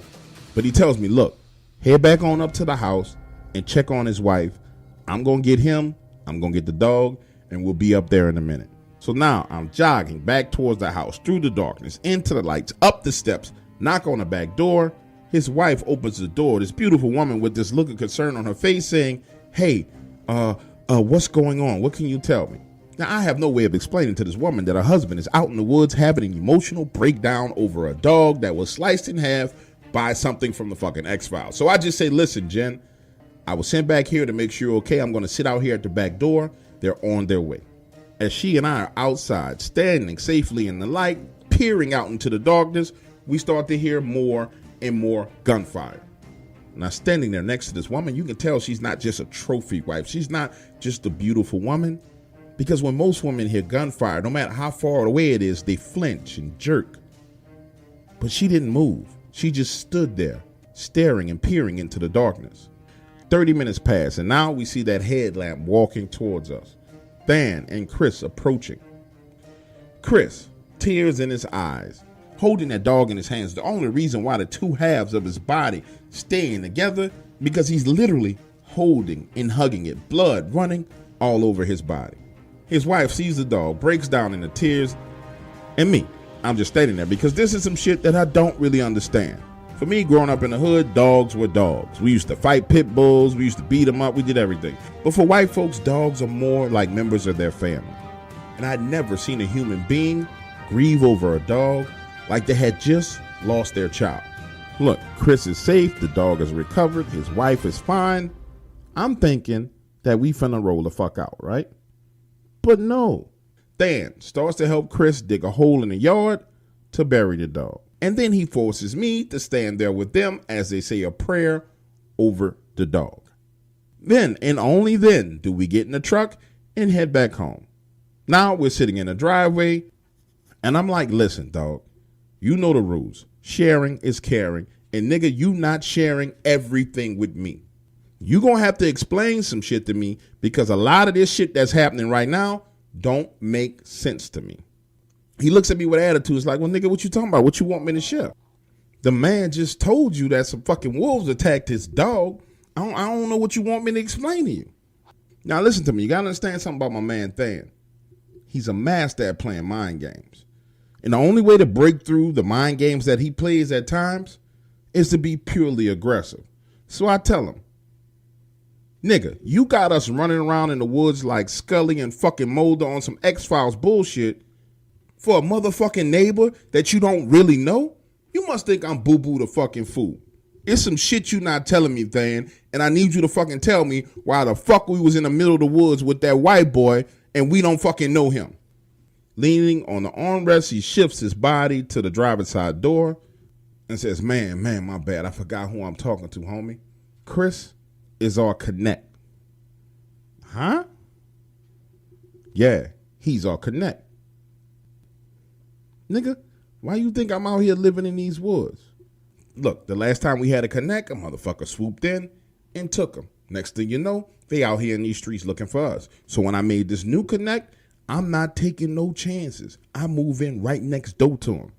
I'm making myself an essential part of his life. We not losing this connect. And on top of that, Chris and Jen are good fucking people.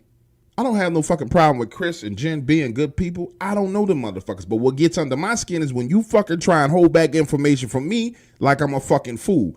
I'm not stupid, Than. All you got to do is lay it out for me, baby, and we make it do what it do. And that little mini argument between me and him ends with him sharing a tidbit of information with me. That tomorrow morning, they're going out into the woods to try and track the wolves that attacked Chris's dog. But listen to me. Again, I know for a fact that wolves don't slice other animals in half. So I tell him straight up front, nigga, I'm not going out there in them woods looking for whatever did that because that is not a fucking wolf. I'll go over to his house and watch over his old lady and make sure nobody do nothing. But I ain't going into them woods looking for that shit. I'm telling you, and you shouldn't go in them fucking woods looking for it either, man. I know he all connected shit, but he getting paid. We giving him his money on time, right? If he getting his money on time, that's all he need. We don't need to be going out in these woods looking for none of that shit. But in this case, as old friends do, we agreed to disagree, head into the house, and go to sleep. Sure enough, the next morning we head over to Chris's house, and it's like 5 trucks out there, white boy trucks. And I'm talking about real cowboy hat wearing motherfuckers is at his house. And when we pull up and hop out, they looking at us like we crazy, and we looking at them like they fucking crazy. Within an hour, Than, Chris, this Mexican dude, and one of them cowboys are off into the woods. Now, I'm not going to sit here and tell you that I was nervous being around these dudes. But at the same time, I didn't want there to be no misunderstandings because Chris's wife is absolutely beautiful. Now she's inviting me into the kitchen to have coffee, and they're looking at me while I talk to her. So to make sure there's no motherfucking confusion about this man and his woman, I say to her, Jen, I'm going to take my coffee and head out to the porch, sit down and relax. I tell her, listen, I'm going to leave the front door open. If you need me, just holler at me. Now, outside, sitting down, drinking my coffee, out walks this big motherfucker. I mean, Gravedigger WWE wrestling big. He's got one of those black cowboy hats on, jeans, cowboy boots, and then this t-shirt that says slow is smooth and smooth is fast. He looks at me and says, I done seen everybody else around here, but I ain't never seen you before. So before I explain to you what happens next, I got to break it down for some of the lames that's listening, those over there in the woods. Some of you might have a hard time understanding this because this is true alpha male shit right here. Yeah, this bitch was in the process of testing me. So I repeat his words right back to him. Fuck you mean you ain't never seen me around here before? I ain't fucking never seen you around here either. Listen to me. I ain't nowhere near as big as this motherfucker is, but the one thing I know is he ain't coming out here punking me. That shit ain't gonna happen, and he needs to know that that shit ain't finna happen. Now, let me tell you, this catches him by surprise a little bit, but you see his brain click on, his eyes light up. Now he goes into alpha mode himself and says, oh, so it's gonna be like that, huh, boy? Boy, you must be out your motherfucking mind. You big cornbread eating, hog chasing, deer hunting ass motherfucker. I ain't your motherfucking boy. This shit about to escalate and it's about to get popping. When Jen comes walking out of the front door and this sweet country voice says, now y'all fellas play nice out here. Big Todd, this is York. York, this is Todd. Todd is Chris's childhood friend, York. And Todd, York is Stan's childhood friend. We're all on the same team. There's no need for you boys to fight. Y'all calm it down and bring it down a few levels. Then, like a true boss bitch, she turns around and walks right back into the house. The situation goes from level 100 back down to level 5, and he says, you down with Than. Than is a good dude. We really like him around here. He's smart, quiet, and he keeps his word. So if Than is like that, I'm assuming that's how you are. That leads to me and him sitting there for a few hours holding a conversation. Turns out he was locked up in Seagoville, Texas for like 5 years. And I had some folks that was locked up in there with him. And once we found common ground, Todd and I started to get along extremely well. Now, by sundown, the four of them are back from tracking this thing into the woods, and that's when all the confusion starts. And first of all, I would like to remind you that I told him before he went that this was some X-Files type bullshit. So they found a blood trail, they found tracks, but they all freaked out because they followed those tracks to a section of the woods and they could tell that whatever they were following clawed its way up into a tree. On top of that, they found even more tracks in that section of the woods. And the little dude that they took out there with him, who was an expert tracker, tells them, listen, we need to leave right now because what I'm looking at are bipedal canine tracks and quadrupedal canine tracks. While they're standing there in the woods, he goes on to explain to them that wolves don't walk on two legs, and what we have stumbled upon is something completely different and utterly terrifying. Now, picture this. We're all sitting around in Chris's living room, and he goes into explaining to us his entire background. He starts off by saying he's been tracking his entire life. This has been his job since he was a little boy. And the only other time he has seen tracks like this was down in Mexico. And what him and his friends ended up running into in Mexico was absolutely deadly. His advice to us was to leave this thing alone in hope that it didn't come back. And nonetheless, he went on to share with us the story of what he saw. Now, before I tell you the story, I need you to read between the lines because everyone inside this room is in a dope game. Santeria del Sol, Mexico, dry lands. He said he's hired to track down a man who stole some product and tried to go and hide. They go to the house where he's supposed to be and find this man's woman. Now, this woman is not only afraid of them, but she's pissed off at this dude because he left her. So she tells him that he drove off, headed west, trying to get away. Him and his crew head outside, find the tire tracks, and so now they're tracking him westward up into the mountains in the direction of another small town called Galos Blancos. Before they left, she told him he was about 45 minutes ahead of them, so they take off speeding in his direction. Moving uphill, it goes from dirt roads to trails, and the higher and higher they get, the harder and harder to drive it.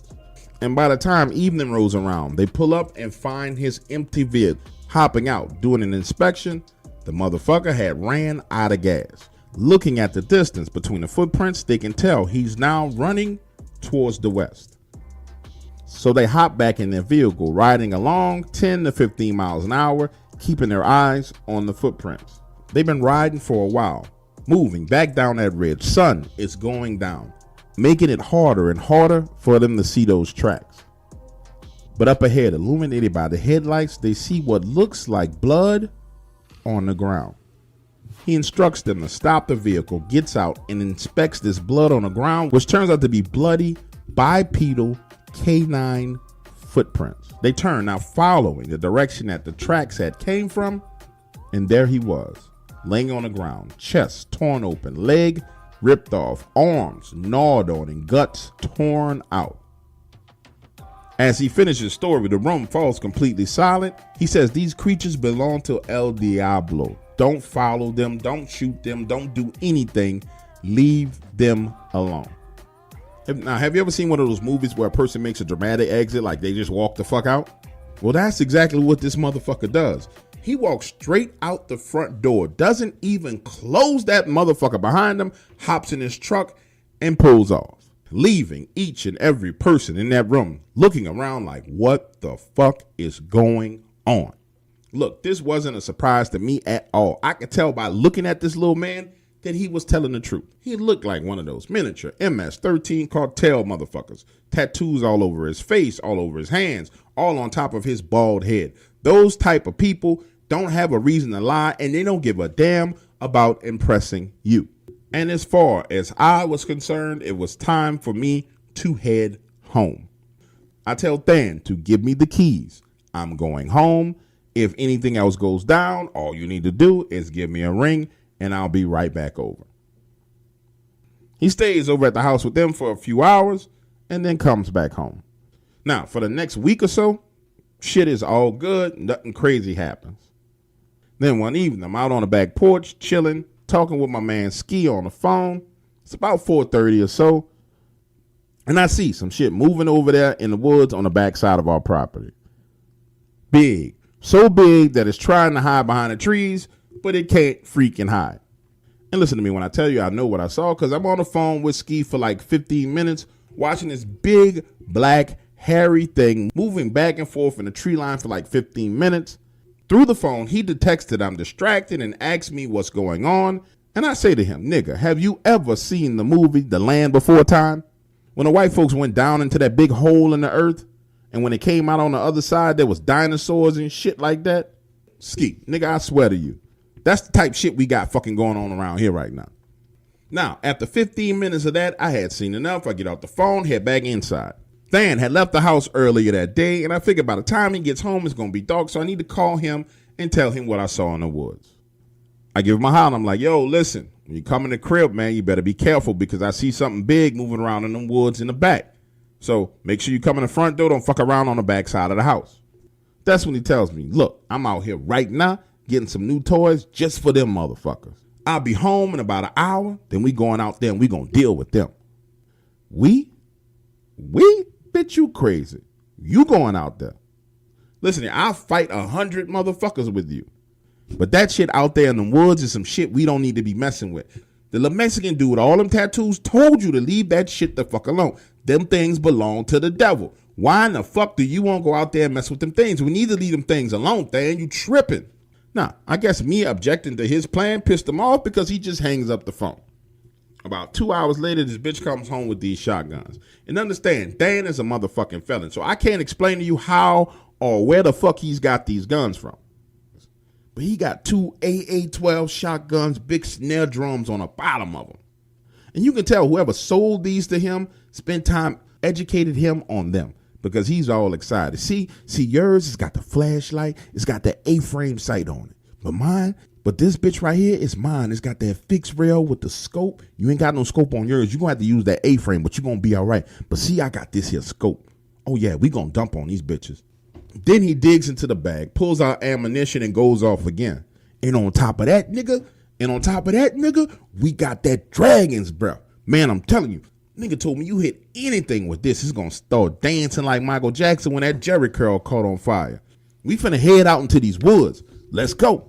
And this is where he and I disagree again, because I tell him, look, nigga, I done told you. And I don't know how many times I got to say this to you. I'm not going out there in them woods fucking around with them devil things. I'm not going. I'm not doing it.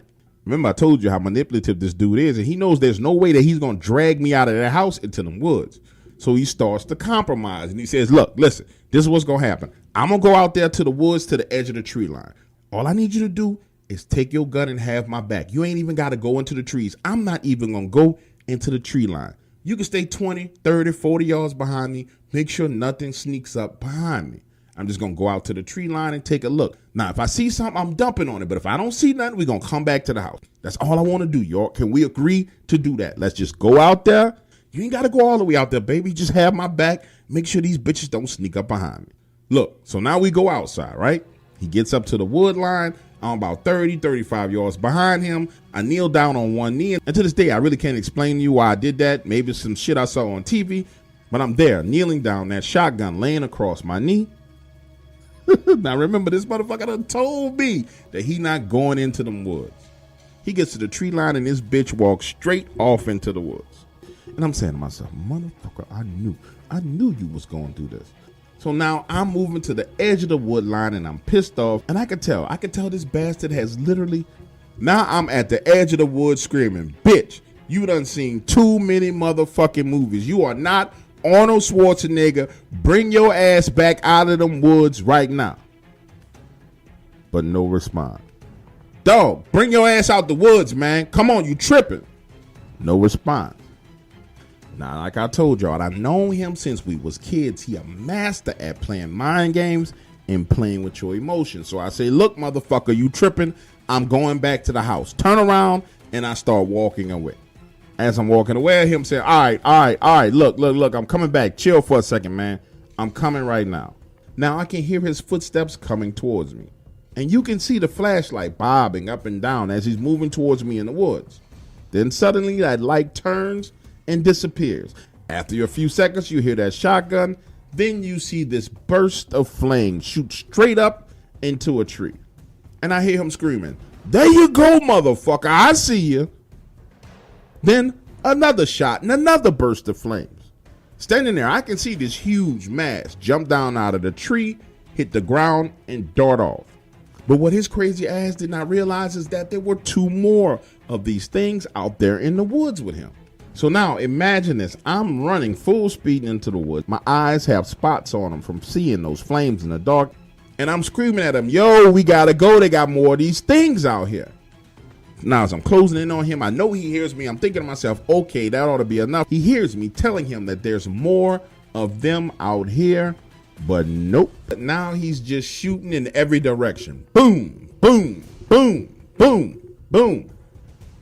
And as I told you, those dragon breath rounds are like mini flamethrowers. So now shit is starting to catch on fire all around him. Trees are catching on fire. Leaves on the ground are catching on fire.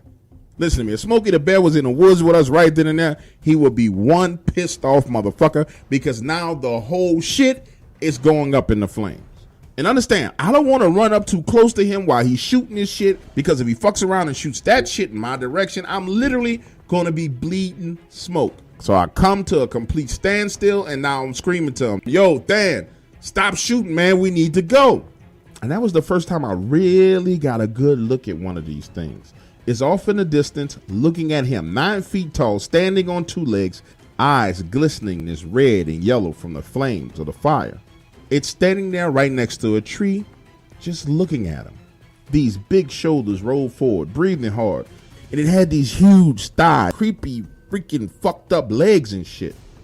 You could tell this thing is smart, because Stan is over there wilding, shooting in any direction, flames going off everywhere.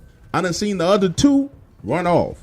But this one had already flanked him. It was standing there right next to a tree, looking, watching, observing him like it was making a decision.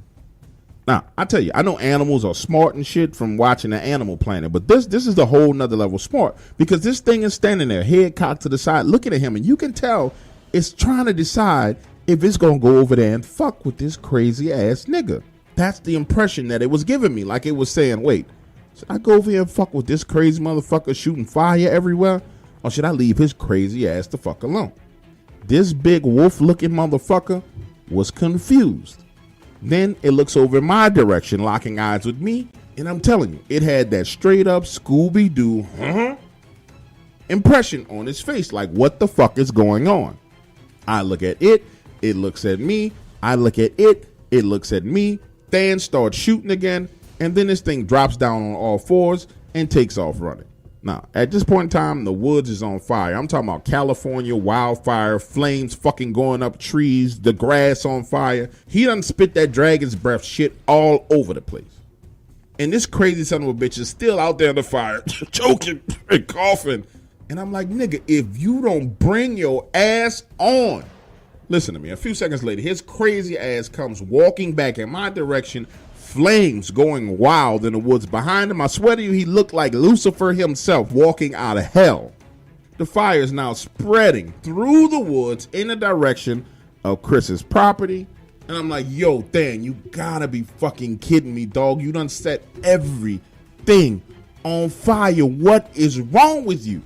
Now, there's literal devastation and destruction going on in the background. And he says, man, fuck all that fire shit. Them bitches not gonna punk me off my land. They not gonna bring their ass back around this motherfucker no more. Watch, I promise you, they not gonna bring their ass around here no more. Now, I don't think the sheer level of destruction set in on his mind until we got on the back porch, turned around and looked. When he starts to wipe his mouth and says, man, that's a lot of fucking flames, man. We need to call somebody to do something about that shit. What you think we need to do? Nigga, we need to call the fire department. It's what the fuck we need to do. 15 minutes later, the fire department is out there on our property and Chris's property. Now, we in the house. They outside fighting the fire. And he's like, look, listen to me.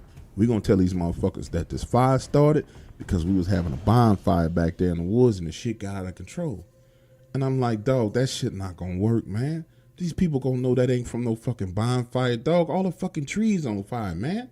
The top of the fucking trees burning. That shit not going to work. So enough, when one of the firemen comes up to fill out the paperwork, he's like, well, tell me how this fire got started, sir. And Than's crazy ass, he tries to tell this fireman. Now listen to this. He tries to tell this fireman, a man who fights fires for a living, that all that shit started from a bonfire.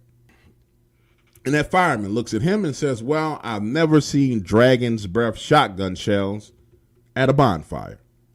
Now, it's been months and months and months since that happened. And we ain't seen no more of those Dogmen. We ain't heard from them. Not a peep. One night, we're sitting in Chris' backyard, sitting around a fire talking. And Big Todd says, you know what, Dan? I bet you confused the fuck out them things. They probably used to people being scared, taking off running.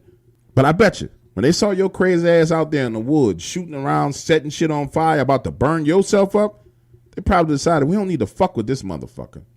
If he willing to kill himself to kill us, oh, we don't need to fuck with him at all.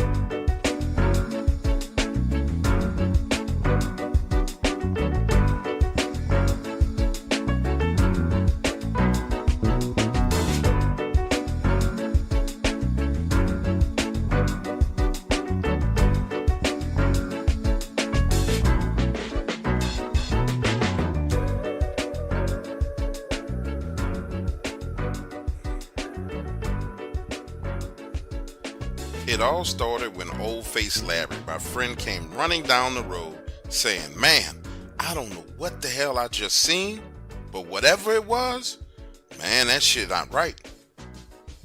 Listen, we call him old face Larry because he looks like an old man even though he's aged 18. Larry played basketball, so he would go out on these long 5-mile runs on the back roads between Lumberton, Mississippi and Poplarville, Mississippi. Well, he had just finished one of those runs, and honestly, I've never seen Larry breathing this hard. That's when he says, man, there was something out there running in the woods while I was running on the road, and it looked like a fucking werewolf. We laughed, thinking he done lost his damn mind, right? But Larry insists that he's not joking, so I foolishly suggest that we take the pickup truck and head back up there. Understand, my oldest brother Ross had this beat up red pickup truck, so we all pile up in that pickup truck and head back up the road to the location. Now, when we get to the spot, you can see a towel, a bottle of water, and keys. And that's when Larry starts screaming, saying, yeah, right there is where I saw it.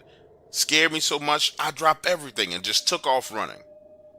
So we all climb out of the truck, get his stuff, and we're just standing there, staying close to the truck but looking around.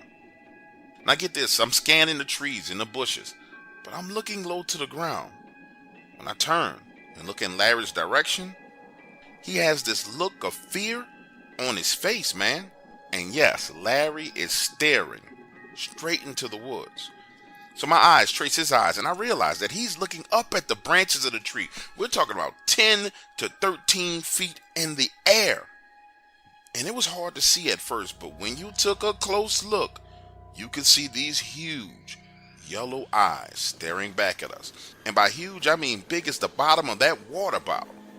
Those yellow eyeballs darting back and forth, looking at each and every one of us. That's when Larry says, "Do you see it? Do you see it?"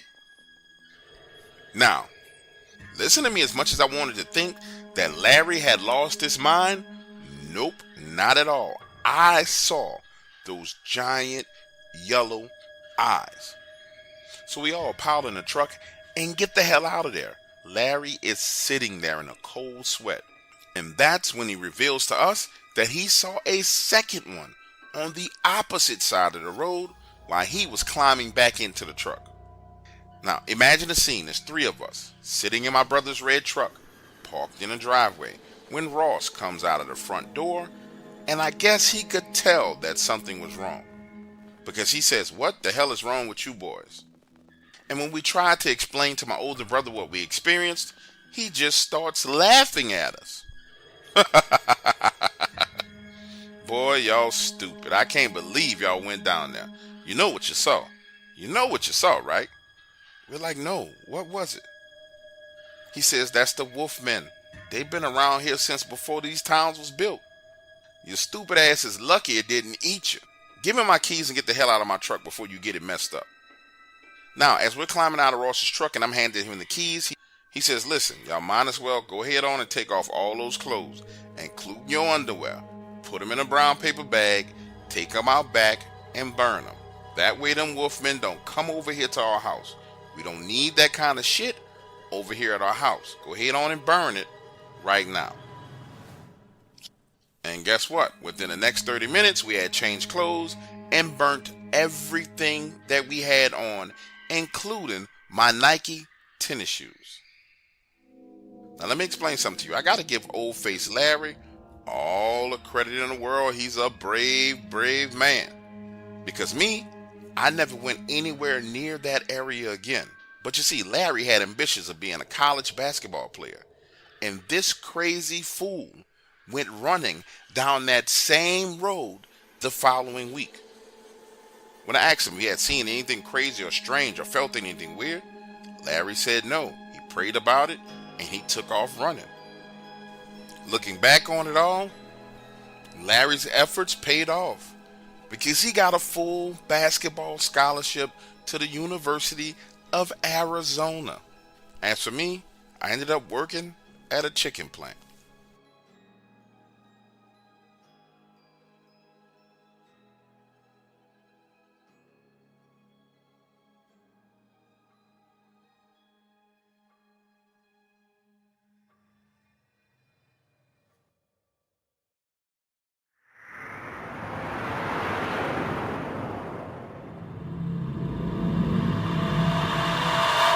Blood-curdling, spine-chilling, heart-racing fear.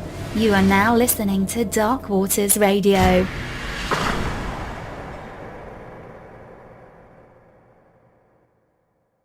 What's up, ladies and gentlemen? It's your boy, Dog Waters, and I'm back with another shorty. It's a short story, and I'm letting it all out here on YouTube for free. But I need to do a little bit of housekeeping and house cleaning. So really, really quickly, for those of you listening, click all the buttons, the like, the share, the subscribe, and comment. Do all the stuff you know you're supposed to do. Don't lay up here and play me like that, man. Don't just be like, "Ooh, I'm going to listen to Dog Water stuff, but I don't like them, so I'm not going to comment. I'm not going to share, and I'm not going to subscribe, but I'm going to listen to it."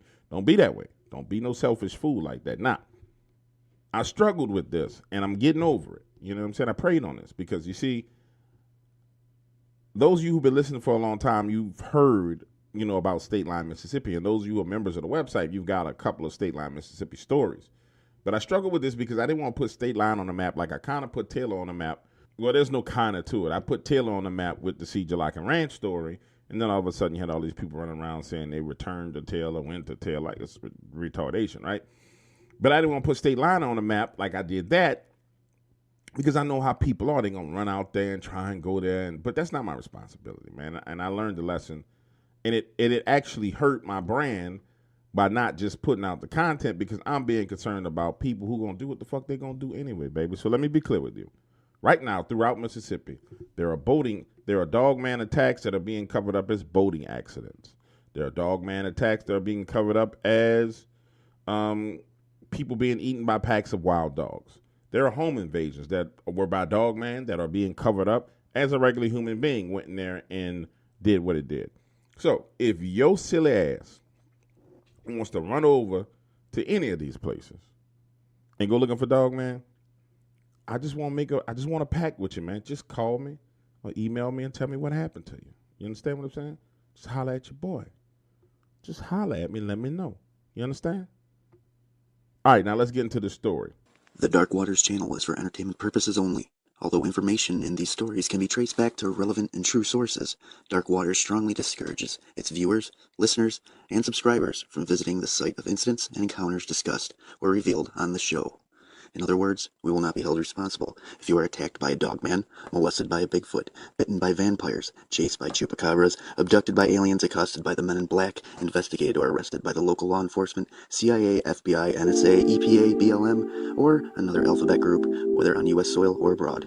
Thank you for tuning in and enjoy the show. I used to have a job, but I got laid off. I used to have a wife, but she said she had enough. I used to have a car, but it got repossessed. It seemed the Lord had found someone he likes to test. You know what I love most about storytelling? It's the knowledge that's passed down from generation to generation. I remember my pop telling me stories late at night when I was a kid. He taught me so much. He taught me that I was a soul experiencing the world inside of a physical vessel, and that there were other souls stranded on this planet. And then there were things and creatures that feasted on those souls. And I think to this day, the most important thing that Pop taught me was that every experience is not a lesson for me, but a lesson for my soul itself. Now, out of all the stories that Pop shared with me, the one that stuck out to me the most and scared me the most was about the soulless ones. And I need to give you a little bit of history. My grandparents grew up in State Line, Mississippi. If you know anything about this area, it's literally like the Taj Mahal of paranormal activity. I remember staying with him during the summers, and he would tell me the wildest stories. Things that his father told him about walking trees and creatures in the woods. Old world things. Imagine this. I'm 12 years old. Grandma had just finished cleaning our plates from dinner. And every night after dinner, Pop would head out to the porch with some coffee, sit down, and read his Bible. Their house was in the woods, so outside it's dark. And the only light out there, this single 100-watt light bulb right above the front door. For me, being outside at night was just spooky. But it didn't seem to bother him because every night without fail, he sat on that porch, cup of coffee in hand, Bible on his lap, rocking back and forth, reading his Bible. When I talk to you about him reading the Bible, he read it with passion and conviction. And he always started with his favorite Bible verse, Psalms 23. And I tell you, when he read that Bible, you could feel it. The Lord is my shepherd, I shall not want. He maketh me to lie down in green pastures. He leadeth me beside the still waters. He restoreth my soul. He leadeth me in the path of righteousness for his name's sake. Yea, do I walk through the valley of the shadow of death, I shall fear no evil. For thou art with me. Thy rod and thy staff, they comfort me. Thou preparest a table before me in the presence of mine enemies. Thou anointest my head with oil, and my cup runneth over.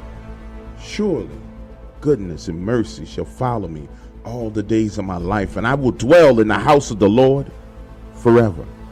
Now that's how that man read his Bible. He would be out there for hours reading it aloud, almost as if he was preaching to the darkness.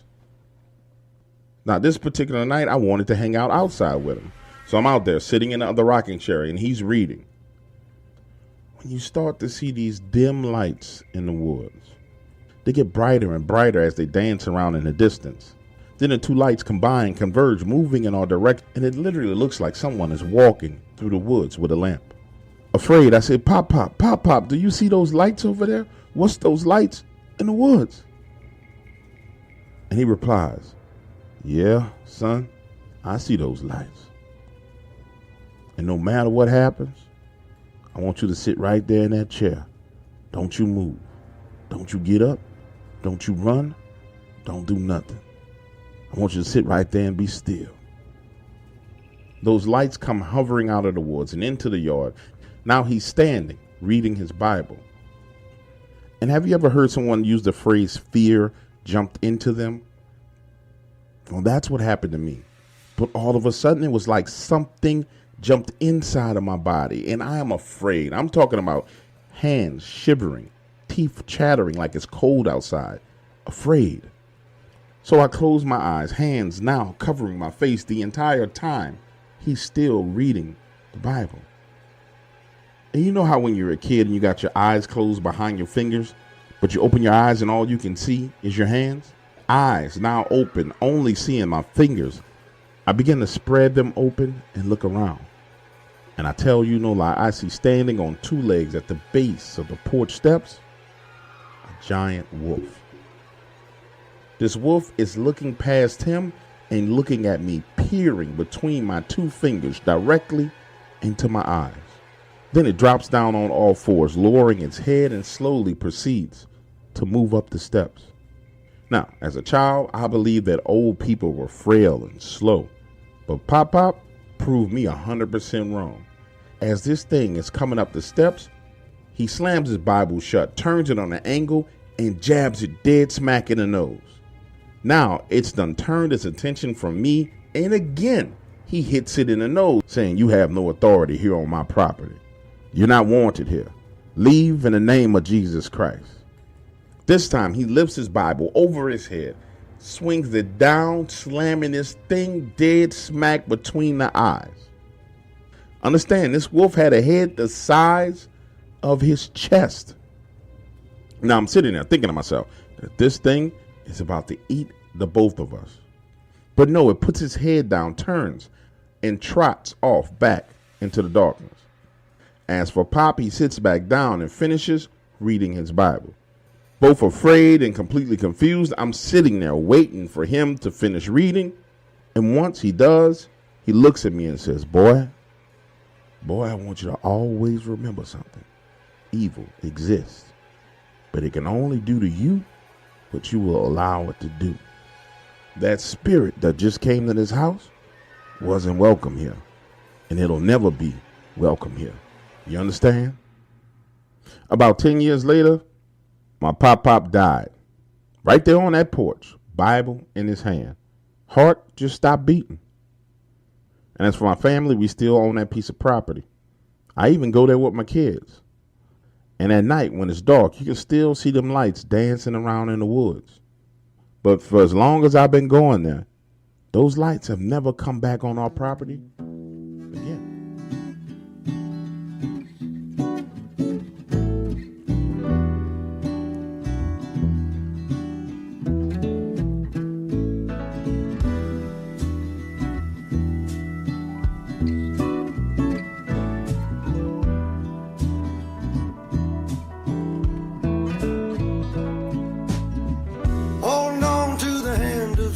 Destruction.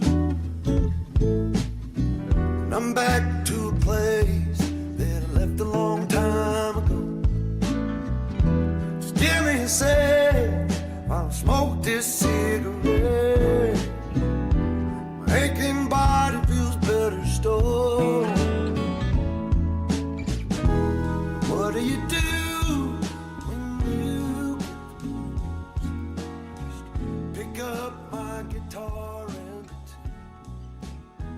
couple of shows ago, a gentleman called in asking about a dead horse in Dogman. This horse's face was chewed on, the genitalia eaten out. Well, you guys speculated whether it was Dogman or some type of cattle mutilation. The reason why I contacted you today is because I've had the very same thing happen to one of my favorite horses, and I can tell you for sure that it was Dogman. Understand, I have 500 acres of land, horses, pigs, chickens, a barn, a full stable, the works. My favorite horse's name was Roosevelt. One evening, we're on the back side of my property. He's tied to a tree. I'm working on a fence, and Roosevelt just goes crazy, bucking and pulling, pops the rope, runs 30 yards over to me and starts looking at me like we need to go. Now, I'm figuring it's a pack of coyotes in the area because I've had serious problems with coyotes from time to time. But now I notice he's got his back to me, bumping into me like he didn't want to let something get behind him. Now, imagine a scene. That area of my property, there's this trail that you ride to get back up in there. Once you get into that area, it's kind of a horseshoe. There's thick brush on both your left and your right, and my property line actually curves, making a U-shape. As I'm standing there trying to finish making repairs to this fence, Roosevelt will not leave me alone. So I say, okay boy, you ready to go? We're gonna go ahead and go. Listen to me, the minute I mount him, he takes off, hauling ass out of there. I'm trying my best to slow him down, but he's not having it. He runs full speed up that trail, head darting back and forth, looking left and right like he's spooked. So spooked that now I'm starting to get afraid, looking and trying to see if there's something there in the thick brush, but I don't see anything. Now, when we get back to the front side of the property, I dismount him, get him some water, and go to leave. But he follows me towards the house. And right then and there in that moment is when I knew something strange was going on, because Roosevelt never behaved this way. He was a stubborn bastard. When we were done doing whatever we needed to do, normally he would look at me like, okay, you go your way and I'm gonna go my way, leave me the hell alone for the rest of the day. But he damn near followed me to the back door. So I walk him into the fence and let him go into one of the pastures. Hours pass, I'm inside, my wife is cooking supper. It's about to get dark outside, so I head out to stable him. And he's not there. So now I'm on my 4x4. The sun is damn near gone down. And remember, I have 500 acres of land. And I'm out here looking for him. Listen to me. With any other horse in my stable, I wouldn't even put this type of energy and effort into finding them. I would have let them come back on their own. But Roosevelt was a gift from my wife. And I had a special bond with this horse. Something in the back of my mind told me I needed to go back up that trail where we were earlier that day. And the minute I got on that trail, I get this eerie feeling like I'm being watched. So now I have my rifle in hand, driving along. I go 400 yards, 450 yards, 500 yards, and I see blood all over the place. Confused, when I come around one of the turns in that trail, Roosevelt is laid out, face chewed off, and there's this giant black wolf standing on two legs, pulling him by one of his hind legs. His genitalia is gone. For a moment there, I found myself in shock. Then scared. But right after that, I got pissed. Really pissed. So I start shooting. I hit this thing twice, and it did nothing. It just looks at me, lets him go, and starts to head in my direction. So I empty the magazine. I'm nervous. I'm scared. I'm aiming for its lower thigh. But I swear to you, I must have hit it in its genitalia, because it dropped down on all fours and took off running. Now, disappointed, hurt, confused, afraid. Those were all the emotions I felt as I headed back home. I would have never imagined that there was something like this on my property. And there was absolutely no way that I could deal with it on my own. So when I get back home, I call my best friend Elmo, tell him what happened, and he agrees to go with me early the next morning to retrieve Roosevelt's body. That following morning when we get back out there, Roosevelt is gone. Flies all over the place, the blood done dried up, ants swarming on the pieces of his flesh left on the ground. Calling the game warden was Elmo's idea, so we call him. They come out, look around. This man tries to brainwash me and tells me that it was a cougar that I saw. And that's when I lost it. Cursed his ass out, told him to get the fuck off my property. I know exactly what I saw. It wasn't a cougar, and you can't make me believe it was a cougar. Like I said to you earlier, you could have never told me that I would be afraid on my own piece of land. But ever since these incidents, I don't even go anywhere near the backside of my property. And I used to care about that section of land. People would hunt it illegally. I would have to go back there and run them off. But now, mentally, I have completely written it off. That section of property does not belong to me. It belongs to whatever the hell is back there. And I prefer for it to stay back there than come anywhere near the front side where my chickens, horses, cows, and pigs are. So guess what, Dogman? You can have all that back there. It's yours.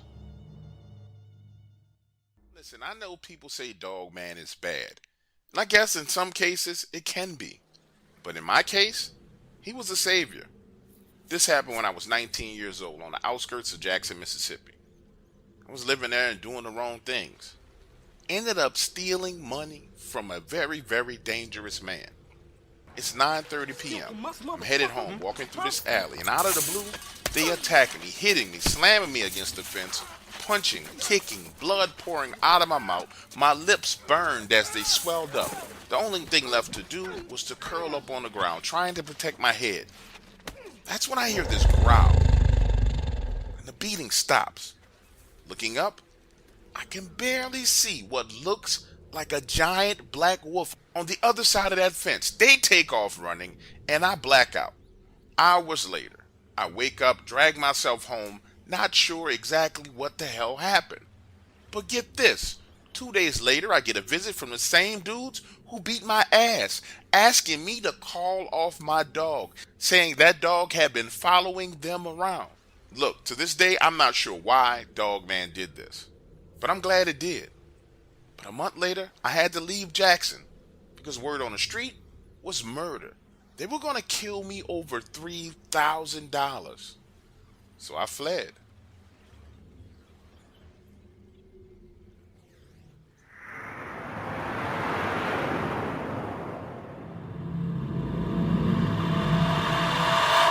Blood-curdling, spine-chilling, heart-racing fear. You are now listening to Dark Waters Radio.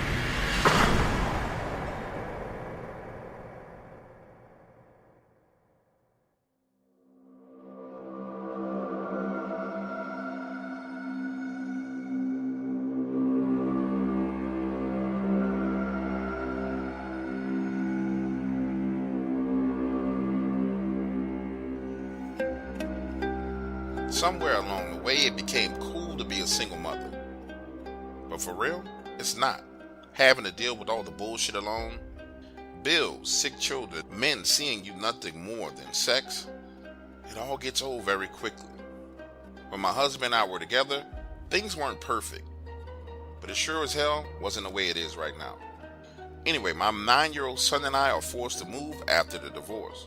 See, the judge told me and my husband, or my ex-husband, that we had to sell the house and split the proceeds. So with my portion of the proceeds, I bought a small 2-bedroom home. It was nice and cozy, and I loved the sound of the rain pattering on the tin roof. Everything was good until one night at 2 a.m. I wake up startled, looking around and see nothing.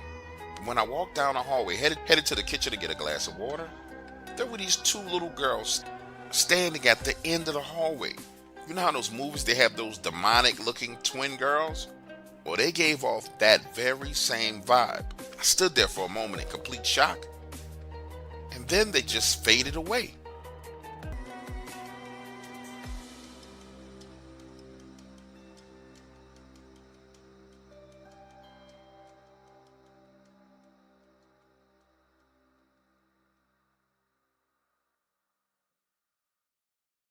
The story of Steve Gilliam.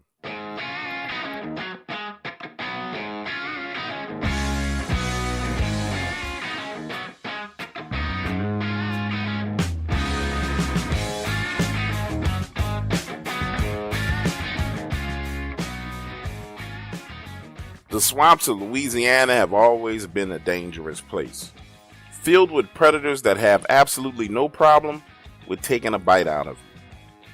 Now, for as long as I can remember, I felt comfortable when outdoors, especially in the swamps and the bayous of Louisiana.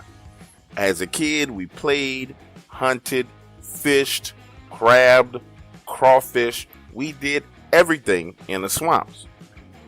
And so for the life of me, I never ever imagined that I would get lost in those very same swamps. Looking back on the incidents of that day, if you had told me that I would lose my bearings or get lost, I would have bet you my right testicle that would have never happened. But somehow, it did. And to this day, I'm still trying to figure out exactly what the hell happened. It was a Saturday morning. I got the boat ready and headed to the bayou. My plan was to do some fishing. You see, I wanted to catch me some big alligator garfish. Now, if you never fished for garfish before, let me explain to you how it's done. In the back of my truck, I had 10 empty extra large laundry detergent bottles. You know, the plastic kind, the orange ones, tied, fishing line, and a bucket with some old chicken thighs. When you're trying to catch big garfish, you don't use a rod and reel. They're too big and they're too strong. They'll break your rod and pop the line. So what you do is you tie a line to a plastic bottle, put a hook on it, bait it, toss it in the water, and go on about your business. Now them gars, they some ferocious fish. So when they strike, it's an 85-90% chance that they're going to get hooked. Once you got one on a line, all you got to do is chase down that floating bottle, grab it, and pull that big boy into the boat. Now, that was my plan for the day. Drop 10 lines in the water across a 3-mile stretch of the swamp, travel back and forth all day pulling up lines and taking in fish. I had my radio with me, cell phone, extra bait, 4 beers and 4 bottles of water, with the bag of cracklings. I get the boat launched, and I'm headed out to the area. Again, I have been doing this my whole life. You go through a few twists and a few turns, and then you hit this straight path that it runs for about 8 miles in one direction before you force to loop back around and turn back south. I get to that stretch of waterway and start tossing my lines in the water. After laying all 10 of them out in the water, it's time for me to light my cigar, cast my rod and reel, and try and grab me a few catfish. Catching catfish is how I pass the time in between pulling in the garfish. A solid hour passed of me throwing the rod and reel in the water, reeling in a little bitty catfish, nothing that I wanted to take. So I started to head back the exact way I came in. Now I'm moving about 35 miles an hour. My cigars in a plastic bag, which was sitting right in front of me, start blowing, and they're about to blow away. Now this is where shit starts to get crazy. I look away because these cigars are starting to fly off and I'm reaching for them. And I end up grabbing that bag with the very tip of my pointing finger and my thumb. And when I turn back forward to put my eyes back on where I'm going, right in front of me is this thing that looks like mirror, but it's got cracks in it and it's broken. You can see through it to the water on the other side, but the edges had this kind of bright glow to it. The next thing you know, my boat is going through this thing, and instantly, when I tell you instantly, it's fucking dark outside. Pitch black, midnight darkness in the swamps. Now I'm riding and looking around and saying to myself, what the fuck is going on? It's dark. The moon is out. I look down at my cell phone and the battery is dead, and I bring my boat to a complete stop. Now listen to me. I don't know what the hell was going on, but now I'm sitting in the middle of the swamps. The environment is completely different. The land, the trees, and waterway is completely different than what I had just seen. And now I start hearing these growls and these freaking roars. Shit that I've never ever heard before in my life in the swamps. It sounded like someone had a loudspeaker playing the noises from Jurassic Park. Then I hear something plunge into the water. You know that gabloosh sound. And I can see ripples coming through the water ahead of me. Let me explain to you like this. Freaking out and flipping the fuck out had already happened. And when I heard whatever it was plunge into the water, I went beyond that to a whole nother level of panic. Because this shit was unreal. So now I'm flying through the swamps that I'm unfamiliar with, only guided by moonlight. And I ride around for the next 5 hours trying to figure out where I am until I come up on this bridge and I see cars passing over the bridge. So now I literally drive my boat up on land, climb up this incline to the side of the road and flag down the first car that I can see. The guy driving the car had to think I was absolutely insane. I said, "Excuse me, sir." The look on his face is like he's talking to a fucking idiot. I said, "What time is it, sir?" He looks and says, "It's 11:30 on a Sunday night." I proceed to ask the next question. "Well, where am I?"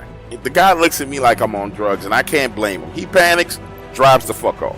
Not another car passes for about 20 minutes, and then a big rig, 18-wheelers coming. I stand out in the middle of the road and flag him down. I'm able to talk this guy and let me use his cell phone, and I call my wife. She answers the phone damn near in tears. "Honey, where are you? We're looking for you. We don't know what happened to you." Turns out, I am 150 miles away from where I launched my boat. My wife has called the police. My son and his friends are in the swamps looking for me. Everybody is freaking out. They thought I was dead. I wait there for another hour and a half for my son to go get my truck, drive to where I am, and then we have to find a place to pull the boat out of the water. When I'm finally in the truck with my son and he asks me what happened, I try to explain it to him. He looks at me like I'm on PCP. And again, I don't blame the poor child because I need you to understand something. In order for me to get from the body of water that I was in, originally fishing, to this new place where I was at the side of the road by the bridge, I would have had to take my boat out of the water, drive it on land, up the highway, and relaunch it because there was no connecting waterway to get from one to the other. And I tell you what, I know for sure I didn't freaking sleepwalk, drive my boat back to the launch, put it on a trailer, pull it out of the water, drive 150 miles to a whole nother location, relaunch the boat in the middle of the night, and then try and do some damn fishing. That's not what happened. Somehow I went through some kind of portal or doorway that something or someone was using, and it dropped me off 150 miles away from where the hell I was. Right into Jurassic Park. This is Uncle Sam with music and the truth until dawn. Right now, I got a few words for some of our brothers and sisters in the occupied zone. The chair is against the wall. The chair is against the wall. John has a long mustache. John has a long mustache. It's 12 o'clock, Americans, another day closer to victory. And for all of you out there on or behind the lines, this is your song. The truth is out there. It is one of the world's greatest mysteries, Scotland's legendary Loch Ness Monster. So does the lake creature actually exist? Well, if you ask one man, he'll tell you it is in fact no myth. Every day is flaunted in front of your face. Hundreds of people in the valley say they are hearing voices in their heads. You just choose to ignore it. Belief can be a powerful force. No one knows that better than the people who are sure they've seen Bigfoot. Real accounts. He says he knows who's playing mind games. Rogue government officials that are sponsoring this, also corrupt business officials, and private citizens. From real people. Hundreds of people turned out tonight for the unveiling of a very controversial statue. Yeah, it really is. The Satanic Temple of Detroit revealed the 1-ton bronze statue. It's time for you to take a swim. I'm just excited to see my Lord and Savior Baphomet represented in such glorious Italian stone. I do hope his eyes gaze upon me, and that my allegiance is recognized. In the dark waters.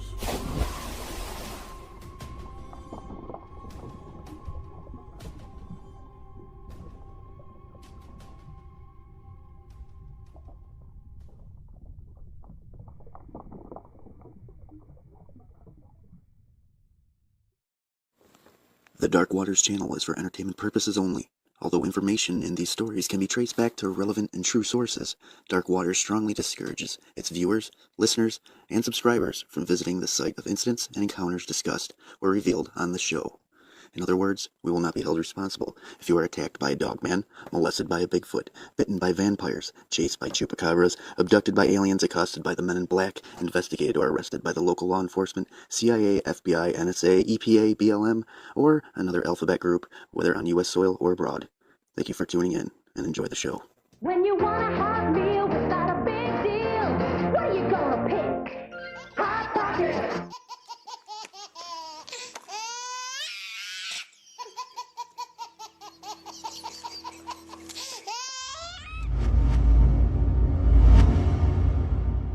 Dog Waters, you asked me to write my encounter down, so here it goes.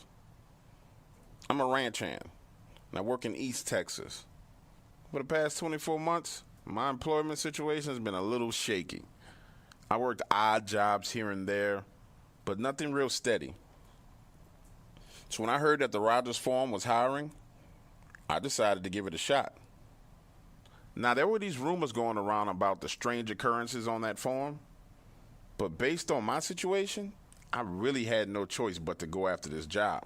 And regardless of whatever I found out there, even if I managed to only stay there for a few weeks, it was way better than what I was doing at the moment. So I headed to the property. When I arrived there, I parked and got out of the truck and looked around. This was supposed to be a farm, but in actuality, it was nothing more than a house on a huge plot of land. Overgrown grass, dilapidated fences. It was a mess. I walked up to the front door and knocked, and that was my first time meeting the old man Roger. He was a pretty cool guy, but he was old. He invited me into the house and to his kitchen table, set me down, and started to explain to me what he needed done around his property. Poured us a cup of coffee as we sat there and talked. He explained to me that all the grass on his property needed to be cut, and that a number of his fences were broken and needed to be welded. He also told me that once that was done, there was a job painting the house, rebuilding the chicken coops. His list went on and on and on. While he was talking, I looked around and noticed the family photos all around the house. And I asked him, "Excuse me, sir, it looks like you have a pretty large family. Is there anyone else who stays here with you?" That's when Mr. Roger told me that he had 2 sons that would come by and check on him, but no one other than him stayed at the property. He went on to explain that his wife had died of cancer and his daughters had moved out of town, and all he had left really was just his farm. Now, I really didn't like the idea of negotiating compensation with an old man, but I needed the money. So I asked him, "What rate are you paying?" And in true form of any negotiation, old man Roger threw the question right back at me. "What rate would you like?" Now, for most people, this situation is a bit of a conundrum. But not me. I needed to pay my light bill, I needed to pay my cell phone bill, and I definitely needed to pay my car note. So I told him, "How does $35 an hour sound to you, Mr. Roger?" And to my surprise, he quickly agreed. Now, looking back on the situation, that should have been the very first clear sign to me that something was wrong. But again, I was in need of money. I really wasn't paying attention to those kind of things at that point in time. We shook hands, I took my coffee, and headed out to the truck. The first thing I needed to do was get a true assessment of the property. So I drove my truck around the side of the house and onto the back side of the property. His farm pretty big, a good 12 to 18 acres. Just cutting the grass alone was going to take some time. And I had to cut the grass before I could even see what was going on with the fences. As I drove around his property, I started to notice little small things, like his chicken coop was knocked over, and one of his barn doors looked like it had been broken or taken off the hinges. Again, looking back on it, these are all signs that something crazy and weird was going on, but I was blinded by the money. After I had taken time and driven around the property, I decided I would take a shot at cutting the grass. So I drove my truck up to the barn, parked it, hopped out, and headed in. When I walked in, there was this strange smell. It wasn't quite like any animal that I had ever smelled before, but I didn't think much of it. I hopped on a tractor and tried to crank it up. I had to tinker with the fuel line a bit in order to get it started, but soon I was off and running. I had been cutting the grass for about an hour and a half and was really feeling good about myself. For once, I felt like things were turning around for me. $35 an hour was good money, and for the first 2 days, really all I was going to be doing was cutting grass. All was well, at least till I got to the very back side of the property. In that area, there's this thick row of trees and bushes, so thick that you can barely see through it. And as I was driving the tractor back in that area, I started to get this strange feeling, like eyes were looking at me from every angle. And all the rumors that people said about something being weird with the property came rushing back into my mind. So, to try and block it out, I plugged in my earbuds and popped on some music on my cell phone. I continued to cut for another 10 to 15 minutes, and then a tractor hit something, and this thin white cloud of dust started shooting up in the air. When I stopped the tractor, got down and take a look, there were these bones everywhere, but it was covered by all the thick grass and brush. And as I took a closer look, it was cattle bones, but not one or two. It looked like someone had slaughtered 20 to 30 different cattle and left them right here in this area. Now that was weird. And the next weird thing was, as I rode down the western fence line, I started to notice these claw marks on the trees. High up on the trees. 10 to 12 feet in the trees. None of it made sense. So I finished that day out and headed back to the house to talk to Mr. Roger about getting an advance on my pay. I figured I could talk him into at least 3 days of advance pay. That way I could pay my truck note. And again, to my surprise, he agreed. Not only did he agree to pay me 3 days, he paid me 5 days in advance. And as I was walking out of the front door headed back to my truck, I said, hey, it looks like a bunch of your cattle died on the back end of the property. There's nothing but bones there. What do you want me to do about it? The old man looked at me square in my eyes and said, leave that area uncut and stay away from there. Let's just focus on the front side of the property and getting it squared away. And that was how my first day at my new job ended. It was rather uneventful. But the next day, oh my God. I arrived at the property at sunrise. I needed to finish cutting the grass, and my to-do list was long. I had to fix the barn door, purchase lumber to build the new chicken coops, and get started on the first section of the fence repair. When I walked into the barn, I was assaulted by the strongest scent of urine I've ever smelled in my life. It made my nose run and my eyes water. It smelled like 100 dogs had taken a piss all over the place. The tractor seat itself was soaked. And when I say soaked, I mean there was a puddle of piss just sitting there. What the fuck did this? I think I even said it to myself out loud as I walked out of the door, headed to the house to get the garden hose. That's when I noticed for the very first time that there were bars on every window and door of the house. And not just regular bars. These were custom-made metal bars. I grabbed the hose, drug it back to the barn, washed down the tractor, and was off to work. By 12 noon, I had finished cutting all the grass and turned my attention to fixing the barn door. But the thing was hopeless. The entire door needed to be rebuilt. It looked like someone had ran into it with the tractor. While I was standing there making a list of all the materials I needed to fix it, a man came walking out of the tree line, climbed the fence, and introduced himself. He said, hi, my name is Sam. Now, this Sam guy was a little shifty. His eyes kept darting left to right, and he was avoiding questions. I said, Sam, you from around here? Yep, smell that urine. It's all over the place, real strong. Well, what was it? Is it dogs? Yeah, this farm has been through a whole lot of tragedy. It was like this dude was hearing a different question than the one I was asking him. So you do live nearby. How long have you lived in this area, Sam? Then he said some real crazy stuff. It all starts when you smell the piss. By tomorrow, they'll be all over the place. They? Who are they? If I was you, I'd be looking to get on down the road and stay away from here. Then this dude Sam just walks away back into the tree line just as suddenly as he came. This completely threw me for a loop. But by the evening time, I had gotten the barn door fixed and the place was looking much better. I went around to the front of the house and knocked on the door to tell the old man I was leaving, but he didn't answer. So I walked around the back side of the house, but there was no sign of him. When I thought about it, there was a car that had pulled up during the daytime, so I figured the man had taken off somewhere for a ride to get groceries or something. When I got in my truck and started to drive off, I couldn't help but think about what Sam said. What the hell was he talking about? Who were they? The following day, I would certainly find out. The next day, I arrived at the farm a little bit later than normal and went straight to work.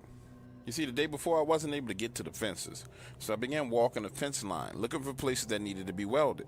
And as I'm walking, I start to hear this movement up in the trees. It was about 50, 60 yards away, but it definitely was a sound coming from up in the trees. And as I continued to walk, the sound seemed like it was paralleling me as I went along. It was like something was there just out of my eyesight, and it was stalking me. I started to feel real crazy, you know, that the hair started standing up on my arms. I got a lump in my throat, and I started sweating. I felt like I was in danger. And I decided the best thing for me to do was go get my truck and bring it back to the spot where I was working, just in case there was some type of wild animal I could hop in and pull off. It took me about 30 minutes to get all my equipment ready and set up in the bed of the truck, and I decided to park creating a 90-degree angle with the fence line. And as I'm there welding the first section, things are going good. I get to the second section, things are going great. I get to the third section, and it's right before the sun goes down. And I start getting that crazy feeling again. But this time it's way more intense. I take off my welding hammer and put it in the bed of the truck and just start looking around. and I started picking up the pieces of metal pipe so I can get out of there. I had just picked up the very last metal rod off the ground, turned to put it in the bed of the truck, when I felt and heard this growl. Man, this wasn't a dog, this wasn't a cougar, this wasn't anything I'd ever heard. It was so loud and so strong. You know how you have the surround sound set up in your house? You turn it up real loud, and then there's this growling roar, and everything in the house vibrates? That's what it was like, except for this wasn't a movie. The metal pipe I had in my hand began to vibrate, and I felt this vibration in the palm of my hands. I didn't want to turn around. Honestly, I wanted to run and get in my truck, but something made me look back behind me, and I wish I would have never done that. Had I not seen this thing, I probably could have kept working there. But when I turned around, this creature was standing 30 feet away from me. And this thing was huge and had a colossal sized wolf head. It stood there staring at me, showing its teeth, and then those eyes. Its eyes were this yellow color with this huge black pupil. Once I made eye contact with this thing, my mind was telling me to run, but it was like there was a disconnect between the signal in my brain and my body because I couldn't move. This thing's chest expanded and contracted as it breathed, and for a second I thought it was a prank. And I don't know if it was fear or my nerves or what, but somehow I dropped that metal pipe out of my hand, it hit the bed of the truck, and then rolled to the ground. That's when I heard a footstep coming from my left side in my blind spot. And I thought to myself, fuck it, I have to go. So I scrambled into the bed of my truck, up over on top of the cab, and I slid down right in front of the driver's side door, hopped in and pulled off. As I'm driving away, I look through the rearview mirror. That's when I see another creature. It's smaller and more slim, but it still looks like a dog and it's walking towards this bigger one. Man, I drove straight to the local bar and got me a drink. And when I walked in and sat down, the bartender Everett just looked at me and said, "We've been wondering how long you gonna last out at that property. Looks like you finally saw those things, right?" Everett went on to explain to me that what I saw was dogmen. Never heard about this shit in my entire life. He said that they had a bet going on exactly how long I would last out there at that property. Then he went on to tell me the old man had actually left the property and went to his daughter's house. And that this old man had been hiring people to work on that property for years and then leaving. Oh, and Sam, the crazy dude that walked up to me, according to Everett, that was his way of warning me about what was out there. When I learned about all this, I was pissed off. I didn't give the old man his money back, and I damn sure didn't go back out to that property.